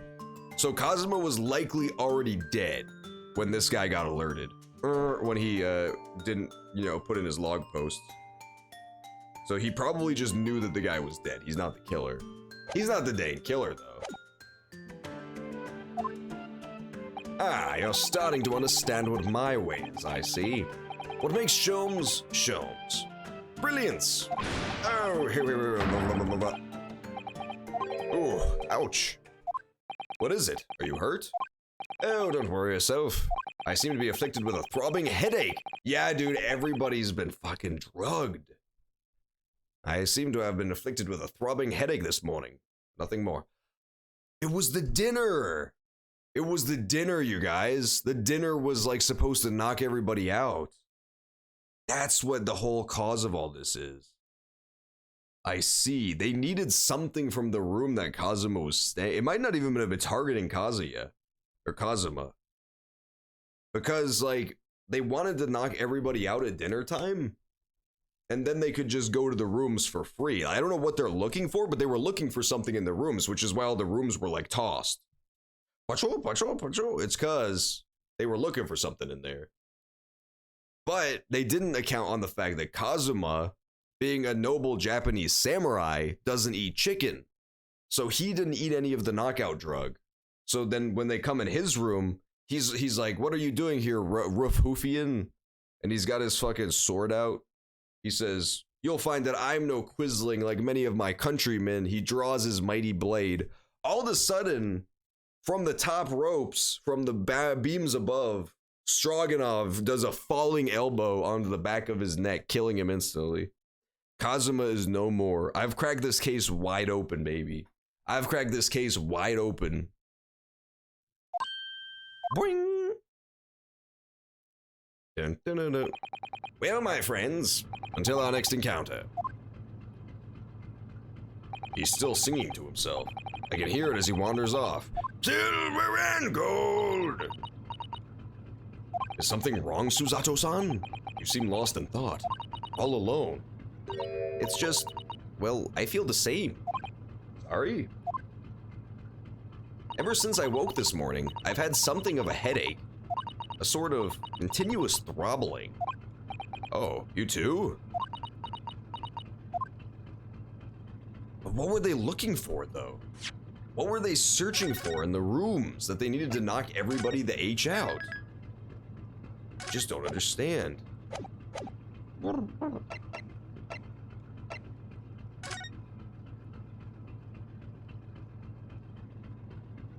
The other thing is, we're completely just taking everyone's word that the time is correct, right? We're on the middle of a ship in the middle of the fucking ocean. And so it's entirely possible the day is not even correct. It's entirely possible we're already past Hong Kong and that's where Girly got on. Like, they didn't want anybody to know that she was coming aboard, so they wanted to knock everybody out for a couple days so that they could pick her up in secret and then just double back around and pretend like nothing happened. It's possible that it was all for her sake, but since Kazuma wasn't drugged, they had to kill him. He had to get taken out of the picture because otherwise he would spill the beans. Because it's not 100% guaranteed that that would happen. Like, it's a kind of a long shot, but it's possible. Because the fact that we're just on this random boat in the middle of the ocean means we have no frame of reference for date. We have absolutely no frame of reference for date. It would also kind of explain something that we didn't really get explained, which is how we have a up-to-date newspaper if we were in the middle of the ocean. We didn't really talk about that. Like, why do we have this up-to-date newspaper if we're just sailing around in the middle of the ocean? It's been 2 weeks since we've gone to port. Sailing, sailing, sailing the seven seas. You got a big ass nose, boy.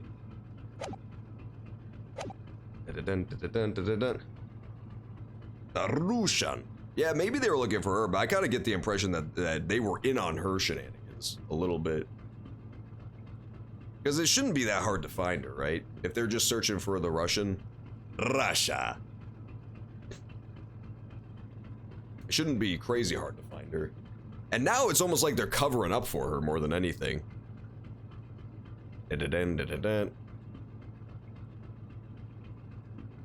Maybe though, it's definitely still possible. It's still for sure possible. I'm saving. Soon may the Wellerman come to bring us lots of drinks of rum. I forget. What was the situation here exactly? I don't know, you're the video game, you fucking tell me. I can't go through there still, okay. I think we might need to go back to Palovnia.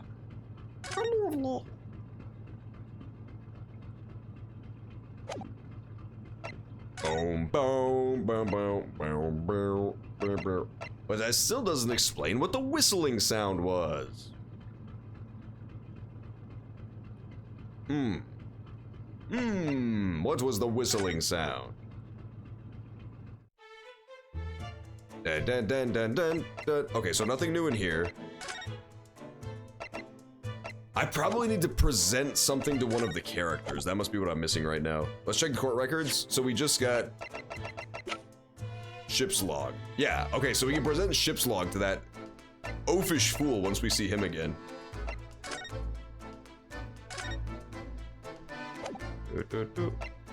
I see, I can't converse with this guy. So I can't present this to him.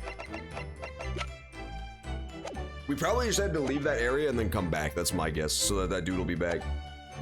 That Dugenhoff, as he's known, he'll come back.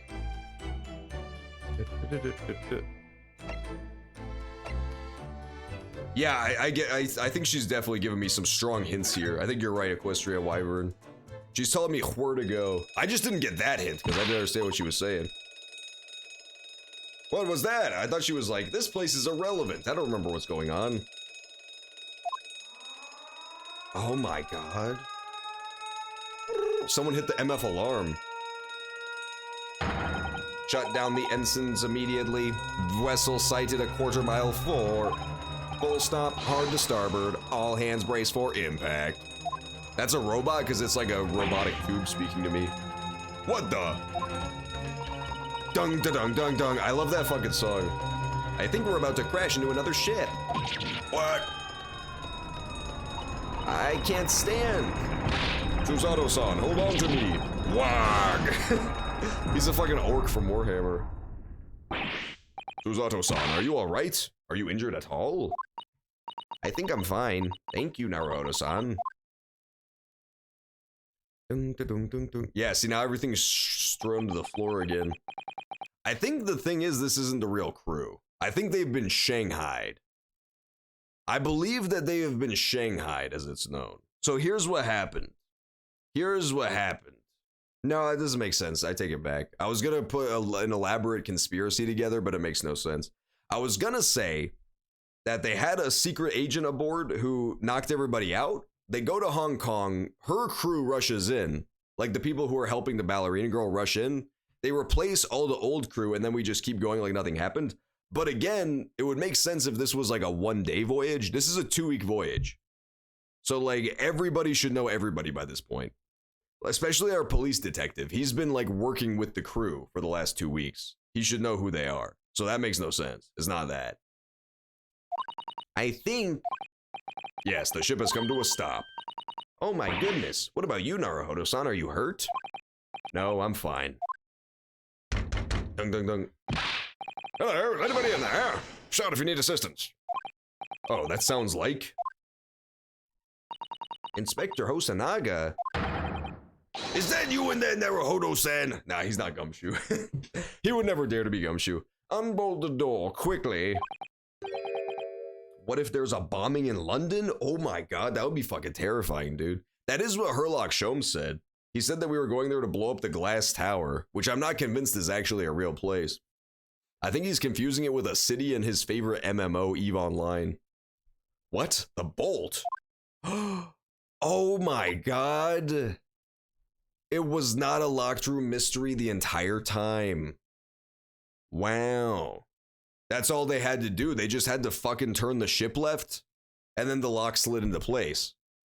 It was really that simple the entire time. That's incredibly stupid, but it's also kind of hilarious. That is the most shoddily made lock of all time. You installed a lock on a fucking boat, where it will lock or unlock depending on the boat moving improperly. That is some terrible boat design. The door is bolted. Did you do that, Susato-san? No, I didn't touch it. Well, that's strange. How did? And look at all the books. They're just like they were before again. Yeah, I fucking get it. I'm not at fucking 70 IQ. Naruto-san, aren't you gonna open the door and let the inspector in? Ding, ding, ding, ding, ding. I'd better tidy this place up first. But it does seem like it's not a real captain, right? Because why the fuck would the captain be so fucking shit that he would not know how to drive his own goddamn boat? Twice, mind you. One time I could understand the other captain sucking, but this is the second time he sucked. A man sucks once, shame on you. Man sucks twice, shame on him. Also, the captain is definitely this guy, by the way. I'm just gonna call it here. The captain is 100% gonna be Captain Dongle Strudel. Yeah, it's definitely gonna be Captain Dongle Strudel. For like 100% super sure. Because like we talked about the fact that she was wearing a disguise. What we didn't discuss was where did she get the disguise from? Where did she get her little glasses and her outfit? She got it from Captain Dongle Strudel. He didn't need them because now he's disguised as the captain. Our violent emergency stop had solved one mystery, at least in a very vivid way. But I knew that what awaited us on the other side of the cabin door would not be pleasant. I hurried around, tidying up the cabin with a new sense of foreboding in my heart. Then, foreboding? I get it. Wah, wah, wah, wah. That is true. This is pre-Titanic. They have a lot less stringent safety measures back then when it comes to your doors and shit. It's like, you know how pre-9/11 you could just like walk into the pilot's cabin and show him your handgun? Hey buddy, what do you think of my revolver? Can I fly the plane for a bit? Why sure, why not? Like, it's a different time, different world. Pre-disaster and post-disaster are two very separate worlds. 9th January, SS Borya, Miss Pavlova's cabin. Somehow, the door to the cabin we were in ended up bolted after we made an emergency stop. Susato-san took a deep breath and gently slid back the bolt. Shows fucking Sayori hanging on the other side. It's the Russians! You, what you do in Mr. Agadonga's quarters? Ah, you both look unhurt. Good. Yes, we're fine, thank you. What on earth happened? We heard something about how we were gonna collide with another ship. Yes, it appears to have been a false report. Oh, how did that happen? I don't fucking know. There's a dense fog outside or some shit. Someone must have thought he saw a ship ahead. This person obviously triggered the alarm, and that's why we made an emergency stop. Everything is chaos. Passengers are streaming. Crew are running everywhere. This first-class area is only quiet part of the ship at the moment. Oh, I see. Someone triggered the alarm? Does that mean? Did someone press that button outside? Dang! You wicked intruder, dressed all in black, you are the devil. Sorry, me? I've been called a lot of things before, but devil is a first. You opened my traveling case, how could you? What? No, we didn't touch it. That's right, Miss Pavlova. It was already open when we came into your cabin. Inspector. Yes. Arrest this man. I know he did it. He is a criminal. Is it not enough that he has killed a man? Duh, and he is stowaway as well. If Vixen promises not to steal chicken, do you believe? Ah.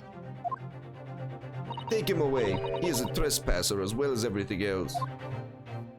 Stowing away, trespass, kill. She is right. You are devil. He doesn't look good, does it? There is cell below deck. Throw him in. Tomorrow we dock in Hong Kong. Then we give you straight to police. Wait, a cell? Please, Inspector Hosonaga, is there nothing you could do? This is a Russian vessel, my good sir. I have no jurisdiction here. I really hope he goes up to bat for us again to get us out, and then he shows up next time and he's like even more beaten to shit. Just like giant fucking swollen lips. After my last effort to appeal to the captain's good nature, I think I'm out of options. This is terrible. This is a real crisis. I've got to find a solution. Immediately.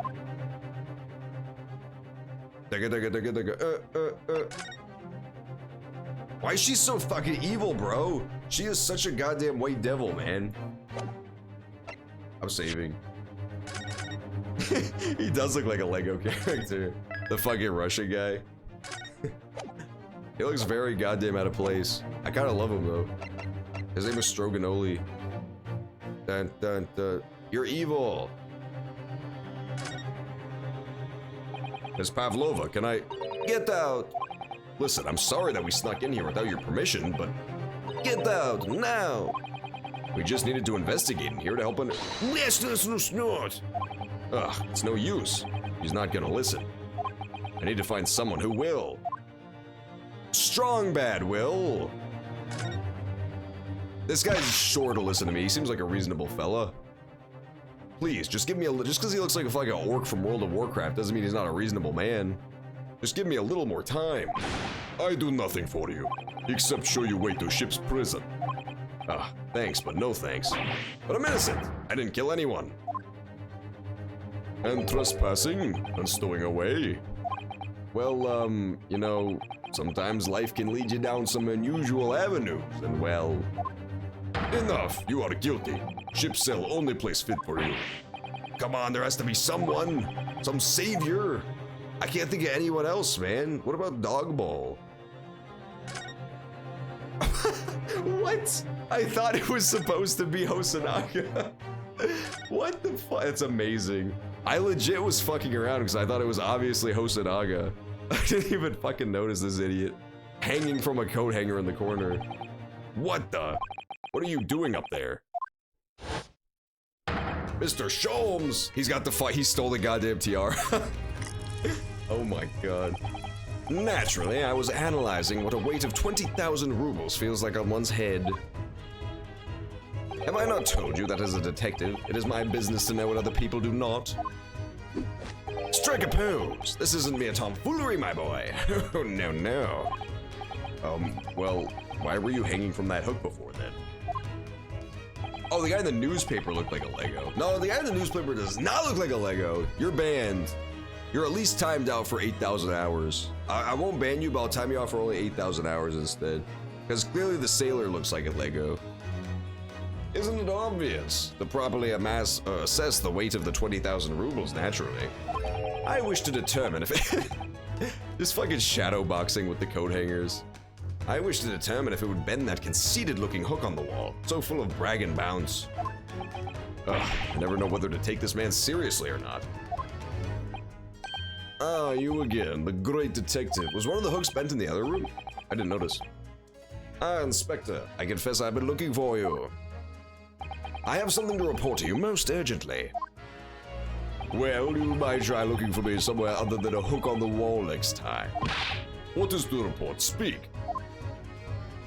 An urgent report from a great detective can mean but one thing. Yes. The case of the curious murder that took place last night, here on this vessel, the steamship Buria, has been solved. By me, naturally. Haha, she's scared. What? Really? Yes, I have eliminated all other possibilities. No other explanations exist. So, allow me to illuminate all your minds. For I am about to reveal my greatest detective's greatly admired great deduction to the case. I'm not a fucking oaf, Chimichanga. I know, that guy looks like a fucking Lego. Look at him. If you took his little cute sailor Donald Duck hat off, he would absolutely have a little Lego connector on top of it. I guarantee you. You solved it? Even Hedgehog understands this case. We all know who was responsible for killing Student Boy this morning when we found criminal in wardrobe. It is this stowaway, and he has handcuffs to prove it. I didn't do it. The trouble is that there doesn't appear to be anyone else who could have killed the victim, because as everyone knows, the cabin door was bolted shut from the inside. That means the culprit must be someone who was inside the cabin. Yes, it's what's called a locked room mystery in detective stories. Ah, locked room, that is point. The room was locked. Well, I can't deny that. There's no way the bolt could have been drawn across from outside the cabin. You are all quite mistaken. The cabin next door is not a so-called locked room at all. What? Oh yes, there was another entrance.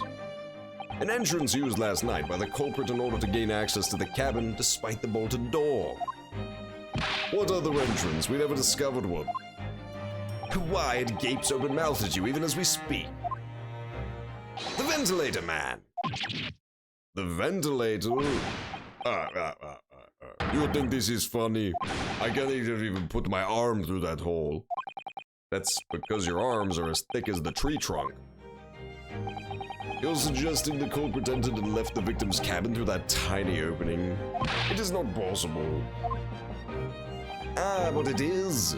And last night, the victim even witnessed the intruder in the act of passing through the ventilator.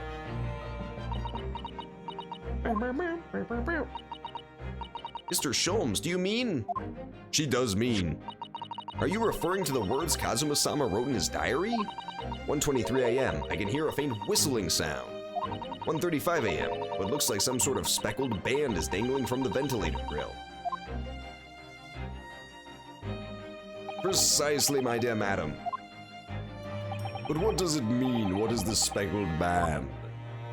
The answer to that particular conundrum is in this very cabin.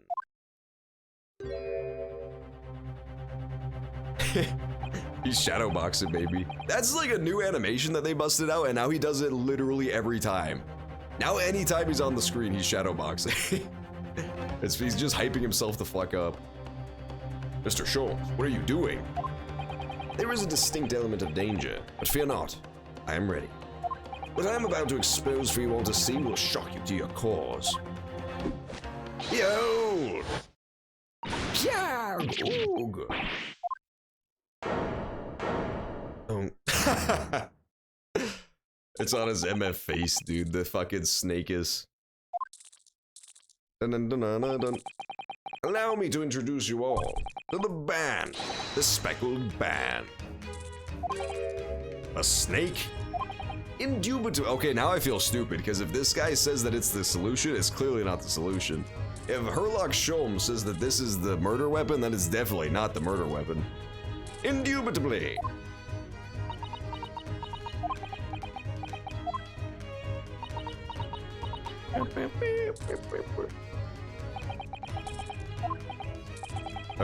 Mr. Sholmes, just one thing. Pray, what troubles you? Well, that snake isn't really speckled, is it? It looks more stripy, wouldn't you say?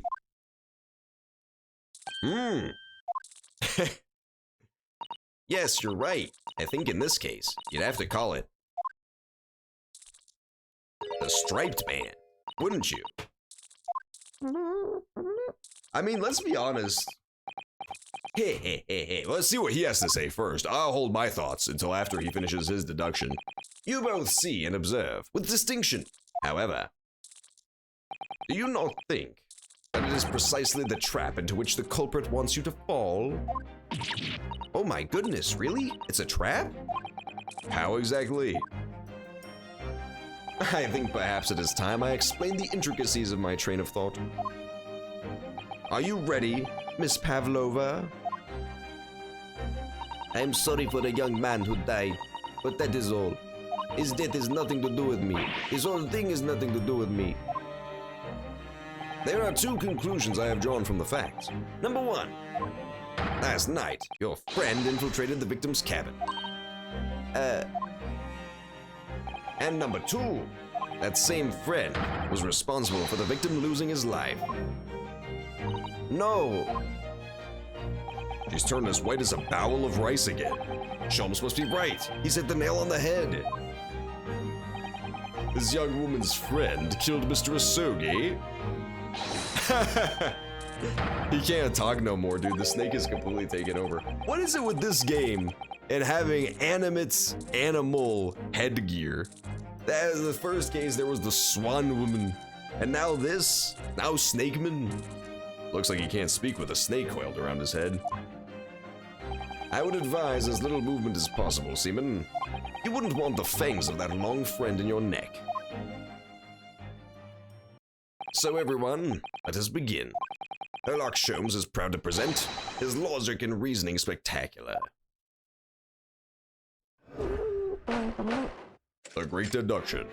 Yeah, so what I was gonna say is that the other thing that could definitely serve as a speckled band, if this woman did actually somehow crawl through the fucking vent like a ninja, is the crown. But why would she wear that when she goes a murdering?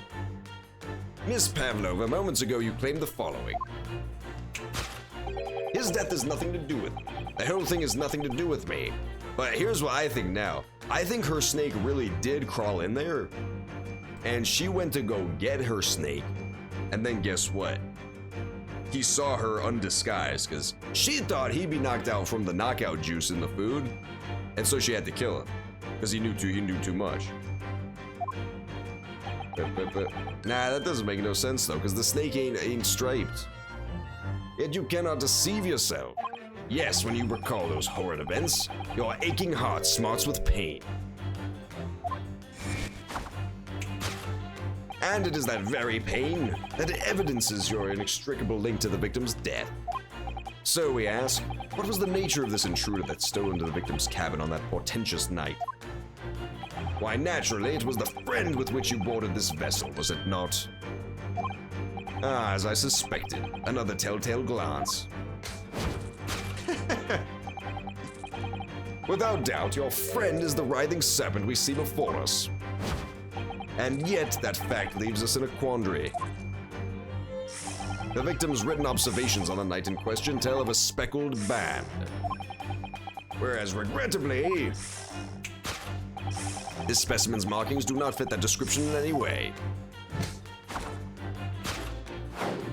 What explanation can we then give, pray? What was this sight that fell upon the victim's eyes last night? No.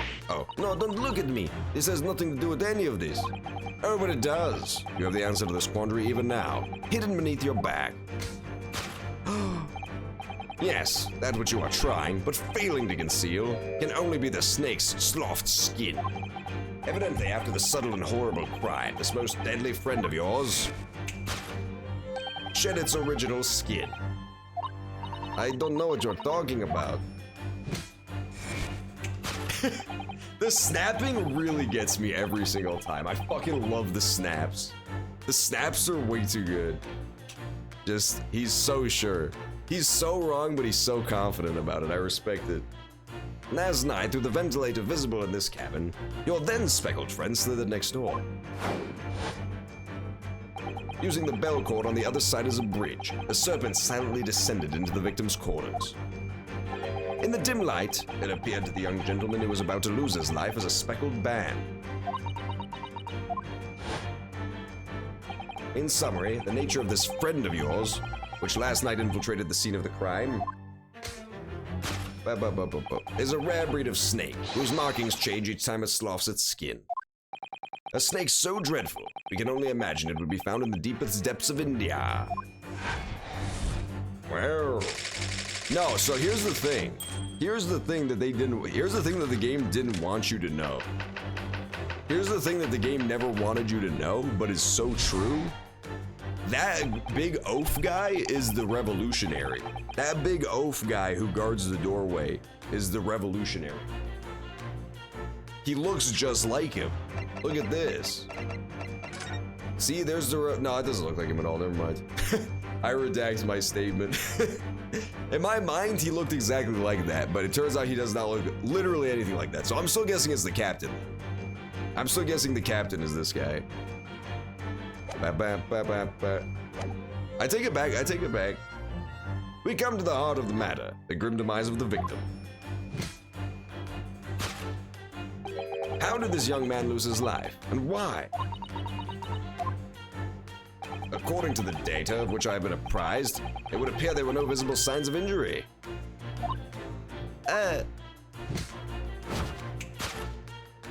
In fact, the circumstances of the victim's death can only be explained by a terrible venom. Now, if we take that as fact, we can reasonably imagine that there remains evidence to affirm it at the scene of the crime. Oh no, could there be? Yes, an examination of the deceased's body will prove the cause of death conclusively. This is really interesting, this deduction mechanic. It's super weird. Because, like, how will we even do the court thing after this? After we solve all the mysteries during this? You know what I'm saying? It feels like we're doing a lot of mystery solving, like, super early. The almost, but not quite, imperceptible puncture wounds left by the venomous fangs will seal the truth. Yes, the vestiges of the snake bite delivered by your terrifying friend. This makes no sense. There is no point feigning ignorance, Miss Pavlova. After the incident, you endeavored to hide everything, didn't you? But now your involuntary glance betrays the hiding place you chose. That's right, you hid the evidence that links you to the victim's death in that traveling case. When we first met in this cabin, it came to my attention that your case moved periodically. Your serpent assassin was restless inside. The serpent assassin. You don't. It is telling that the victim made a note of low whistling sound he heard minutes before his end.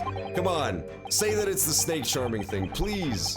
Yes, that was your signal, was it not? The sound you had used to train your serpent friend. To train? Yeah! Indeed, you'd put the serpent through this ventilator and wait. After a period, you'd summon it back with a whistle. You couldn't know if the animal had done its duty, so you would listen for signs of life next door. If the victim appeared not to have been dispatched, you'd release the snake once more. The snake on his face. You denied that the snake is undergone such training. It's not true. Having slithered through the... This is so long. This is actually fucking absurdly long. How am I gonna remember all this shit? Jesus Christ. This is all one thing to do. Having slithered through the ventilator and down the bell cord, the creature need only sink its fang in once. And its venom would course through the victim's veins, ending his existence forever. That is the true nature of the speckled band that took the poor man's life. There can be no doubt. My logic is infallible. Death by a venomous snake's bite. Oh my god, dude, this is gonna be so hard. This is gonna be so hard. Thus concludes Hurlock Sholmes' great deduction of the speckled band. Oh, thank goodness. Jimmy Changa done put it in the dang ding still map. You know where he stores all his Jimmy materials in the super dang computer? So he'll have our back on this one. He'll know how to solve it all. Miss Pavlova has trained a pet snake as a killing machine. There on the floor, you will observe a saucer of milk. The promise of food is the key to training any creature. Incredible! You've solved the mystery! Amazing. Your great detection really lives up to its name. I see now why Hurlock Sholmes has become such a household name. My dear man, it was nothing remarkable. As the Russians say, I could have done it with one left hand. Sasato's not buying it.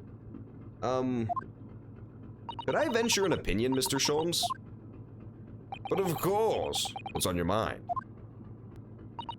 It's just about your deductions. Some things don't quite make sense to me.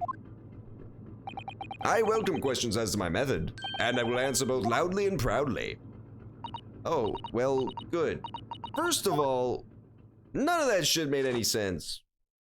Snakes are egg-laying creatures, part of the reptile family. You are well informed, madam. And reptiles, don't drink milk. Ah.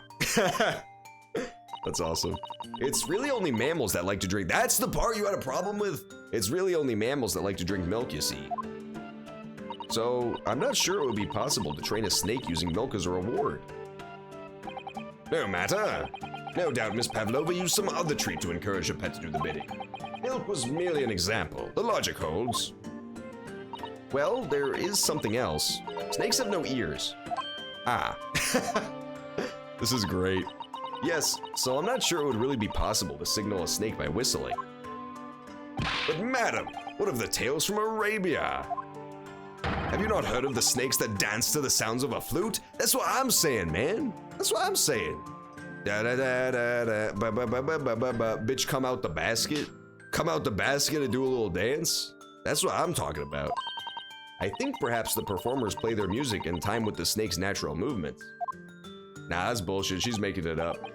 Then how do the snakes know when to come out of the basket? Checkmate, Japanese lady.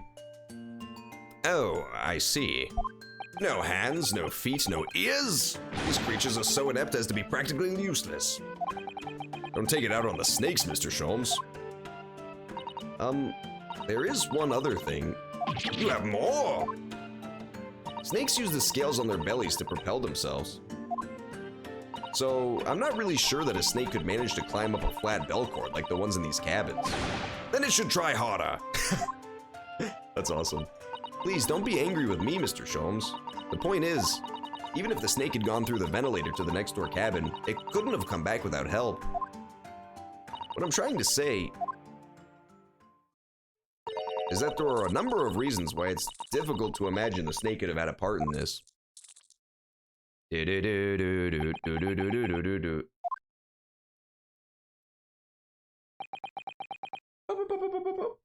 Okay, so here's my new guess. The speckled band is the tiara. It is the MF tiara. And she used that wrapping thing that we saw, like the fucking shed skin. She used that to transport it from her room through the ventilator into the other room, whereupon her friend was supposed to collect it. Her friend was supposed to collect the tiara. That way they could abscond with it by being less suspicious. And then, unfortunately, our dude was still awake. He was supposed to be asleep because everybody drank that Cosby juice. And that one guy, though, our friend didn't eat the chicken, so he was still awake. So he was unfortunately awake when that happened, and so dude had to take care of him. Dude had to give him a little what's what. That's my new hypothesis. Now that the snake theory is kind of out the window a little bit, I think we need to step in and help again, Mr. Naruhodo. Oh, no, you don't mean. Yes, we need to modify the latest deductions and turn them into the great ones they ought to be. I had a feeling that was coming. All right, let's give it a try. Just what I was waiting for, Mr. Naruhodo. Yes, right. So, cast your eyes down to your wrists again. What? You've done it again! Your handcuffs are gone! Where did they go? Fear not, I shall see they're restored after our work is done. I really wish you'd leave them off. Now, everyone, let us begin. Hurlock Sholmes is proud to present his logic and reasoning spectacular. Now look down to your lower body. You will see that I've amputated your legs while you weren't looking. Hold it, Mr. Sholmes. I was not the dumbass. It was Hurlock Sholmes, I tells you all along. Moments ago, you claimed the following. His death has nothing to do with me. This whole thing has nothing to do with me. Oh, we already saw all this. Yeah, we already read all this. We just gotta get to the important parts. Your aching heart smarts with pain. No, it's her fucking achy breaky wrist, bro. She does have a pained expression on her face. Yes, that's true. It looks as though Kazuma-sama's death is weighing heavily on her mind. But you're not sure Mr. Sholmes has read her quite correctly, is that it? Could there be some other way to interpret her expression then? Let's take a moment and really look closely. Aching heart. Aching ear. It's her fucking aching ear, bro. What else could it be? It's clearly her fucking aching ear. It's because the earrings are too dang heavy. They're weighing her down. Newspaper clipping. I don't know what it could be. But it's probably the MF snake, to be honest.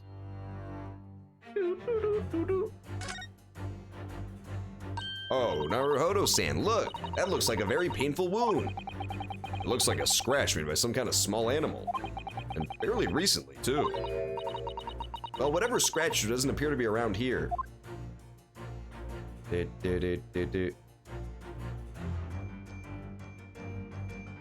Oh my god, it's her sweet little cat.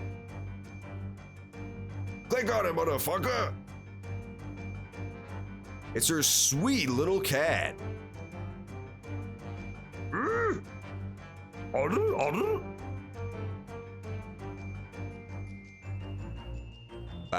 So I guess it is her aching heart, because you know, her cat is missing at long last. Oh, I have to present it. I just inspected it. I'm a fool. There we go. I always forget to do that. I always just examine it instead. Yes, when you recall those horrid events, the claw scratch smarts with pain. Indeed, then a simple observation reveals that the wound is fresh. Miss Pavlova, did you in fact receive that scratch sometime last night? It was Chimichanga, dude. She accidentally reached her hand under the bed and he struck. He struck in a fucking instant, man. Ripped the skin right off her hand. When I think about the young man who died next door, I feel so sad. And when I am sad, the pain from this wound is worse. And it is that very pain that evidences your inextricable link to the victim's death. So we ask, what was the nature of this intruder that stole into the victim's cabin on that portentous night? Why, naturally, it was the friend with which you boarded this vessel, was it not? As I suspected. A telltale glance. So yeah, the friend is an animal, it's just not the snake. Without a doubt, your friend is the writhing serpent we see before us. Well, who's got the snake then? Was that just the crew member's snake? I guess it must be. I assumed he got the first face marks from the night of the killing, but it turns out he just always has those, because that's his favorite snake friend. It was made by this friend of hers, doesn't it? Except snakes don't have hands. No, they don't. They don't even have hands. Well then, if that snake isn't her hands, then what hands? What's the true identity of her friends? It looks like she's talking, not the little Japanese girl.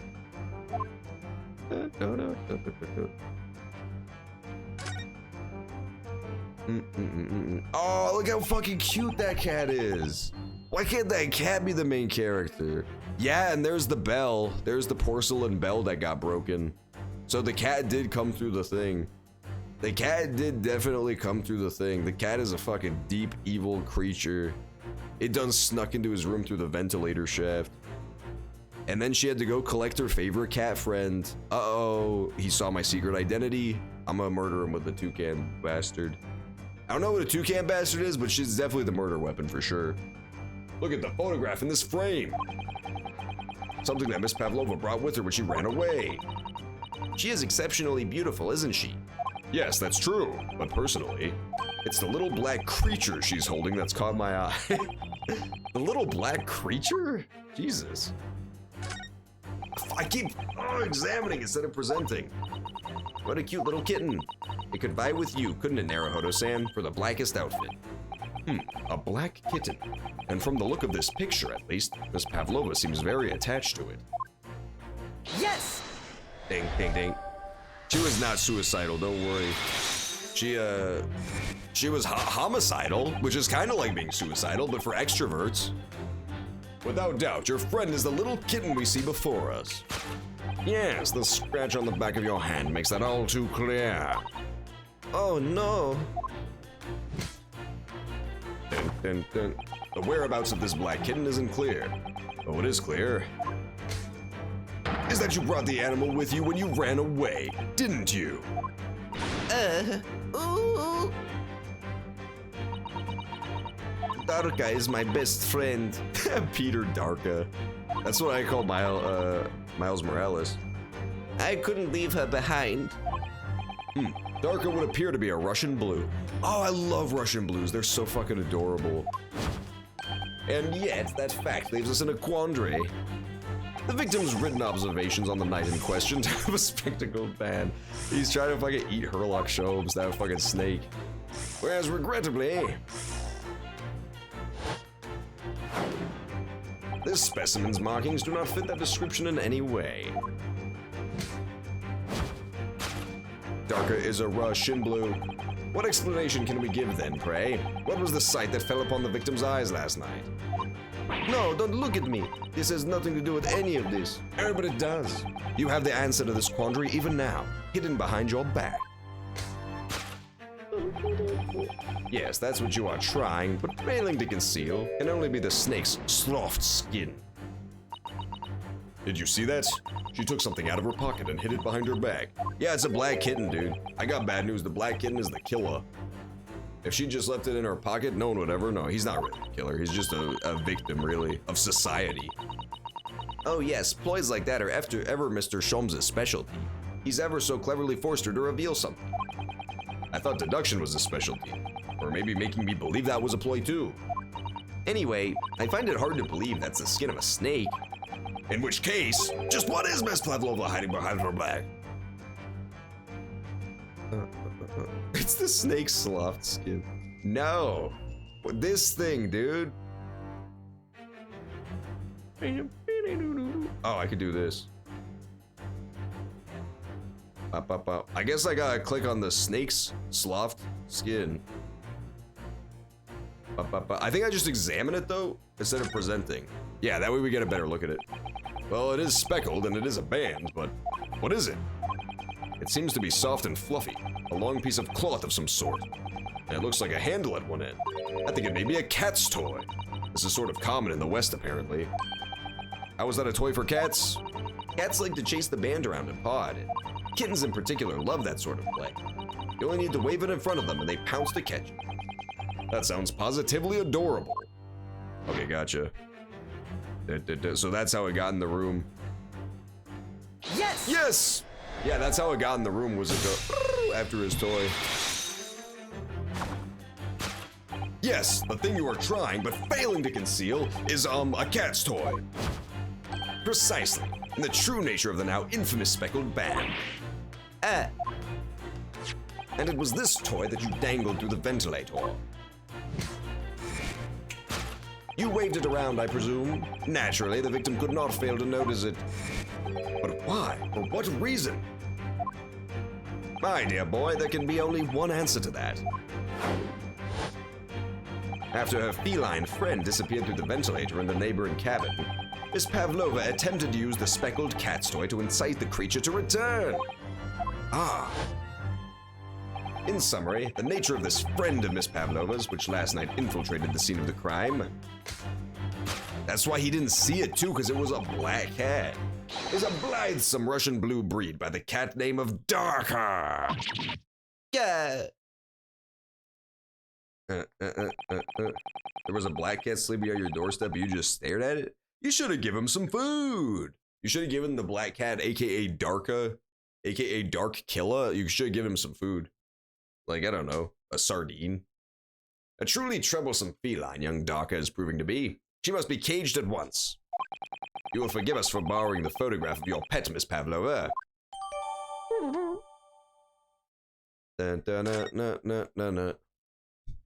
The speckled blue. Yo, I gotta say, in Ace Attorney Trilogy, I was pretty good at, like, guessing the mysteries. In this one, I did not guess that it was secretly gonna be a cat named Darka that jumped through the ventilator. They did definitely pull one over on me, especially since I don't think that photograph was even there before.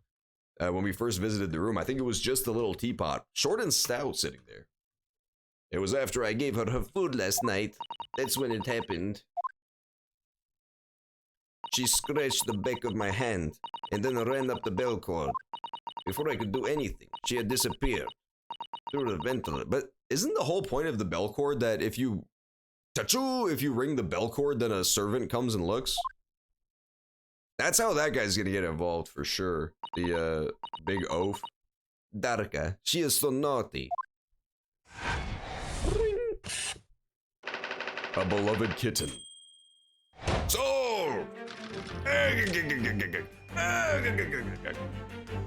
Death by a venomous snake's bite. Moving on, we come to the heart of the matter, the grim demise of the victim. How did this young man lose his life, and why? According to the data of which I have been apprised, it would be clear there were no visible signs of injury. Black cats are bad luck? No, they're not. Black cats are fucking adorable, dude. Black cats are all cute and fat.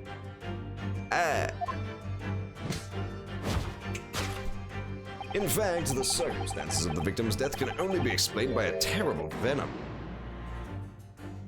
What Mr. Sholm says is true. There were no signs of a wound anywhere on his body. That's right, but Mr. Sholm seems to be unaware of one very important detail. Cosmo wasn't poisoned. Yes, it would seem so. Let's give him the information he's missing now.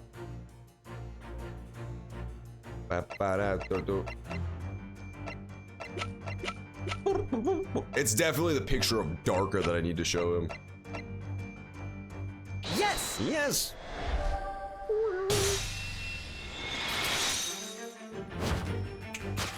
In fact, the circumstances of the victim's death can only be explained by the post-mortem report.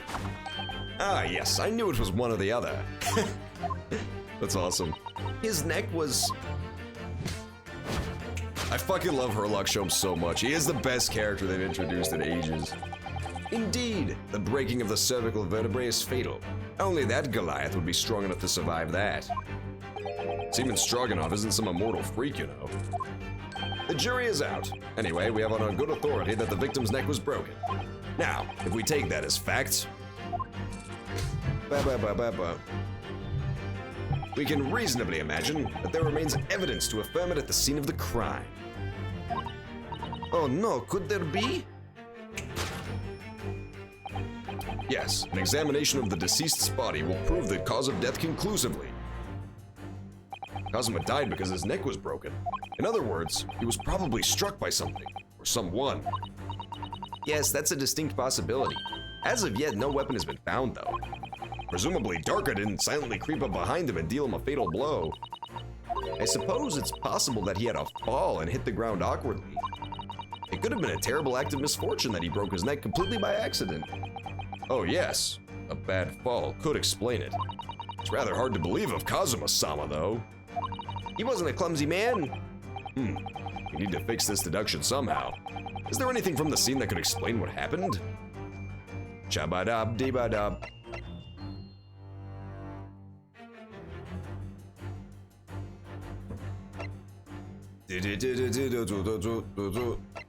I actually don't know what this one wants from me. I'm gonna guess it's the mark on the floor? I don't know. An examination. Oh wait, no, we have to fill in this blank, right? An examination of the bleep will prove the cause of death conclusively. So maybe it's ship's log, because the ship's log shows that the guy was busy, quote unquote, during the time of the murder. Maybe.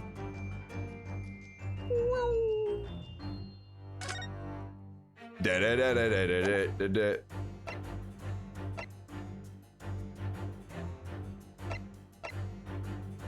Dun dun dun dun dun dun dun dun. I don't know what it wants from me this time. I'm gonna be honest with you, I don't know what it wants from me this time. The tabletop, bro. I don't know. He didn't fucking hit his head against the fucking tabletop. He didn't hit his head against the fucking wardrobe. That would be the dumbest way for him to die. That would be the dumbest way for him to die, would be hitting his head on the wardrobe. The Russian ass wardrobe. Okay, I don't know how many tries we get at this before we game over, so I'm gonna save. Okay, I'll let you know if I give up. But I've got a couple of guesses of things that maybe could fill in the blank here. I'm gonna start with tabletop, the wardrobe.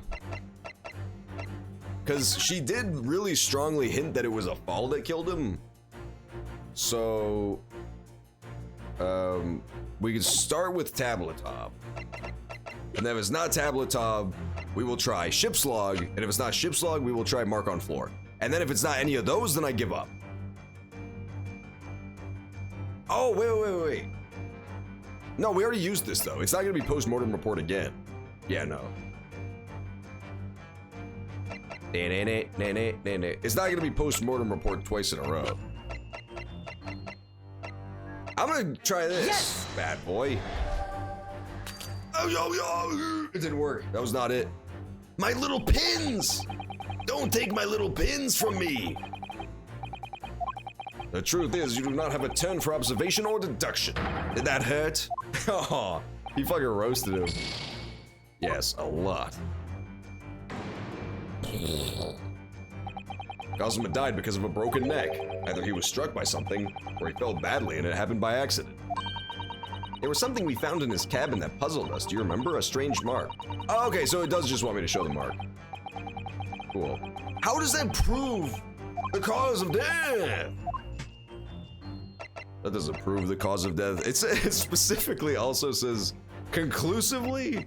I guess we'll see where we're going with this. There we go.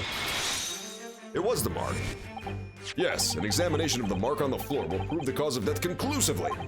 This particular mark, so prominently visible next to the victim's body, is a deposit of shoe polish. Shoe polish? Indeed, positively identified by a little analysis device I constructed, which I carry now as a matter of course. Jimmy Collingwood, can you stop fucking murdering every character in this game? Do you know how hard it is to solve these crimes when the true killer is not even listed among the suspects? It's hard, and it's been throwing me for a fucking loop. Now they're trying to convince me a goddamn cat did it. Beeswax, tallow, and dye were my results. The undeniable ingredients of shoe polish. And the color of the polish is a perfect match to the color of Mr. Asogi's laced leather shoes. Looking at this mark, it's not hard to imagine what happened. For some reason, Mr. Asogi must have caught his foot at that point on the floor and tripped. Please, no. He tripped over her stupid fucking cat? God damn it. Okay, so he did break his neck on the wardrobe, but we just hadn't gotten to that part yet. But why was everybody knocked out then? This doesn't add up. This doesn't make sense yet. and by a dreadful turn of misfortune, he caught his neck against some immovable object as he fell to the floor.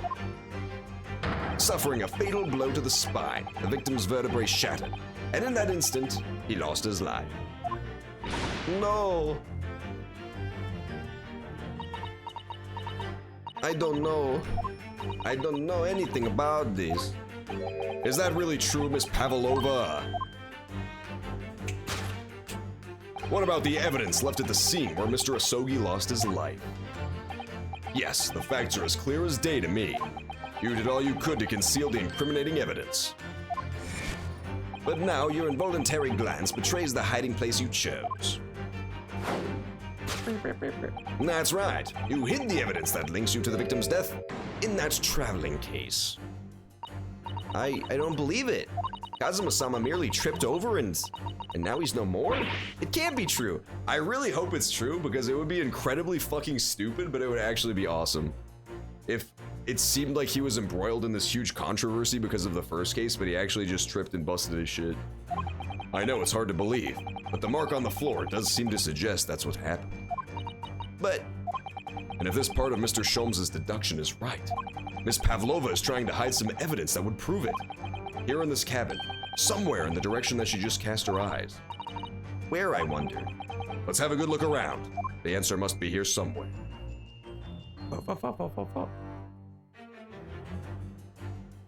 Did he trip over the tiara? No, that would be silly. He tripped over the stupid cat, didn't he? Yeah, it's in the wastepaper basket. The other half of the little thing. This is a wastepaper basket. Perhaps all the first-class cabins have them. But Miss Pavlova only started occupying this cabin late last night. Presumably there's not much rubbish in there yet. Yeah, there it is. Oh, what's that? It's a broken piece of glass, isn't it? Yes, it is. And I feel like I've seen it somewhere before. If it looks familiar, perhaps it's more than your mind playing tricks on you. Bonjour! Yes!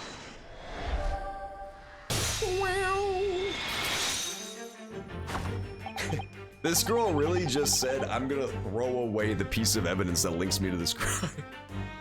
She really said, I'm just gonna throw this in the fucking trash can. Here we have a fragment of some intricate glass object, it would seem. One that is a familiar artifact. By the way, like, this has been going on. I was gonna try to talk about this soon, but this has just been going on for so long. We're totally out of time for the stream. We are completely out of time. So once we're done with this, like, deduction minigame, we're gonna save there and we're gonna pick it up again next Friday, 4 to 9. This VOD will be going up on the YouTube archive in the bio below if you need to catch up on some stuff that happened. But yeah, we're gonna have to cut it because we're totally out of time. We found another piece, oh, this is me. We found another piece of broken glass on the floor in Mr. Asogi's cabin. And as you can see, the two pieces fit together perfectly. Oh no! Yeah, by the way, we're doing this game every Friday, 4 to 9 p.m. till it's done. So feel free to follow if you want to see more. We're gonna be doing it every week. Every Fridays. So, Miss Pavlova, shall we consider what this tells us? Why would it be that part of this glass object, which was evidently broken at the scene of the victim's death, should be found in the wastepaper basket of your cabin? No. You have discovered my secret. You're well acquainted with this glass bell, are you not? I don't know, and that hushed Russian accent of yours won't save you this time, dear girl. Why? Because we have conclusive evidence linking you to the bell in question. What? Take it away, Mr. Naruhodo. Yes, the evidence linking Miss Pavlova and the little glass bell. That would be the cat. Yes! Yes! If you look at this photograph, every now and then it makes you laugh. Hanging from Darka's collar. The very glass bell in question.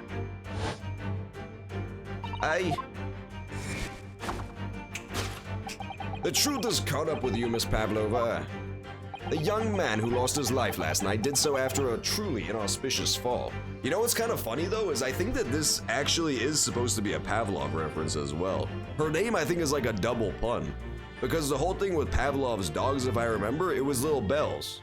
Ding ding ding, he would ring little bells. So I don't think it's a coincidence that her cat's collar is a little bell, a funny little bell. And the cause of that fateful stumble.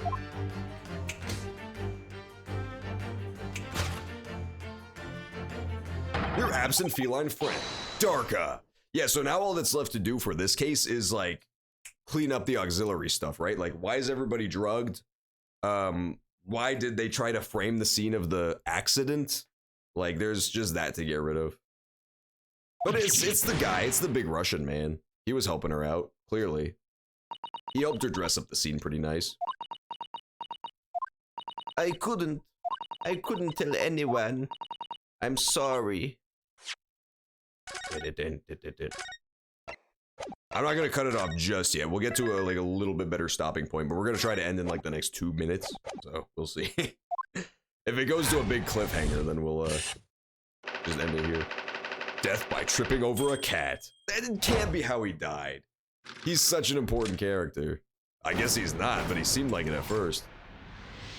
Deduction complete.